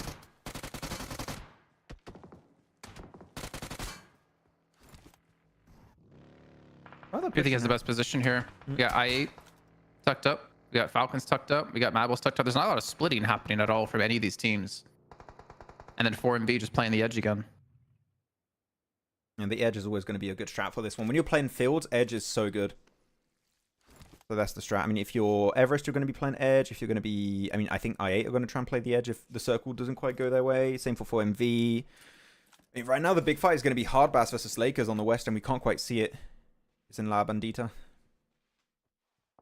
Okay, everyone's still good on that topic in the in the chat. That was, hey, whoever asked that question, you started a war. But tell us, actually, you know, while we're like still have people talking about that, tell us what would be your rating in the chat. I'd like to see what chat thinks in terms of how would we word it then. Yeah, that's the thing. Like, which question? I still think talking about competitiveness, because I think comparing the skill of the lobby face to face is a bit disingenuous because the meta is completely different. I think this new meta would wipe the floor with the previous meta of seasons. I think if you compare them head to head, I think it's a 2 compared to a 10. Even. Like, the DBS meta is too strong. The shotgun meta is too strong. Mini 14 meta would not do anything against this meta currently. See, the question, though, originally was how much higher was the level of teams and play at PMGC Season 3 compared to 0? So to me, that's not competitiveness. That's just comparing how much better the teams in Season 3 compared to 0. Okay, can I read that question again? Okay, I think that the question as it was said then is more in line with what you're saying, Jason. Yeah, okay. Yeah. I think I just That's why I was so adamant to argue with you. Yeah. It doesn't at all ask about how competitive each event was compared to each other. Okay. Then yes, level not competitive. Competition is higher because both bottom 5 and 6 Season 0 finals were feeders. Now you get 2 or 3 feeder teams in top 50 league stage. I was more curious about top 5 of Season 3, 0 versus 3. Yeah, there we go. Season 3 is a 10, then 5, 6. If you're comparing, like, so going then in your kind of direction on that, Jason, I would say it's a 4. Personally. Yeah, like, exactly. This meta is just so much better. Like, because I'm comparing the meta that was played by the teams. I think that's a better metric. Well, there's also someone that commented like that. Well, okay, half of it I don't agree with, but half of it was like saying that the players aren't that much better. They just make less mistakes. But I still kind of disagree because I think the aim that people have evolved as well. Like, because again, you could have one star player on a team and win tournaments. Now you need like multiple star players, multiple people who can frag out. I think that has still evolved a little bit. The close quarter combat has completely changed since back then, obviously with like the DBS and like the shotgun meta, right? Before it was about zoning, now it's about breaches. It's completely changed. Yeah. How about we continue that conversation when we wrap up this game during the break? No? Are we cool, guys? Can we truce? We do a truce. You just asked for chat to answer, and then you're like, no, forget your chat. No, because I want to read them after the game. I want to like focus on this because this is starting to get a little bit more interesting now. We had a lot of fights on the edge. We kind of got lost in the sauce for a little bit. All right, well, Savage, I didn't say that, okay? What did you say? Jason makes more sense. Even Major Pride would win the globals. Nova used to dominate. Well, you know, I didn't say that. Jason did say that. He did say that. Word for word. Clip it, guys. We'll put it on Pandemonium_news. Okay, so I8's going to get breached here by Lakers. Man, Lakers are having a... Lakers been quiet. By quiet, if you mean dead, yes. Dead. Exactly, man. It has not been a good day. This is a super nadeable building also. If they nade at the same time, go for it. On to Tresley. Sleepy night. Palucci's alone. They might get the res also on their teammate. Say sleepy night. Yeah, sleepy night. I'm gonna text you that tonight when you go to bed. I had one of my favorite commentators was on another game I was working on 5-6 years ago, and every time a player got eliminated, he would say, "Good night, sweet prince," and I don't know, that stuck with me. I like it. So I try and do an iteration of that. But Doc already in the compound. Doc's position is good because you have backup from Baron and Reefus from the high ground position, and you're not getting too involved. You're just getting good information, and the moment the fight breaks out, you can commit. So Doc is being pretty respectful of I8 versus Palucci. But the moment the fight continues, they're waiting for the circle, actually. They're not even taking the fight. They want to see if the fight makes sense based on phase 6. Kind of like how Doc's playing this out, too, because I feel like he's not really going to get involved unless there's a reason for him to get involved. Yeah. He's not going to, like, get aggressive, look for an entry, look for anything. Okay. Oh, okay. Jason! So that's what it feels like to have a curse. Yeah, I don't know why he got up. Like, you want to stay prone the entire time normally. Or maybe he was scared of getting naded. Wait, can you see him from the angle? I guess not. He's going to reposition. Yeah, I don't... Can you get the res onto Doc? I don't think you can res him from net. Like you? Why did you get out the door? Okay, that was a bit unnecessary. Yeah, okay. Do they have smoke? Yeah, smokes. 5 smokes. Come on, chuck smokes. Smoke it up. I mean, this kind of knock... Okay, I was going to say, if Doc doesn't get eliminated, is not that bad for 4MV, because if it forces I8 to peek it, to try to confirm it. But he does get naded. He does get taken out, so it's a one-on-one trade. Yeah. So circle-wise, I mean, Falcons, so they have 2 players up there. I would even say maybe the best game plan for Falcons is maybe third-partying that fight of 4MV, IA, and Lakers, Palucci. That might be a good option. Or if they have cars, just send in the center and play around the shed, which they might do. Yeah, I think there's 2 options. You got the passive and the aggressive approach for Falcons. I mean, yeah, I feel like Falcons are just waiting for their moment to push as well here. But I don't know if they know that 4MV's on the other side. Like, this could become into a very big battle, but I mean, also looks like from the map feed that they're kind of just chilling and not really looking to engage us whatsoever. Nice one. Yeah, get rid of Palucci. You can put your focus onto 4MV. 4MV not in circle, by the way, so they regroup over the ridge. Actually, look at where Falcons jumped over. This is a really good spot. I don't know what it is, though. Did you see what it was for Falcons? Like, is it a shed? Is it hay bale? Is it... I don't know. No. I thought because they were originally pushing up to this fight. Yeah. Looking to maybe gatekeep, maybe looking to crash it if there was enough knocks, but then they just backed off. They're like, it's not really worth it. We got 2 players. One of them's icy. We know what happens with icy. Yeah. Wait, yeah? You agree with that? I was reading comments at the same time. Sorry, I got a bit split. Rafid said, whatever you're saying, the opposite is happening for 4MV. Yeah, I'm sorry. I like the idea initially from Doc. It's not bad. Okay, yeah, crash the cars. Good smokes. Thing is, you're still prone to nade damage. You've got to be careful on that one. Action and Icy are pushing up a little bit behind that. So they have a ridge. They have a little bit of a dip, which is safe from teams behind them in the circle. So they can put their full attention on this fight. Good nade, Falak. Reefus and Baron now. Good peek around the corner. Good angle. Yeah. Perfect. They get to confirm. Reefus left alive in the building, and I are just going to swarm over this. Luckily for them, it looks like Falcons aren't going to engage on this either, so they get the kind of free eliminations here. I mean... And was that DRS fighting? MadBulls on the east side that we just saw picture-in-picture? Oh, yeah. I was going to say this is good if 4MV could outlive MadBulls, but MadBulls are still alive, so there's still that competition for first place that's going to be happening in the last game. Exciting stuff. And Stronger, still alive. Stalwart, not. Yeah, that gap is going to lengthen again. Might have a good back-to-back from EVEREST, though. Like, here, they got himself a chicken dinner the previous game on... they have 2 chicken dinners today. They already have 2? Mm-hmm. Yeah, so maybe a third. This will be the first time in CSA we've had 3 chicken dinners in a day. True. Wait, is it? Yeah, it should be. We had a bunch of close calls. Teams getting 2nd or 3rd places and not quite getting a 3rd chicken dinner. I'm only confident in saying that because we literally checked yesterday. Yeah. Why is Crypto? What's that smoke doing up on that building? Is he gonna Is he try? gonna get up there? He's gonna jump on it. Yeah, you can jump on it if you get on top of the rail and you do your. Yeah, you missed it. Crypto, no.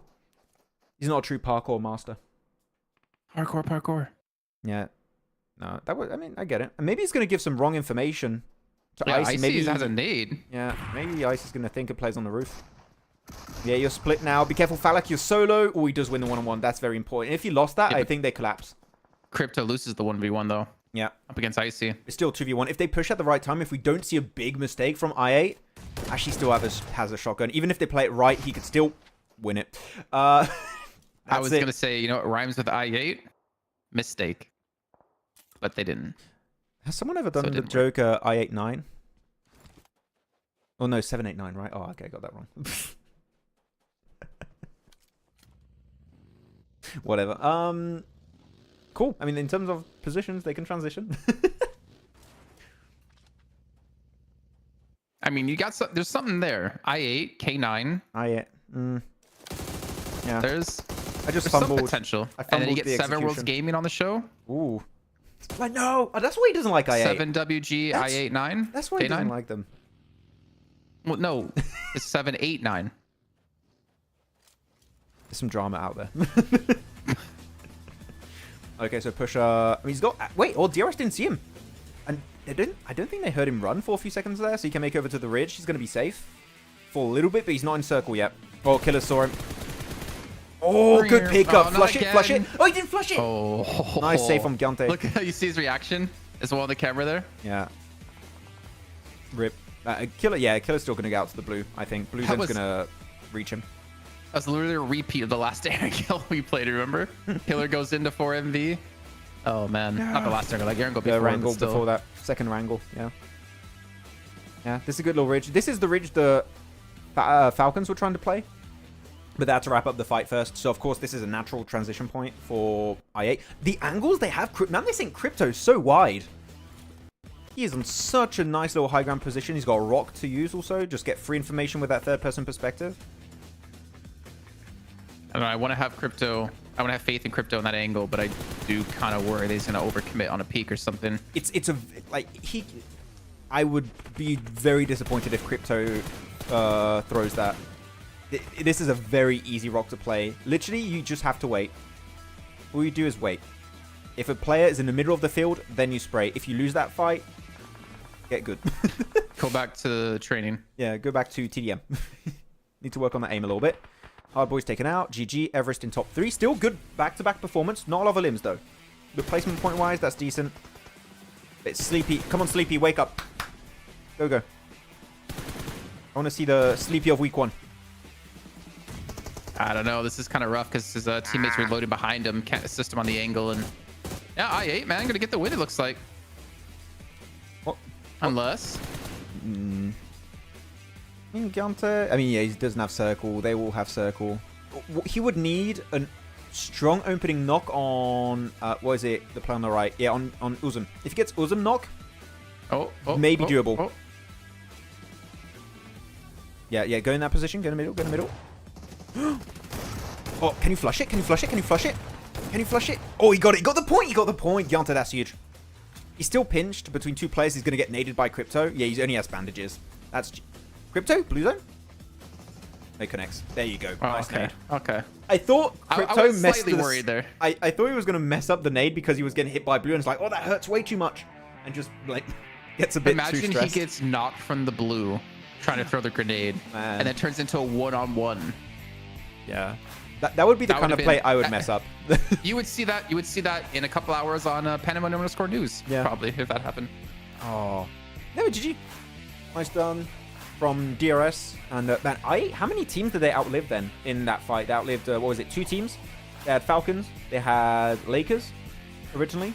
And then they win their transition against 4MV? DRS and Everest. For 4MV? Yeah, 4MV. Sorry, also 4MV. You're right, yeah. So they did a lot this Kind game. of. Do you really want to count Falcons? I mean, I guess you can count them. You count Falcons. Like, they did win a... It was a 3v2, then it turned into a Yeah, that's true. 2v2, then a 2v1. But yeah, still a win, technically, because Falcons had a really good spot to play from. Yeah, as you said, if Crypto got knocked by the blue zone, Giante could actually maybe heal up enough to take the one-on-one. Crypto had too much HP though, so Yeah. No, GG. I thought Nice it'd be a game. little bit lower. I like that. Yeah, it's a game you gotta win if you're I8. Yeah, at least in that final zone, right? They close it out. 5 eliminations for Crypto. He's back. Our boy, 1,000 damage. Come on, Kalaris is here in chat, so give him a sound. Is he here? No. I want Kalaris to do it in written form. Kalaris, give us the sound. I don't think he's been in R&D enough to write it. It's more of just like a sound you make. Yeah, I don't know. You can do an impression of it. You will? You're doing an impression of it? No. He can in chat, like in written form. We'll see. He can try. Yeah, GG. Nice from I8. Man, is that Scry? I think it's Scry. He's like, put me in. Put me in. Guys, what the hell are you Stop hot dropping hot-dropping. again? It is so weird. Minas Generalis, again, why are you not hot dropping a team above you in the rankings? That if you really are so committed to it, I think that would make the most sense. Yeah. Show me you don't want to make it into finals without showing me you don't want to make it into finals. Yeah. Or without telling me you don't want to make it into finals. I think they just don't want to. Okay, so let me go back on the previous topic then. I want to see some of the rankings that were put in. Competitiveness. If season 3 is 10, then season 0 is 5, 6. Oh, okay. Is that the only ranking we had? I think that's the only one we had.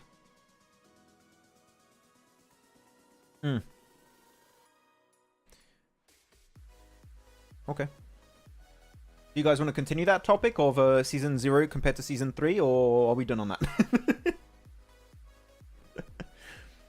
I think we moved on from it. I think we moved on, yeah. Maxman and Jason JK. Oh, every time I read JK is like, just kidding. Your favorite team name? For me, Falcons. Still, even though... Team name? Why do you like the name Falcons so much? Oh, like, I thought you meant team. Oh, like, just team name? He literally, bro, just read it. What's your favorite team name? Not team. I thought it could have been taken a lot. What's the name of your favorite team? Like, something, but I just read quickly. Because I answered that question so many times.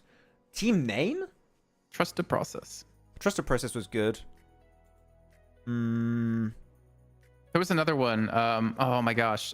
Illuminate the Murder. That's also pretty good. Valdus the Murder. Valdus? What was it? It was also Illuminate the Murder at one point, wasn't it? I think it was Illuminate before or after Valdus the Murder, but yeah, it was there. I think Crypto's nade was not OP. That's a very standard nade that you have to hit. Come on. Yeah. That is like... that's pretty good. I mean, that's only good because of the jingle. Because of Kalaris jingle, yeah. There's so much fun times with Valdus the Murder. I think Valdus the Murder would be it for me. Alter Ego sounds great. Alter Ego is a good team name, yeah. But no, Valdus the Murder. I remember the World League. That was good times. Oh, yes. Don't complain, Jason, because, yes, you were doing the night shift. We know. I was trying to think of any teams. Like Taco Lover is pretty good. That's a fun one. Love me some tacos. Yeah. Super Lazy Reflex. That's a fun one. But, nah, it has to be. Oh, Giante also had 1,000 damage. SLR makes you think of, when you say they're Super Lazy Reflex, it makes you think of like Super Hot for some reason. The game, you know Super Hot, yeah, right? I know it's the one where you're like slowed down to dodge bullets and stuff. Yeah. Wait, when you don't move, no time passes. Yeah, that's the one. Yeah. Because when you slow down time when there's bullets, that could be like the Matrix, Max Payne. Yeah. Any I can't remember what's it called. No, not Bullet Hell. Bullet Hell's different. I don't remember. Bullet Bill. Always. Okay, what the hell? Always Valdus the Murder or Eliminate the Murder. Yeah, those were good times. It was Illuminate the Murder before, then Valdus. Which order was it? Was it Illuminate the Murder, then Valdus, or was it Valdus, then Illuminate? Because it transitioned from one to another at one point. I don't remember which order. Muerte. Muerte's a fun one. Who's your favorite NA team? Talking to chat or me? You. Me? Favorite NA team? I don't know. I haven't followed. I don't really care much for NA. If I had to be honest. At least I know you're telling the truth, because if you answered with an actual name, I know you were lying. Yeah, I don't know. Illuminate then. Yeah, I was gonna say they were Illuminate first, and then Valdez Murder. I would have picked Titan because what? they had old Valdez to players. Illuminate. I would have picked Titan because they had old players of Europe. it was I ate 22 Illuminate them, Murder, yeah. I ate 22 points. Pretty good. Pretty big game from them. Right, let me put it full 12 screen. eliminations. There you go. A good 22-point game. Damn it. Yeah, 7 points Pretty Falcons, MadBulls 7 also. Yeah, pretty nice. It's pretty even after you get out of your I8, DRS, and 4MV. It's pretty nice. And second page over here. Yeah, not much movement here. Again, Star Wars. Not sure what's happening there with the game plan. I'm a little bit confused. Then you got WAOW, Red Aside 52, Hardbass. So we are starting to see consistent teams just being at the top almost every time now. From what we're seeing. Mad Max, there's no way to answer that question because we don't know all the teams playing in PMWC. You asked it? Oh, Mad Max, yeah. We don't know yet. Yeah. When are we going to know all the teams, by the way? What's the limit? Is it after Americas or is it further than that? Let me check. PMWC 2024. I don't know. It depends when the Korea-Japan event ends, but I think that ends before Americas. Let me check. So what's the limit? So EMEA ends this week, so we'll know EMEA. CSA ends next week, so we'll know like on Sunday next week for them. Americas is also next week, right? I believe. Is Americas the same time as us? Yeah. So For CSA? Okay. Yeah. Because they don't have a finals. They only have the 3 weeks. I believe that's how it works. And then you have top 4 going into PMWC. Yeah, that ends next week. So yeah, Sunday we know for Americas. We know for CSA. EMEA this week. Rivals Cup. When does Rivals Cup? Rivals Cup is typically very short. I think we're going to know by Sunday. Yeah, Rivals Cup will know Sunday. So tomorrow. So it's CSA and Americas technically then. Yeah. I mean, no special invite. We still don't know when the special invite is going to be announced, right? So there's that one caveat. But I don't think you would pick a special invite team unless it's Vampire. Exactly. No, No, Vampire I already still in wouldn't anyways. pick Vampire. Yeah. But they got the PMWI buff. Don't forget. Okay. Yeah, Brian, I too love someone who says they're quitting PUBG Mobile and come back and quit and come back and quit like 80 million times. I know. I don't even have to check. I know exactly what you're talking about. Was it Brian's comment? I love it. It was who I was thinking about. Okay, MadBulls then. Overall standings this week. Man, it's going to be down to this game to see if 4MV can catch up with a 6-game deficit. I still really want that to happen. That would be such a statement from 4MV. Because after that... I mean, MadBulls did it last week, right? Yeah. But it's still really fun, right? And the fact you got such a big, like, what is that, 60-plus points difference between 4MV and DRS between second and third... They don't even have to play, and they would still be first place because, of course, MadBulls is not playing tomorrow. So, love what we're seeing from 4MV.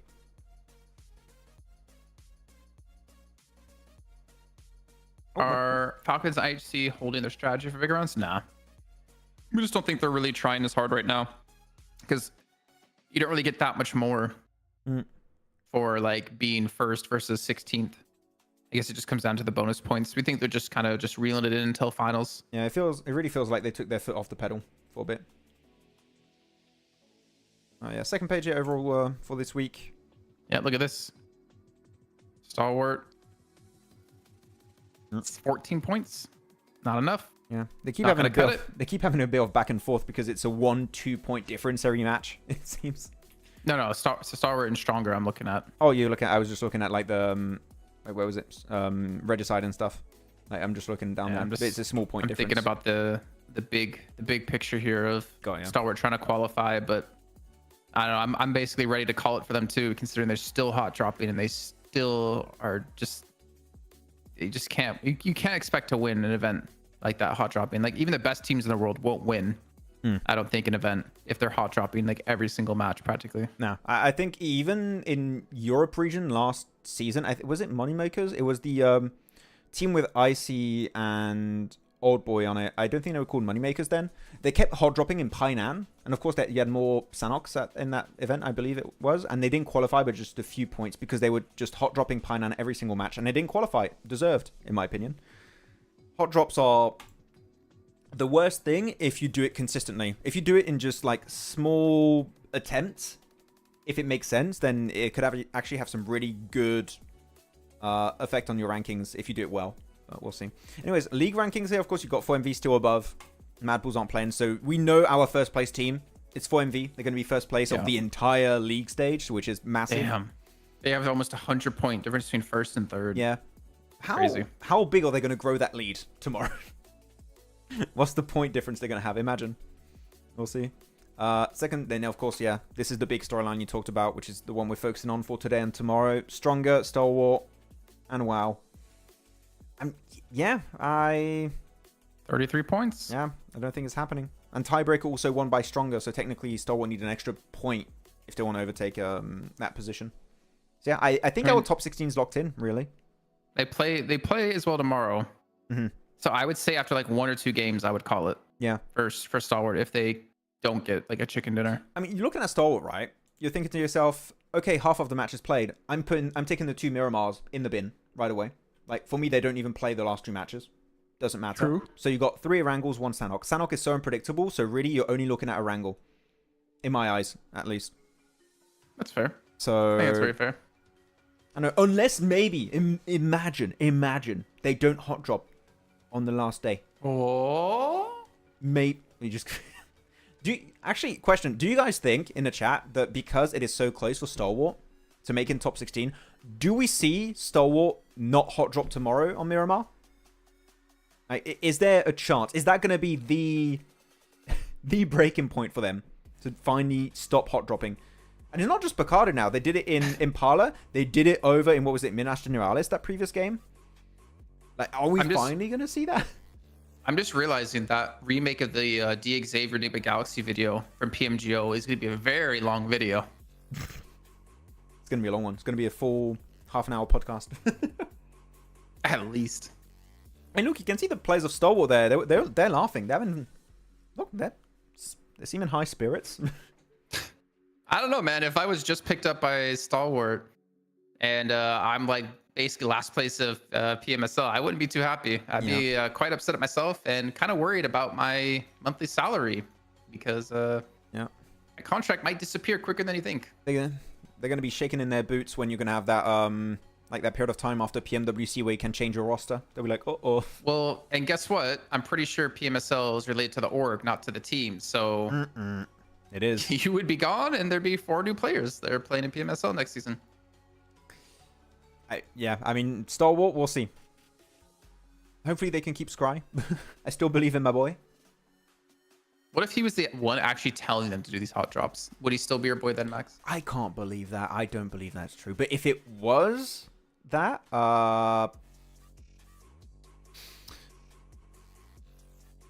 sorry, Scry, you lost a fan. Yeah. But I refuse to believe that's the case. 4MV has 400. What's the average elimination ratio for 4MV? Because they played, what is that now? How many matches played by 4MV? You play 72 65? Matches.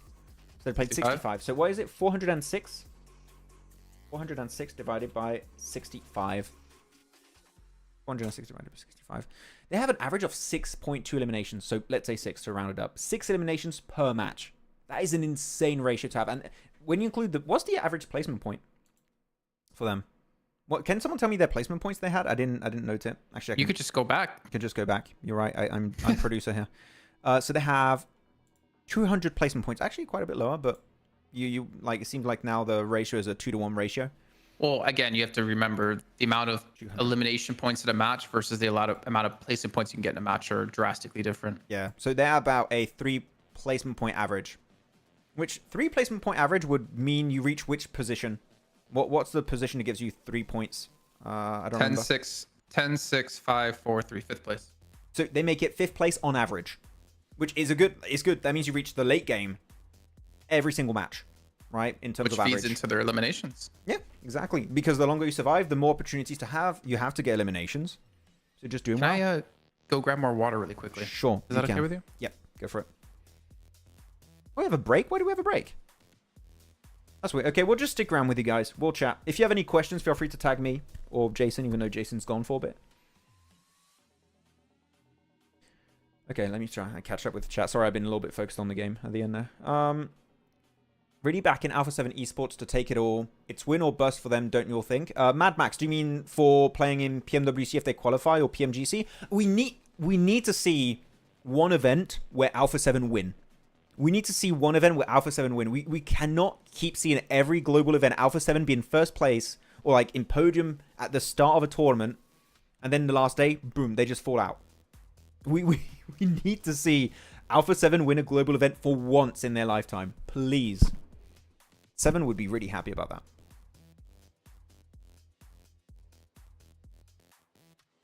Feels bad to watch East like that. Do you think East is going to ask for MV if they can take him back after this? Like, please, for MV.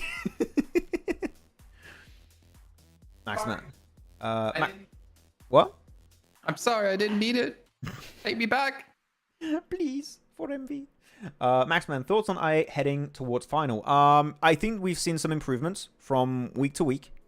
I think that when it comes to fighting in particular, their fights, sorry, I'm going to be brutally honest, their fights in week 1 were horrible. They were so bad. For multiple reasons, mainly the fact that they were playing too split and their fights took too long, so they were always getting third-partied and losing players for no reason. Even they had a hot drop in Fairy P, which doesn't really happen that much anymore, versus KSX. I think that they showed good improvements. If they are able to make in top 5, it would be barely, I think.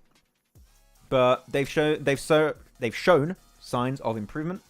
So that's the only thing I can say about that. Will it be enough? I don't think so, because the competition is so high at the top. I mean, there's 5 slots, right? Like, they have to be better than Falcons. They have to be better than 4MV. They have to be better than MadBulls. They have to be better than IHC. Do you legitimately see them better than those teams? No. No. I do see good long-term potential, though. Like, maybe full season. Maybe However, full season. Yeah. It is a 3-day event. So, honestly, anything is possible. Yep. Will Team Spirit hype train continue today? Yes, MJ. I believe in them. They're going to do well. Kalaris is there, I didn't see. If you had to sellotape a dog... Oh, my, not that question. Okay, here's the question, Kalaris. Is the dog fighting back? Is he sedated? Like, because if it doesn't fight back, then it just comes down to like how, like, could you hold the dog with one arm up?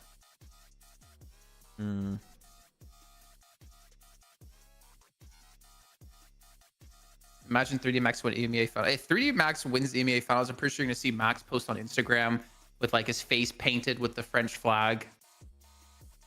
Yeah. Dog fights back. Oh, okay, so that's tougher. I would go for a. I think Shiba size. Shiba size, doable. Yeah, I don't know, because that means the dog can bite you. Shiba size. And plus, a Shiba like thrashing around is hard to control. Like, I think Oliver and a Shiba are like pretty close to size. Maybe Shiba's a little bit smaller. We should stop this. Someone's gonna call PETA on us, man. We're not. It's all hypothetical. Hypothetical PETA is gonna be called on us. 1v, my biggest bias. Someone asked which team you think has improved the most. I'd say Chihuahua. You think Chihuahua's improved the most in this season? Because I can hold a Chihuahua in one hand, thus it can't really like easily bite me because it can't get its head around. Well, maybe it could, but I can use like 2 fingers to hold the head straight, and then use the other hand because you have to use one hand, right? And the other hand you have to use to sellotape. So Chihuahua. This really is a watch party, isn't it? Again, guys, not official broadcast. Okay, watch party. Watch party. How many teams will go to PMGC this year? We don't know. Yeah. We don't know. I think the format's been really successful. I wouldn't be surprised if it's similar to the last 2 seasons. So 50, 52 is my speculation. But unless they might do a complete overhaul of PMGC. They've done it at one point in time. 164 team event with 3 different league stages. Imagine. Like, we have 100 points 100 teams this PMGC. Whoa. Maybe it'll bite my hand. I don't know. I think I could keep a Chihuahua's head away from my hand. But like a bigger dog, you can't really. I mean, you could put it under your arm, right? But then how do you like? How do you get it to the pole? I love how even the chat is getting in this question. Kalaris has infected the chat. He's got them. Good question. It's a good question. It's a good question. Because there's no easy answer. Makes you think. Good questions are the ones that make you think, Max. I'm not good at thinking. Like, what's your favorite ice cream? Oh, I don't know, vanilla. Ooh, what a very vanilla question.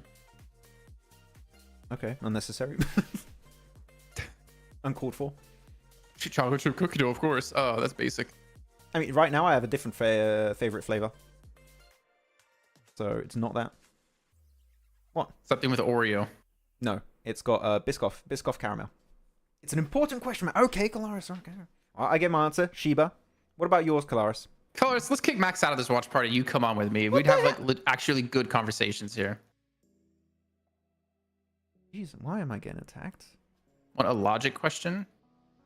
Yeah, sure. Like a riddle, you mean? Man, we're really on the long delay this game, aren't we? We're going deep down I mean, the we rabbit can hole. have to break if you want. I don't know what the. I mean, maybe it's tech difficulties, and maybe they'll be on break for like half an hour. Who knows? Yeah, it's Stalwart. They asked for a timeout just to get time to look at where they're going to hot drop next. Like, okay, which team's day are we going to ruin today? Something's wrong with our devices. We keep hot dropping, but I swear we're not trying to. Guys, where do 4MV drop? We don't want them to get first place. Why is Jason's water red? What is that? I will hide the logos. They don't pay me to show this. Oh, it's flavored water again. It's a water flavoring, and it's cherry blackberry. Quite delicious. No, there's a Scry and Leo interview. So what do you guys think about the hot drop?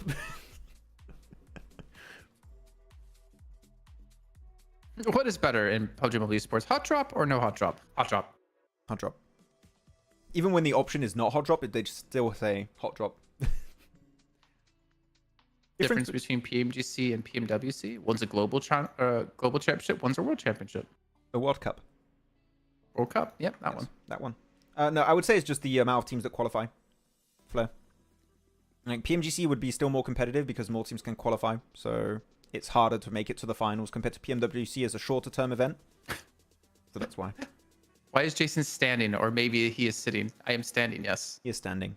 Because it's actually really bad for you to be sitting all day. And I like having a standing desk. Is Like to stand or sit between the day. Is Maxi? Yeah, it is. Actually, I didn't even say. This is this One Piece cup You is. stole it? No, Kalaris got it for me. As a gift. I don't know. He said my cup. It sounds like you stole it from Yeah, Krakow. actually, yeah, no, I did not steal it. He gave it to me. He gave it to me in dare you Katowice steal during a championship. from the king of Krakow? How dare you do that? Yeah, he's got enough cool mugs. Okay, he had that mug when he got the crown. and stuff. Actually, James, we had a question like, what vehicle would we like to see put into PUBG Mobile? I think yesterday. You know what he's gonna answer. You just. And I think someone brought up BMW, and I'm like, oh, that must be James's alt account. He's Get smurfing. an M2 orange. One farm, 49 animals, 100 total legs. 100 total legs of 49 animals. What many chickens and pigs are? Wait. Okay, I'm not good at math. Uncle, I give up. White flag. I can't do that. You didn't lend it to me. Hey, I gave you cards, Kalaris, okay? And you got those.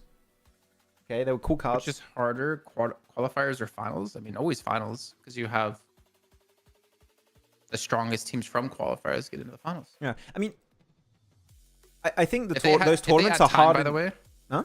They're at time. If they add time, by the way, we're going to break because we're going to start talking about some really messed up stuff. What? Really? You think I'm? No, you are. Maybe I'm not. James. Audition with Just first thing that comes to mind. Just randomly choosing. Yeah, just random pick. That'll be nice. The Mr. Bean car. Oscar Mayer Wiener car. Oh, that'd be a great crossover. And your weapon shoots like hot dogs. Oh. Sure. There we go. Are they adding more time or are we going back? I don't know. 0. Oh, we're stuck at 0. Ooh. Production. Someone tell them.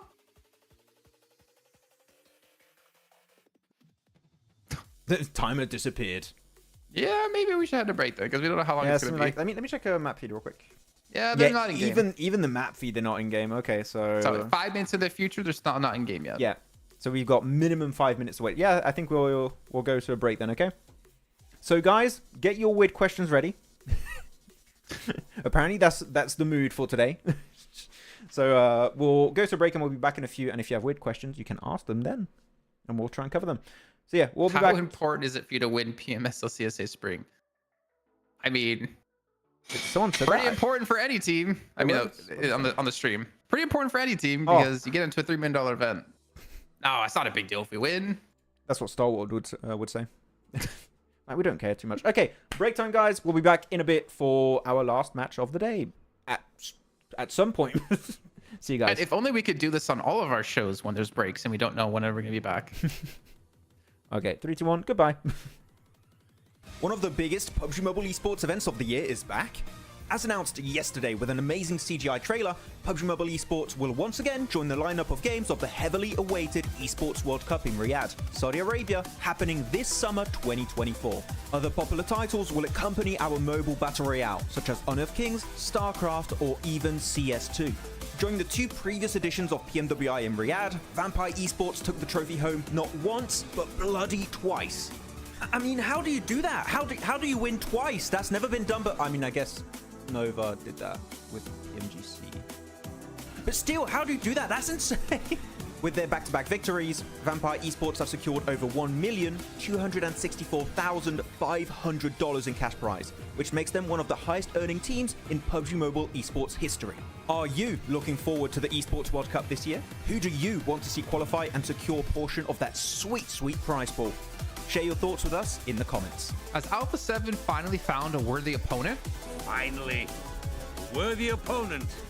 Our battle will be legendary. PUBG Mobile Esports will now have a star football player, Neymar, rooting on his favorite team as Furia enters the battlegrounds. Furia is one of the most prestigious esports orgs in Brazil across multiple titles as they now look to take on a new challenge. Furia consists of players from multiple teams with a depth of experience as they come together to challenge the top. The team consists of Kayovsky, the man who has won the last 2 PMPL Americas with Influence Rage. Adrian, coming in hot from a tense game, bringing in experience from multiple PMGC events in the past. Arturzan, who was able to carry Team Queso to PMGC in 2023, looks to do so yet again with Furia. And Becker, loyal to Inco Gaming for 3 years, looks to make his next leap in his career. Furia is already qualified into PMSL Americas, but the real question is, what teams can even stop them? Share your thoughts in the comments. Good Nate could change the tides by doing it. Oh, wait, I take it back. Okay, Yankee. That was pretty good. Again, do it again. One more? Yankee. Do it again. Oh! Yankee. Yankee! He's got the smoke now. Go on, play around the smoke. He's got DBS. DBS finish. 1v3. 1v3. 1v3. Hit a shot! Hit it! What's happening? Reload, Sinister! Oh, you had no ammo! They won it. I can't believe that. Players up. Oh my god, D46 didn't see that coming. Wait, all the jump shots? What? Oh, 1, 2. No, no, no, no, no, no, no, no, no, no, no! There's no way! 52 wins it! You must be joking. You have to apologize. You have to apologize, son. Gianti. No, DBS close range. Oh my god. Moneymakers just pulled off the best play in PMSL EMEA so far because it's only been a day, but it's really good. Just check it out. So let's paint a picture real quick, okay? Moneymakers are in this warehouse, edge of circle, and this spot clearly is not going to give them a win, maybe a 3rd place at best. In the circle, you have 3D Max and Regnum Carabra, which are about to initiate a fight for the win, which means they aren't quite focused on Moneymakers at that point in time, which is exactly what they want. The instant the fight breaks out, that is when Moneymakers decide to make a push into the circle, and they are ready to engage by the time the fight ends, which is when the teams are at their weakest.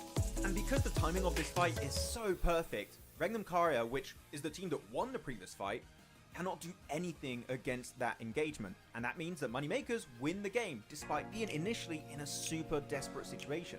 So congratulations, Moneymakers, on that amazing chicken dinner to wrap up day 1. And I do have to say, this play is approved by me, Maxman, the best play. Yeah, he's going to get 1v4 here. No faith. He doesn't have a DBS, man. That's the thing. DBS is good. What?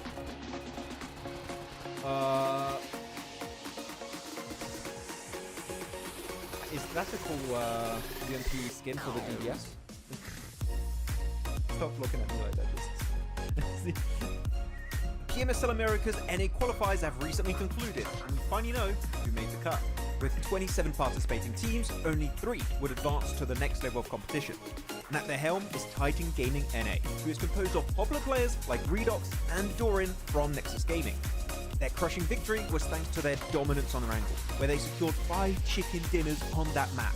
One of those games with an almost record-breaking 26 eliminations in a single game.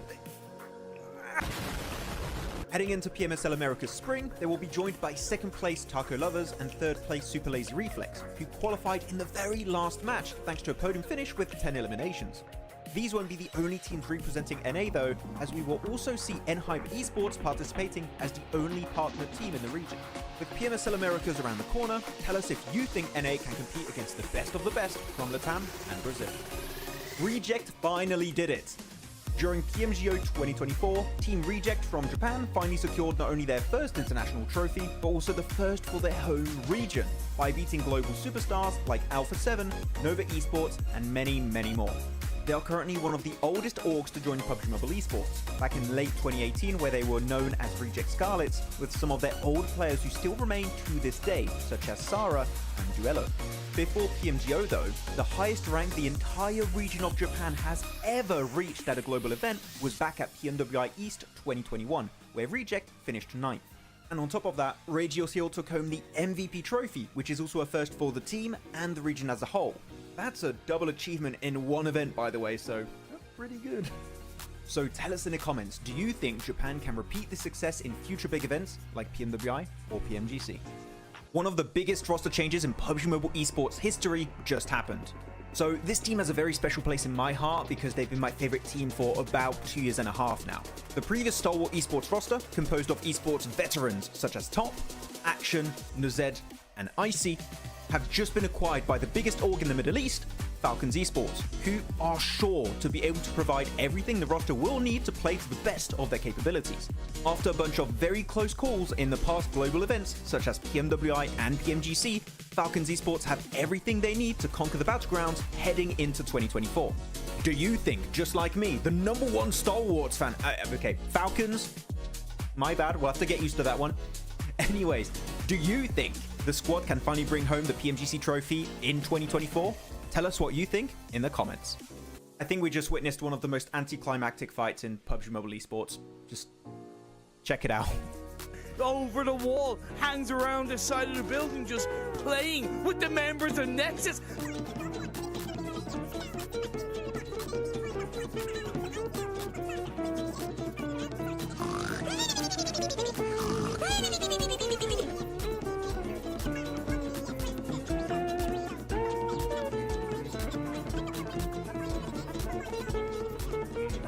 They sure are. I love this from ASagi8. He's gone out of the house completely. He's trying to get into zone, but Sigma has the same idea, and he is gonna win that because the play zone just hurts too much.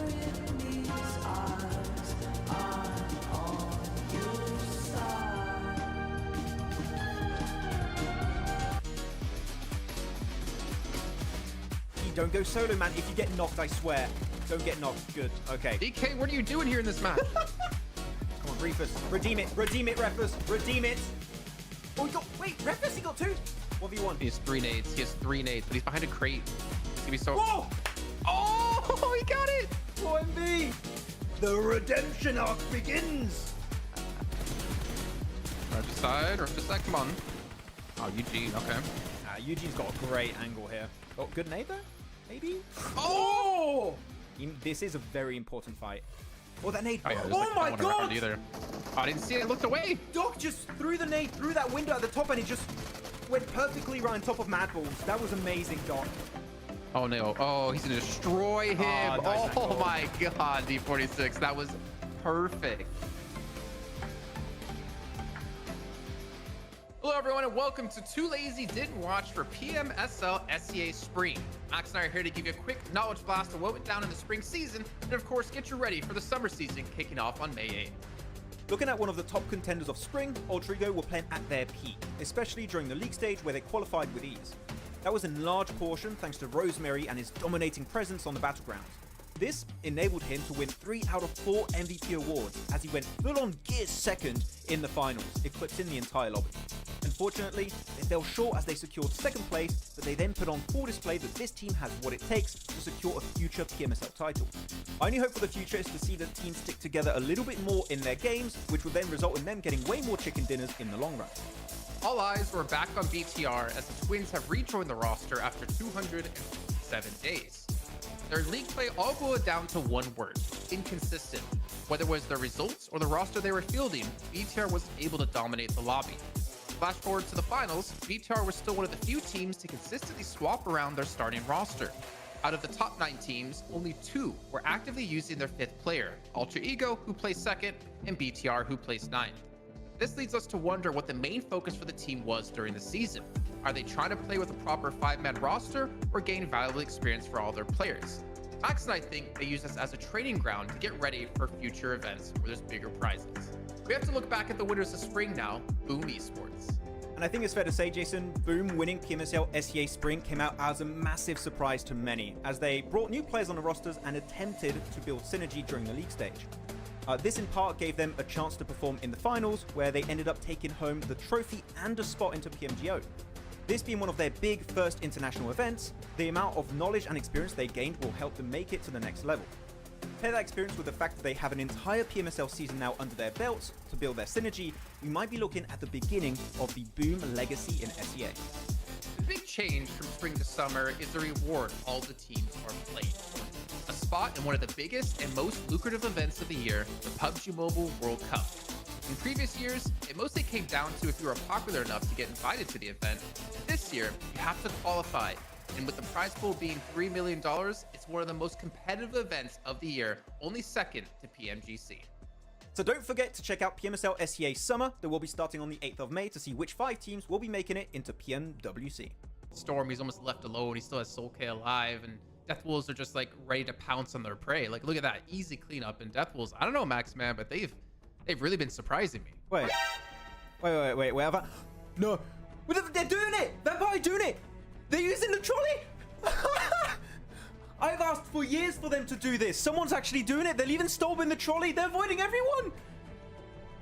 I'm loving this. Vampire, you're the best team in the world. Max. PMWI champions, PMGO champions. No, they're Max, the PMGO champions. Influence!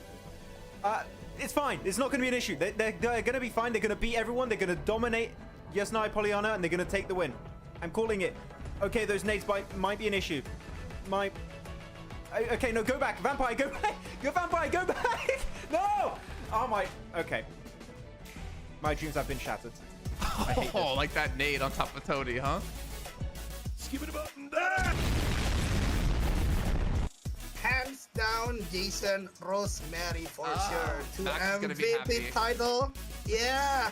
Half season or the third party tournament, still showing his beast side and also a very complete player. You know, like when it comes to a very good close combat player, they tend to use like UMP, DBS, or weapon like that. But Rosemary is kind of evolving. Not only that, he also can fight a long range really good. He can also giving a momentum for his teammate, because right now the composition of weapon Rosemary always use is M4 and also Mini 14. So that way I think this guy is a really complete player when it comes to Southeast Asia player. Yeah. Oh man, good junior. Okay, so let's kind of wrap this up now, right? 75% chance of winning this game, in my opinion. They've taken out Mabatex.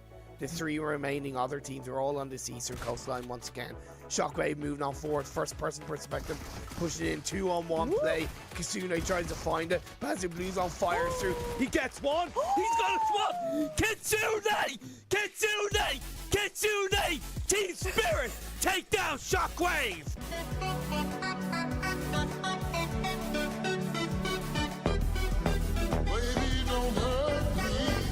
A new org is ready to make a splash in PUBG Mobile Esports. Brazil has always remained one of the biggest regions in PUBG Mobile Esports, and the shift from PMPL to PMSL has caught the attention of major orgs around the world. Alongside super teams such as ASagi8 Esports or even Influence Rage, Team Liquid have made their entrance into the scene as a partnered organization for PMSL Americas. TL have acquired the second best performing Brazilian team at PMGC 2023, Loops Esports, as they now look to drown out the competition. The roster is comprised of Ayala, Cardozan, Chief, and Mythic. They had the best performance in the group stage at PMGC with the highest points earned out of any group. This was quite a feat considering they had world-destroying teams like Alpha7 and Stalwart Esports to compete against. After such a performance, Team Liquid are sure to be thirsty heading into the 2024 season. How do you think they will fare up against their Brazilian counterparts? Share your predictions with us in the comments. Did the next PUBG Mobile Esports Super Team just get announced? Team Spirit, popular esports team known mostly for their presence in Dota 2 and CS2, have made their PUBG Mobile debut, and with that have released details of a killer lineup that will shock the world. This team will include 3 players previously from Major Pride. In fact, the Rising Star Review took the competitive scene by storm, Nomi, an incredible fragger always ready for conflict on the battlegrounds, and Naomi, the backbone of the squad able to set up his teammates for success. And of course, fragging power is important, but they will need brains to make this all work. Kitsune is ready to rumble.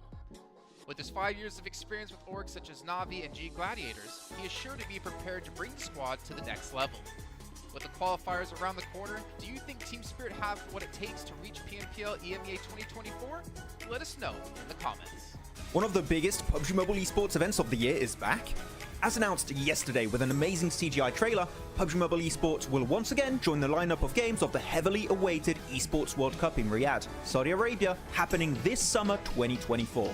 Other popular titles will accompany our mobile battle royale, such as Honor of Kings, StarCraft, or even CS2.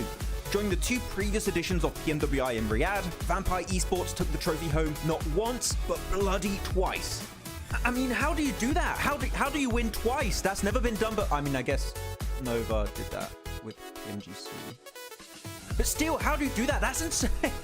With their back-to-back victories, Vampire Esports have secured over $1,264,500 in cash prize, which makes them one of the highest earning teams in PUBG Mobile Esports history. Are you looking forward to the Esports World Cup this year? Who do you want to see qualify and secure a portion of that sweet, sweet prize pool? Share your thoughts with us in the comments. Has Alpha7 finally found a worthy opponent? Finally, worthy opponent. Our battle will be legendary. PUBG Mobile Esports will now have a star football player, Neymar, rooting on his favorite team as Furia enters the battlegrounds. Furia is one of the most prestigious esports orgs in Brazil across multiple titles as they now look to take on a new challenge. Furia consists of players from multiple teams with a depth of experience as they come together to challenge the top. The team consists of Kayovsky, the man who has won the last 2 PMPL Americas with Influence Rage. Adrian, coming in hot from a tense game. Hey guys, we're back. Thank you very much for sticking with us. We had a little bit of a delay there. Stuff happening in the background, not sure what, but we're getting ready for our last match of the day, and we can look back on all the wins. And Everest did, as you say earlier, have 2 wins, so good for them. GG Everest, doing well. But I did actually read the script, by the way. I went ahead, I'm sorry. Stalwart actually going to win this Miramar with 11 eliminations. 11 I think it's interesting for day 5, yeah. I swear if that happens, man. No, but it's not happening. They're going to hot drop. But if it does. No, prediction is going to be, who are they going to hot drop this time? Who are Stalwart going to hot drop onto? that's a I mean, wild pick. I could cheat, but I'm not. I'm saying they're hot dropping a team that makes even less sense. They're hot dropping MadBulls. For MD. Oh. In the same vein, yeah. But something's going to happen there. It has to. Who do you guys think? Tell us. Max, show us your receding hairline. No. Whoa, is that Kalaris? No, that was Brian. Is that Kalaris' like alter ego? His alt account. Maybe it is. But let's get right to the match. Dark Venom, I don't know why you guys aren't sharing funny moments due to match delayed. I mean, funny moments? I don't know. What's the funniest moment? A lot of them you can't really say on air, or unless you want to get fired. Because a lot of the time they're funny because they're not PG. Can't use on air. There are a lot of fun moments though behind the scenes. Okay, I'm Stalwart already dropped. I think one of my funnest moments was that recording I have of you eating a banana at PMGC Season 0. Oh, Not the mermaid impression. Woken up. Or that. Break it. Or you trying to wink. You not realizing you can't wink. Everyone's told me I can't wink now. I get it. The copium has ended. Though, hey, look at Star Wars. They're dropping next to Stronger. This makes sense. This makes way more sense than anything we've ever seen before. Are we going to see Star Wars hot drop Stronger? Please. That would make me think that Star Wars kind of know what they're doing. Which mermaid, by the way? In Saudi Arabia or in Poland? Poland. The OG. Ah, okay. The OG. The OG mermaid moment. I don't think they're dropping each other. It looks like Stronger are too far away. They're going to. They stretched it to Los Leones. It seems they're not interested in fighting them. Yeah, okay, they're just going in the city. I thought they might want to try and target them, but no, not even a target drop. One of the few times we want you to hot drop Stalwart, you don't do it. I think it's too early now. I think you do it tomorrow if you're in range. Actually, no, because what's the point gap? Let me check it again. 33. Yeah, so wait for tomorrow then. If it's 33, wait for tomorrow. It would go to MadBulls, drop 10 times, but 4MV, no, not 4MV, no, don't do that. Too scary. I really wonder why Muerte like specifically chooses like really far out places. Like, do they not feel comfortable to contest different drop locations? Like, they always choose these ones that are like super far away, right? And I kind of wonder why. They just like playing based around edge of circle and going. They're not scared to go for wide wraps. We've seen them do it many times. It's just you can't do a wide wrap when you have a circle going on military island when you drop in a northern position, right? That just doesn't work out. I feel like they just like playing PUBG Mobile in hard mode. Yeah, they're like, how about we make this game even harder for us? It's like they're Kakarot with the or Piccolo with the weights in training. Imagine, and when they get to finals, the weights come off. One day when you see them take a central drop, you just do that meme of them. You just put their face on top of Kakarot when he takes off that. Or like Lee from Naruto. Just removes his, what is it, on his wrist and also his ankles? Yeah. Lee. I like him. I wish I could pull off his haircut. What was his haircut already? Bowl cut? Just bowl cut, yeah. I was like, wait, what? I couldn't, but yeah. Actually, you wouldn't know, but my hair up here, minus these little fluffy parts that I keep getting because of the headset. The hair up here actually is like down to here now. It's actually really long. Oh, wow. Could be an emo if you want. I'm trying to see. I tried so hard, and yet so fun. I think I would do like what's the Blink-182 song? I don't know. I can't remember. Kirito, no! Aww. He interrupted his jogging. He interrupted his jogging session of the day. This is why you don't do cardio. Gotta get faster, Kirito. What the hell? Buff up those stats a bit. Why CSA don't have TDM like EMEA? I want to see MadBulls. So, yeah, Max. Why? Oh, why, Max, man? I mean, you have different teams that take care of their regions. So, for example, the team that takes care of EMEA was like, oh, we want to add a fun little extra game mode, and we're going to do TDM. And different people manage CSA and SEA and also Americas. You have different teams in charge of that make different decisions. That's why all the regions have like different formats. Americas has a different format. Point system works a little bit different in other regions also. It is because of the teams that manage those regions. I can't go too far in depth as to why those are made, but they're different people in charge. Can I give my opinion? Sure. Or no, not my opinion. Can I give a weird, funny thing? Sure, go for it. You might have been the first person I've ever seen kind of wonder where the TDMs are and miss them. The first viewer. Like TDM. Oh, we're getting into some topic. I would like some risky topics. I think that instead of doing TDM, you have all 16 teams play the current game mode. I think that right now you put everyone in the game mode playing the Mex mode.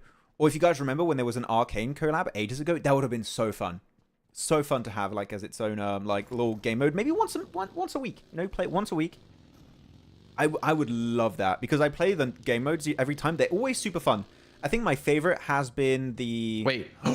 Max. What? Is the Dragon Ball collab, Dragon Ball Super collab, going to be around during PMWC? Or 4v4 TDM as a Dragon Ball character? No, so it's already out. It's just the skins came back. I don't think they're redoing the game mode. I would love if the game mode happened again. That was actually, yeah, you know what? Now you say that, that was the best game mode. That would've been sick. That was super fun. Like, you had the game mode in the Battle Royale mode, and you also had, like, a completely different map. It felt like a different game. They could have literally taken that, made a separate game, and it was like, yeah, it stands on its own 2 feet. It has its own slaps, game. Man. It really I think slapped. Instead of TDM, you do DM. No teams. You pick one player from each team and do a deathmatch. Oh, I thought you meant like DM, like Dragon, like Dungeon Master from Dungeons and No. Dragons. I'd rather see like roleplay. 1v1s, but I think doing like a death match where you just have like 1 or 2 representatives from each team, and you do like a mini DM battle royale. That'd be kind of fun. That'd be a good one. Jason, was that meant to be funny? Oh, Brian is going for your throat. Oh my god. What meant to be funny? I don't know. Something you said a little bit earlier. I don't know what. Because I'm not a fan of the TDMs personally. I don't know if viewers are. My general sense is that viewers aren't a fan of them. But that could be me also just taking my opinion and putting it on your guys' opinion. I think it's short. I think it's fine if they're recorded before the day starts. I think it can like interrupt maybe the game plan of teams a bit. But I don't know. Give me TDM or like 1v1s with like Car 98 only or something. Actually, or yeah. AWM only. Like that would be fun. That'd be hype. We had a really good time. Which tournament was it where we had PMWC or PMWI last year? PMWI last year, right? And we had them playing super with a hype. sniper, sliding around with a sniper. That was super fun. That was hype. And especially playing on Ruins. Ruins is the best TDM map. If you want to do TDM, do it in Ruins or the Library. Library is also a fun map. Right there. Ray Kage's here? Of course, yeah. Clear. Ray Kage is always here. He's always here for the boys of Hardbass. In position-wise, so, I mean, look, Stalwart then are fighting stronger. You see where they're going? See the minimap? Stalwart are looking for some stronger players. I think the in-game is ahead of my I think it is a bit. map stream. Night mode is the best, and it would be great for competitive. Actually, I would not hate that if in competitive you had a percentage of chance that you would go, I don't know, in rainy mode, in foggy mode, in night mode. I think that could be fun. Maybe not in like the main competitive circuit, but like as a one-off tournament. Or would you guys not like that? You know, I wouldn't hate it, but I would like to adopt the idea to like, if we have 3 Erangels a day, one of them's foggy, one of them's night. Like one map has a potential. Not even that. 1%. One map every day has a chance of being a different weather type. No, because you don't have a chance to be like, oh, this match has a chance of being Miramar or has a chance of being Erangel. I think you just, since you have 3 Erangels, you do 3 different versions of Erangel. But weather's unpredictable. You never know. I mean, I'm just being a devil's advocate for that one. I don't know. I just think it would be a fun little aspect. Sunny days are the best for competitive. Yeah, I get that. Just more like a fun thing. I think for competitive, especially if you do the foggy, like, what's the point of scouting? Like, it's foggy, I can't even see like 100 meters in front of me. That's not good. But just as like, you know, a fun little thing. Rain also would be pretty impactful because it would make your rotations and footsteps less audible. So you could like get onto compounds and snake into positions super easily. Imagine there's thunder as well. So you like don't shoot till there's thunder to hide your shots. The nade explodes right on the thunder strike. I'll be like, good timing. We're cooking, man. We're cooking with something spicy. And talking about cooking, Doc is there. Oh, did I almost curse him? I thought he was going to get knocked for a second. Speaking of cooking, or MV. Because he's the nade guy. Okay. Choto. Good one, Baron.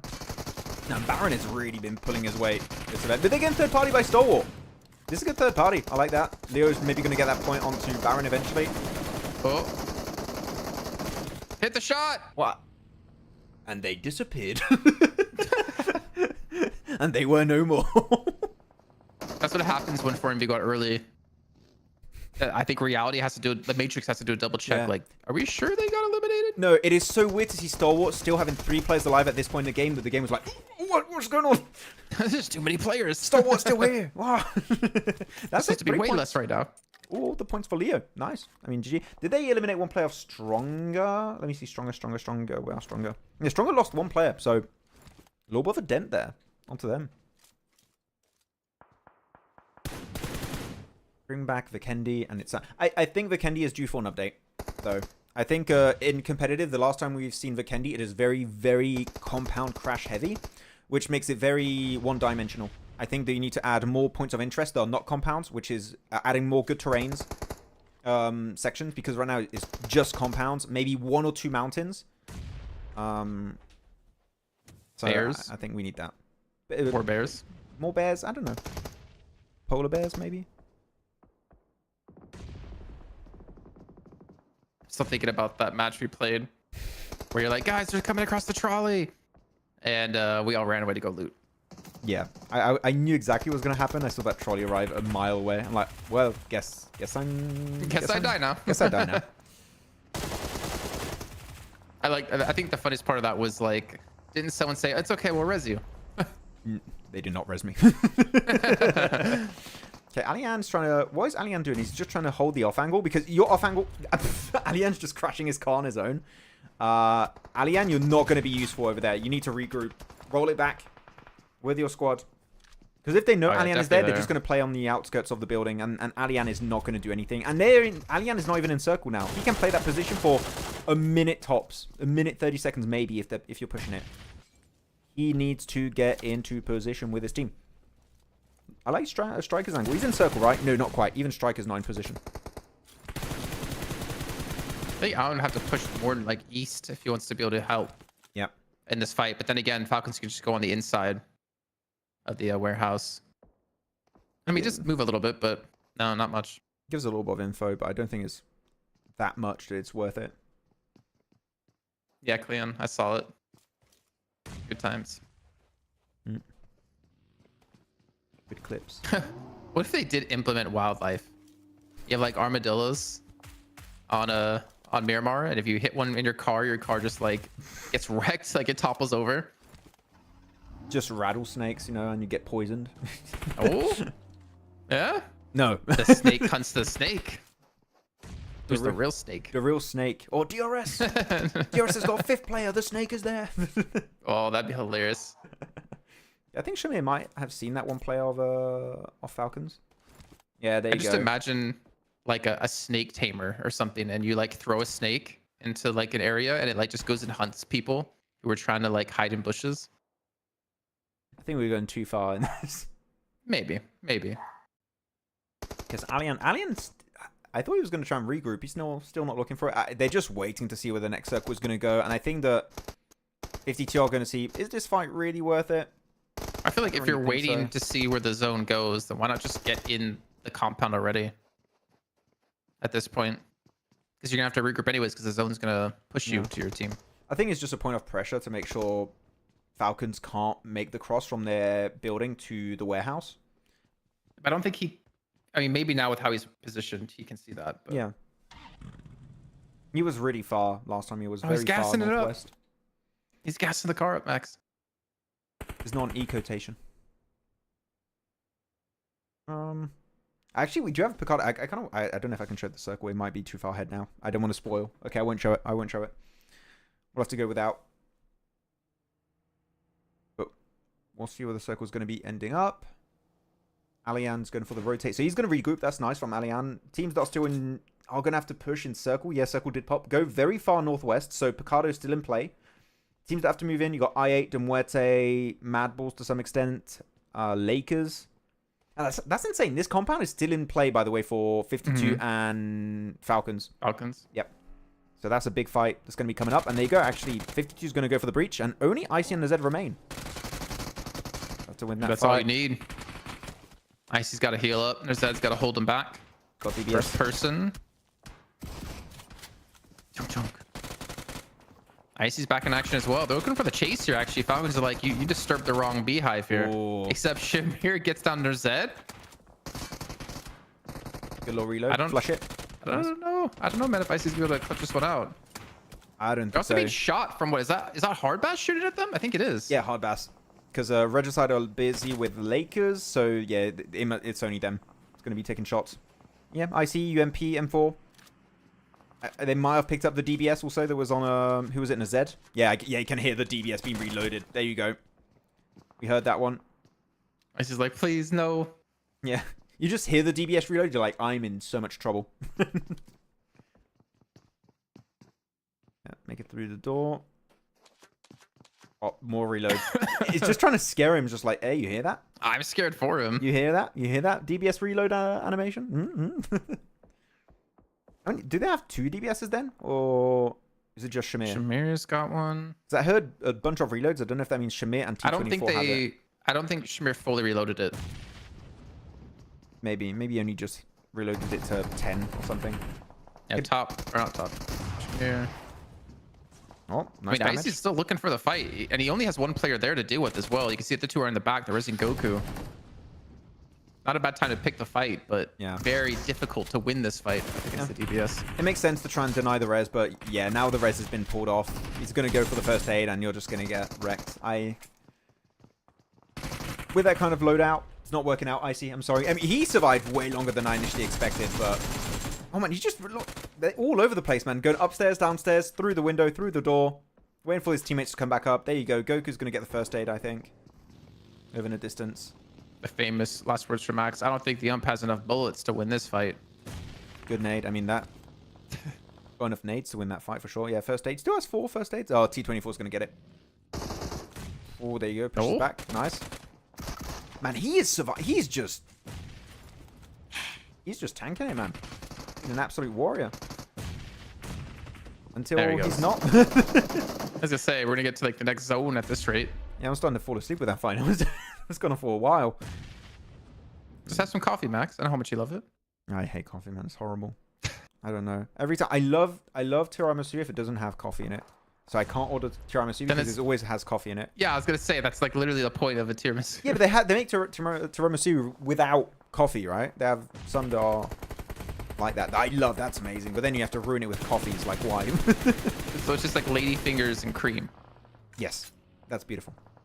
I love it. Beautiful. Okay, if Alex can go out, I mean, yeah, this is a big push from I. They had to win, but that transition outside of the blue zone. What is that phase? Now phase 4, I think. So that circle was starting to do a little bit too much damage. They had no option, and I get picked off. And look at that. I always call, by the way, the Rook warehouse, I call that the Nova warehouse. Back in PMGC, when they won, they kept playing this warehouse almost every Miramar, and they would always win. It is such a strong warehouse compound that Rook have. If you keep teams far enough, after there was a different meta back then, you had the Mini 14 meta, which kind of really worked great with that compound. DBS meta, it's not that easy to defend anymore, but it's still strong if you have some good long-range weaponry. Yeah, that's So you're favoring Rook here for sure, like out of all the other teams. Yes, yeah. I think actually the only weakness to Rook, I would say, if you're Muerte, this is a very big brain play. If you're Muerte, you cleared I8, you know that east is somewhat free. I would even wide wrap to the east of Rook and play the high ground east of the warehouse. I think that would be a very, very solid play. I don't expect them to do it, because I think they've seen Rook and they might be a little bit scared if they went for a 2-2 split between the warehouse and the hilltop. If you know the hill is free, I would 100% do that. I think that would be one of the smartest rotations we've seen today if Muerte do it. Okay. MadBulls have actually been really quiet today, I feel like, compared to yesterday. I feel like yesterday they were having much cleaner performances, especially as we talked about of just kind of waiting for their moment to strike. Nothing too flash, nothing too crazy, but it might meet up against KSAX. Then we have Stronger and Muerte here, and obviously Stronger in a decent position with the compound, but Muerte, it looks like they're looking to crash it. They're going to take a lot of damage coming in. Or It's just a maybe car. none, actually. Yeah, it's just a car that was fuming. Yeah, get out of the car in time. Nice, a little bit of a nade trade-off. I like that Foopsman is staying on the side. Because if East is trying to go for the high ground play, which I think he was trying, Foopsman could maybe negate that a little bit.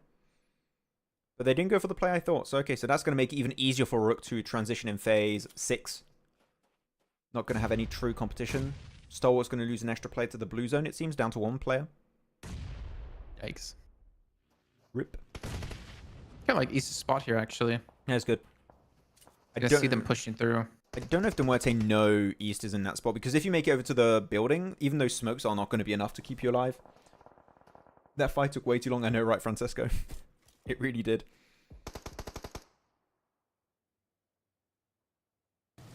Okay, so what's the game plan? Because they still have, again, they're in the circle. They're not forced to take the fight exactly right this moment. But man, East angle is going to be very, very strong. I mean, just the information he's getting as well. Like, he can tell his team when they're actually pushing. You can see other people on that minimap not even looking at this fight because they realize I've got my man there to let me know. Wait, look at Rook. Wait, look. Wait, I just realized. Oh. Wait, Rook left Okay. Rook left their compound? Rook, that is super risky. They sent players actually towards the fight. Are they going to send more? Because they got one player on the off angle, one player actually there. Keeper Bus gets the knock onto Foops, man. That might be a flush, actually, if he keeps pushing. Well, I think Vic got East right before, so, you know, keeping it fair between both teams, knocking one apiece. Wait, they're sending 3 players. This is very aggressive from Rook. I mean, if it works out great, they're going to get a ton of elims, but the risk is there. I guess they're keeping Yankee back just to keep a watch over the compound. Goodness. Oh. But yeah, this is a pretty big commitment, and Stronger are just chilling, not even going for the fight. And the zone, as you can see, has shifted away from these compounds, so eventually Stronger is going to have to leave it, as well as Muerte. Stronger like, thank you, Rook. You saved us. Yeah, but even then, they're not going to make it out because their position is not in circle. And they still have cars. Rook have cars. They can regroup if they want. I'm just scared that Yankee's position, if someone saw that rotation, maybe MadBulls would want to breach it. But I don't think they've seen it. MadBulls seem very unwilling to move currently. So I think that means they have no info that Rook made that move. Muerte eliminated. 6 elims for Rook. I mean, it worked out. Keep a boss. No. Oh, okay, he's fine. It's not you driving. True.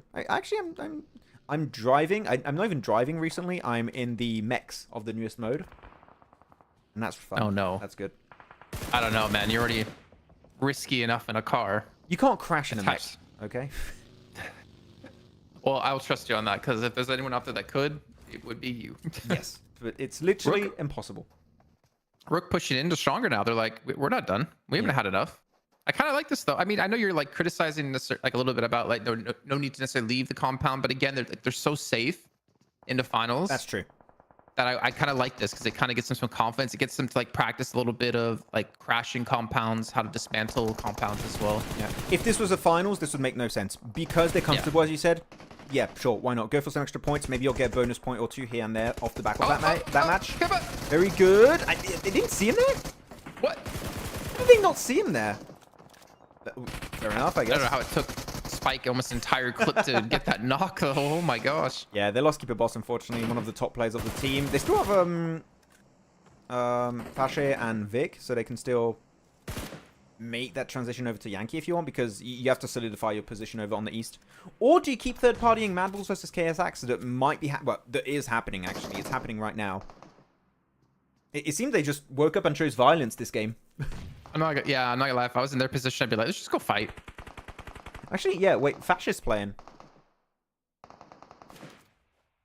Wait, Fascist, is that just a rename, or is that like just a different player entirely? Let me check. Where's Rook? Rook. No, Fascist is a sub, and you have Sonic there, so Fascist's playing. Getting some experience again. I mean, No reason not to at this stage. Fascist is a very experienced player, though. He was on Kanina Power back in the days. I think even 12-18 at some point. I might be mistaken on 12-18. That was like 3 years ago. Well, yeah. I think experience in the event. Oh yeah, is important though. Yeah, just to kind of get a feel of the teams. But at the same time, I don't know if they'll field a 5th player like that when they get to the finals. Are they actually going to continue? I mean, they're like kind of waiting for MadBulls to make a move, I guess. Yeah, wait for the circle. If They're it goes like, will east, you, won't you? I think here you just go back to the warehouse. I don't think you have to take that fight because you lost a player earlier. You lost a keeper boss. You might as well just do that. Now you got still DRS versus, what is that? Just one player of yeah, Hardbass. Hardbass is Maxi. So yeah, 3v1 over there. Yeah, it seemed like Fascia and Vic, I mean, as you said, right, they have nothing really to lose on this one. They know they qualified. Might as well take the risk to get a big elimination win. But you're at risk. It is vulnerable and Fascia gets knocked. Unfortunate. Yeah, I think Vic can get that res pretty easily, though. I think they're fine. Especially because MadBulls are still mainly focused on KSX. That's their main issue, Mad Cat. Not a good time to be running with a nade out, unfortunately, for him. Very vulnerable. Oh, are they going to leave or are they just going to push on Rook? I think that's the best play. Oh, he can't pick up enough speed. Oh, rip Fleeker. He was trying to go uphill. Didn't work out. So again, like Rook being saved indirectly by KSX there. Kinda, yeah. Buys him some time. I kind of like when teams actually take advantage of this, of like when they know there's other teams fighting, like the enemy of my enemy is my friend kind of thing. Yeah. Like, thank you. Make it work out. Oh, that second nade could have been a knock on English. Hey, man, yeah. They're back at it. Fashy wants those points. He's going to flush Zerich. There you go. Get the point. Confirmed. There you go. Yankee's the one to get it. Wait, Yankee? Oh, Yankee has vision on this? I didn't realize Yankee actually could see that. I thought there was a ridge that denied him info. No, Yankee actually can see this. This is even better then. This is better than what I initially thought. Sun guy woke up. Okay, maybe I should put on the music. This has been a very chill game. It's been very DRS. I think DRS might have a chance though, considering they still have all 4 players left alive. Rook is split. I think it's very possible we could actually see Rook lose this, but again, it's not really like the end of the world for them. Ooh, English dancing. Wait, oh, DRS, get it. Sleepy, yes! He's got 4 points. Okay, but you have to use that car. Like, that car's going to be pretty important. It depends on where circle goes, though. If the building is not in play, DRS could win it. Pushing uphill to the warehouse, no, it's still kind of in play. He could still play on the ridge. But DRS have... actually, this is a tough one to predict. Because Yankee's spot is so good. He will have to go over the ridge, but even the ridge itself is really good. He's just keeping tabs on who's there. Oh, he gets the angle onto example, I think. Did you see him? Come on, spray it. Get him. Oh, no, you can't anymore. Example's hiding. I don't know. Who do you guys think is winning this in the chat? Rook or DRS? What are you predicting, Jason? Oh, Jason's gone. Didn't even realize. Yeah, I can hear you. I think the internet just like cut out for a second. I was just talking the entire time. I didn't even realize. We're just going. I was trying to say, I was kind of hoping DRS would just crash this and take away the high ground position, but at the same time, they just need to wait a minute, and Yankee's gonna have to leave this position. I would favor DRS, yeah. No, now because they got players in circle, and yeah, they've got kind of center circle control. I'm surprised they didn't send a player to crash the crate. There's a crate in the center. But in terms of, yeah, actually, no, you'd have bad off angles from Rook. Pretty good flush down to Gante. Vic has getting himself to a really good spot here too. Now he has center control. That ridge is really good. Their car is not in working condition. It's super low HP. Yep. They took a lot of shots. I mean, they have a second one out of example, but they took so many shots, like getting up to that little cliffside. This is going to be down to, can you get the opening knock onto Yankee? If you eliminate Yankee, you can win it. But Yankee's position is... nade. Yeah, it's too big a threat to their position. Underthrow nade. You connected? I didn't hear the explosion. What? I think I didn't hit anyone. I don't know. Is it laggy for you, or is it just me? Not for me, it's fine. Oh, okay. It's me lagging. Oh, good, good. Okay, so Fash is going to try and reposition around Vic a little bit more because it's center circle. And you have now 2 minutes 30 before the circle is completely closed, so DRS have to move in. DRS don't have priority anymore. And Yankee is still alive, man. He was able to make it down to that rock. It's pretty nadeable, but yeah, okay. This is a Rook win. This has to be a Rook win. DRS are in such a horrible spot now. If they cleared Yankee, maybe, but Yankee's there. And Fash has got an MG3. This is game over. Yeah, you just keep going because I can't see anything, by the way. It's like skipping around like crazy. Oh, really weird. Okay. No, that's it. I mean, wait, they got Fashe? Wait a minute. Sleepy, please. Redemption, Sleepy, please. Oh, no, Blue Zone. Okay, no redemption. I take it back. Nope, Rook win. GG's. They wrap it up. Good game. Very, I mean, overly aggressive. But, again, as you said earlier, Jason, makes sense based on their position in the rankings, right? They can afford to take risks. They can go for it. Why not? And see how it goes. So yeah, 13 eliminations from Rook. I think if they played it the passive way I said, they would have got maybe 5-6 eliminations. So the bang for their buck here for this match, and their position is very high. Good conversion. GG's. Okay, Jason? 13.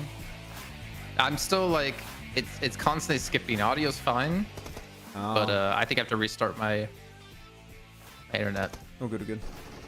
We're going to wrap it up soon anyways. But it's perfect timing at least because we're at the end of the day. True.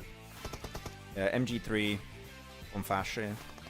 Just go for the big old sprays. Yeah, it's tough. I think that DRS got a little bit hurt by the blue zone, but I like to see Rook being able to not just get good positions because that's what they were doing a lot this week.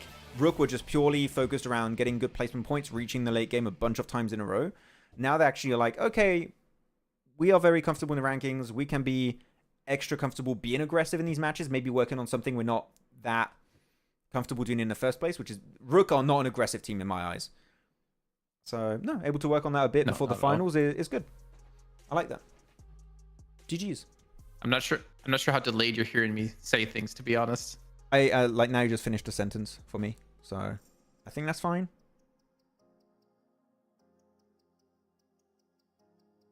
I don't know. Okay, I guess there's an issue there. No, I mean,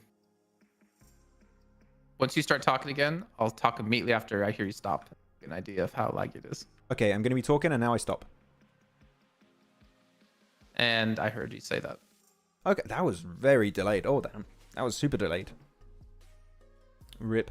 Okay, I can try and wrap it up soon. I We'll wonder just if I wait. stop watching the stream, if that'll help. How's my audio now? Is it quicker? Faster? Better? Maybe. Stronger? Wait, 1, 2, 3, stop talking now. Hi. Hello. Still a little bit of a delay. Still a little bit. Yeah. All right. Well, let's move on. Let's just move on. We'll have to deal with it, I guess. Yeah. Backfire. Thank you, played TDM. My snakes and losing. Yeah, poor DRS. I mean, they still made a really good play. They made it through in Picardo. Transitioned through Picardo with a bunch of eliminations. How many elims did they get, actually? I didn't even see. How many? DRS don't have winners quality. I mean, DRS are not a team that will always win matches if they reach the late game. I would say that's for sure. They're not like a team that's going to get chicken dinner after chicken dinner like a MadBulls or 4MV. They do lack on that side, for sure. But they are still a strong team. But they do lack a little something that those two teams I just mentioned have. Oh yeah, you're super laggy from the underscore. Easy. Yeah, well, I think we're losing Jason, guys. What's everyone saying in chat? Can you guys predict which region will win PMWC? Can guarantee you it will be Asia, but I'm not sure. Wait, Asia. What do you mean by Asia? Like SEA or CSA? Because Asia's not a region like that, technically. At least a PUBG Mobile region is what I mean. And Vic is MVP. GG, Vic. 4 eliminations, 858 damage. Very nice game. 4 match. Hashtag 2DRs. How many? Let me see the total games. We'll see a bit later also. There's only one guy on that house. They have to push the house. I mean, Flint, so when you're looking at that game for DRS, of course you want to try and push onto the house of Yankee. I thought they might do a little bit earlier when, for example, Rook were busy fighting MadBulls versus, I think it was KSAX at that point.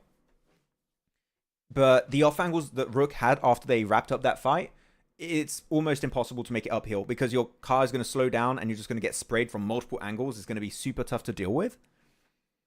So I think if DRS wanted to push onto Yankee, they should have done it 2 to 3 circles ago when the team was split. But they were still busy clearing, I think it was Hardbass in Picardo. So it didn't quite work out as planned.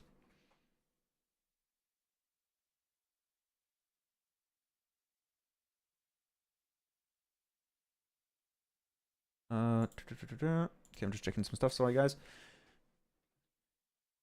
There's only one in the first place. So you could know there's one player actually, because, so wait, they were in Picardo, some players across. I don't think they could know inherently that you were solo. I think you could make an educated guess. So, but of course you don't want to make like big plays based around educated guesses, right? You want to have actual physical information that's valid, that you know is true. So in that sense, you would not know.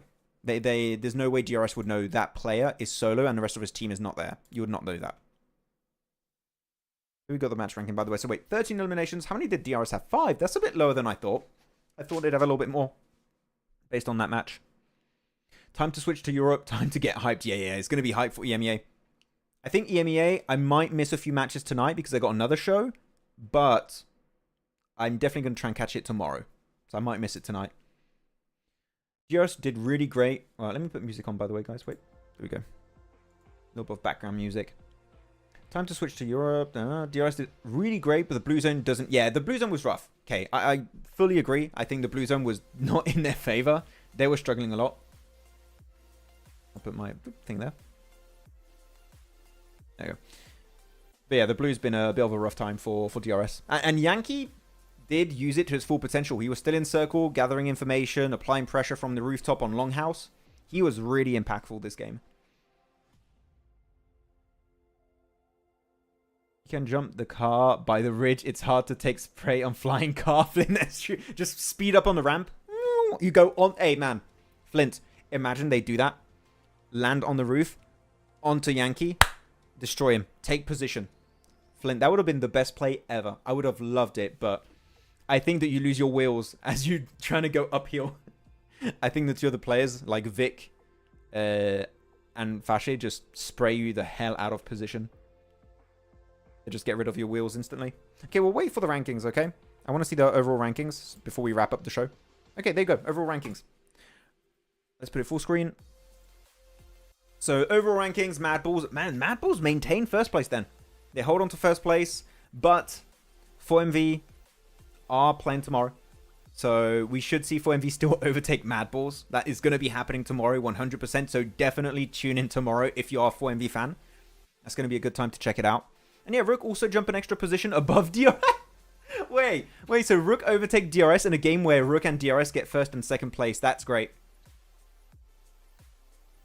Chuchung Palden says DRS opportunist, gameplay not much. I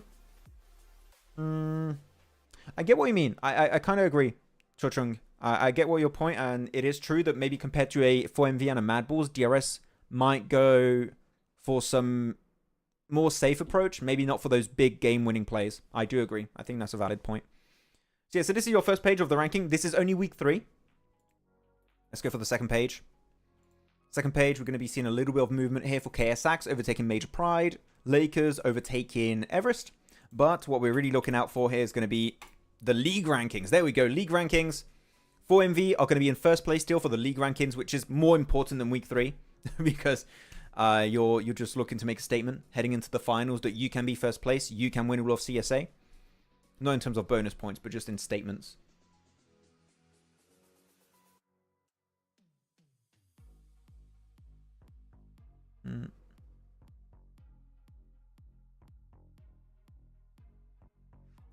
What's happening? Soul Crowned 1. What?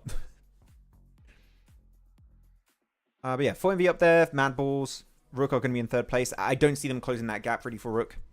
No way that's happening. Same for DRS, IHC. That's pretty much decided. We know who the top two are going to be. It's going to be MadBulls and it's going to be 4MV. So GG to them. Now going on to the second page. We want to see what the gap is going to be for top 16. That's what we want to look at for tomorrow. And there you go. Top 16 gap is going to be 301 points. That's the current entry point into top 16 set up by Stronger. Stalwart 270, so they need 31 points. And WAOW, I mean, I still think WAOW personally are out of the race. Same for Major Pride, unless they have an insane day tomorrow and Stronger or Stalwart have a really bad day. Technically, it's doable. I just don't see it happening. But tell us, guys, who do you think is going to be taking the 16th place tomorrow? Do you think it's going to be Stronger, Stalwart, maybe WAOW or Major Pride? I think Stronger are going to maintain top 16. That is my opinion. So we shall see. But yeah, tell us in the comments who you think is going to be taking this win. Because I think it makes sense that Stronger would make it. But unless Stalwart do something about the hot drops on Miramar, I think Stalwart are not going to make it. Unless they change that. If they change the hot drop, maybe Stalwart make it. But outside of that, I don't see that happening at all. There you go. That's it for us. Do you guys have any comments in the chat? KSAX for me? No, KSAX not making it. Flair, I'm sorry. Sorry to break your dreams, but they're not making it. It ain't happening. DRS is a passive team. DRS are a more passive team as of recently. They were a bit more aggressive at the start. I think Sleepy was doing a lot more, and they kind of rolled it back a bit.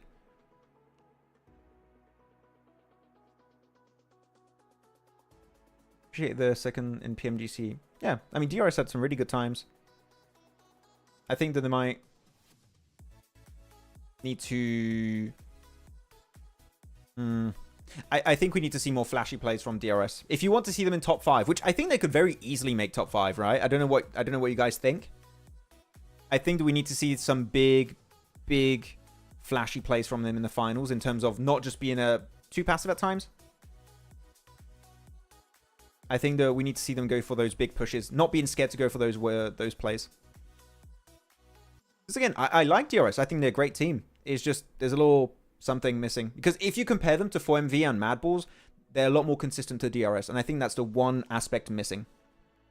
And that's great. Like even you could even say 4MV and MadBulls still have some things to improve upon. Sure, like that's valid. With a gameplay like that, that's true. Tias, I do agree. And this is getting a little bit controversial in the chat, guys. Let's not start a fight in the chat. Okay, let's not do that. But passive is good, but sometimes you need to be aggressive. Sometimes you need to go for those big plays, and DRS have not been doing it in week 3, at least. They were doing it a bit at the start. They slowed down a little bit. Maybe because they know, that's one thing you have to keep in mind. Maybe DRS know they're comfortably going to make in top 16. Maybe they're just like Falcons, maybe. They're chilling a little bit more. And they're going to bring out the big guns in the finals. That could be the case. Do you guys think... Actually, before we wrap up the stream, I want to know, because we're all talking about DRS. Do you guys think we are going to be seeing DRS qualify in top 5, making into PMWC? I want everyone that's still watching to tell me. Is DRS making it in top 5? Oh, he's back. Jason's back. I made it, but I have nothing open. Can you put your stream back on? Sure. Well, I can't right now, otherwise it'll like just be super messed up. But it's like we've stopped looking at the rankings and stuff. I just did a final question. I was just about to wrap up the stream, and you can weigh in a little bit. Do you think, because we have a big convo with DRS in particular about them being maybe too passive, not going for those big winning plays, do we think DRS is going to qualify for PMWC? Yes, no.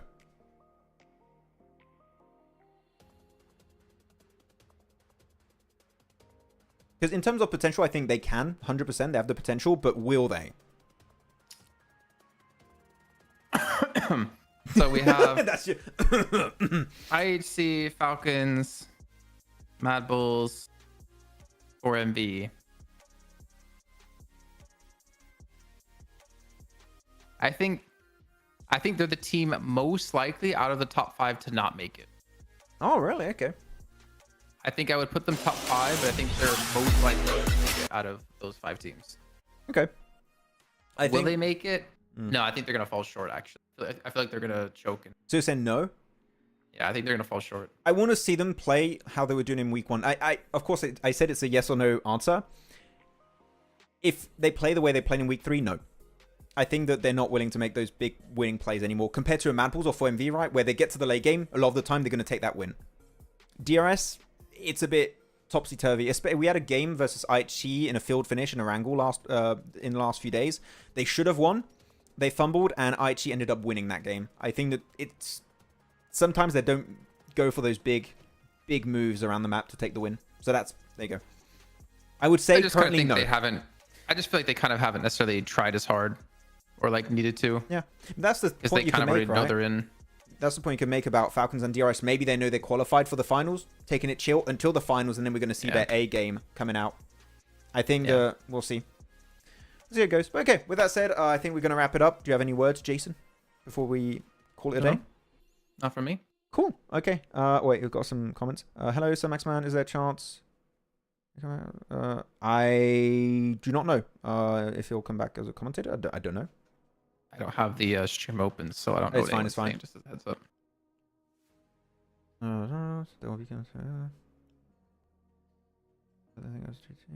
Okay, seems like we're good. Okay, well, with that said, guys, thanks so much again for checking out the broadcast. We'll be back tomorrow. You definitely want to check out tomorrow because we're going to see which teams are going to be in top 16 and which, which we know 15 out of the 16 teams, right? We're going to see between Stalwart. We're going to see between them and Stronger, and also what was the other one? WAOW Esports. Also, maybe Major Pride, even though it seems very unlikely. So we'll have to check it out tomorrow. And then we have the finals that will be starting next week on Friday. So thank you for watching, guys.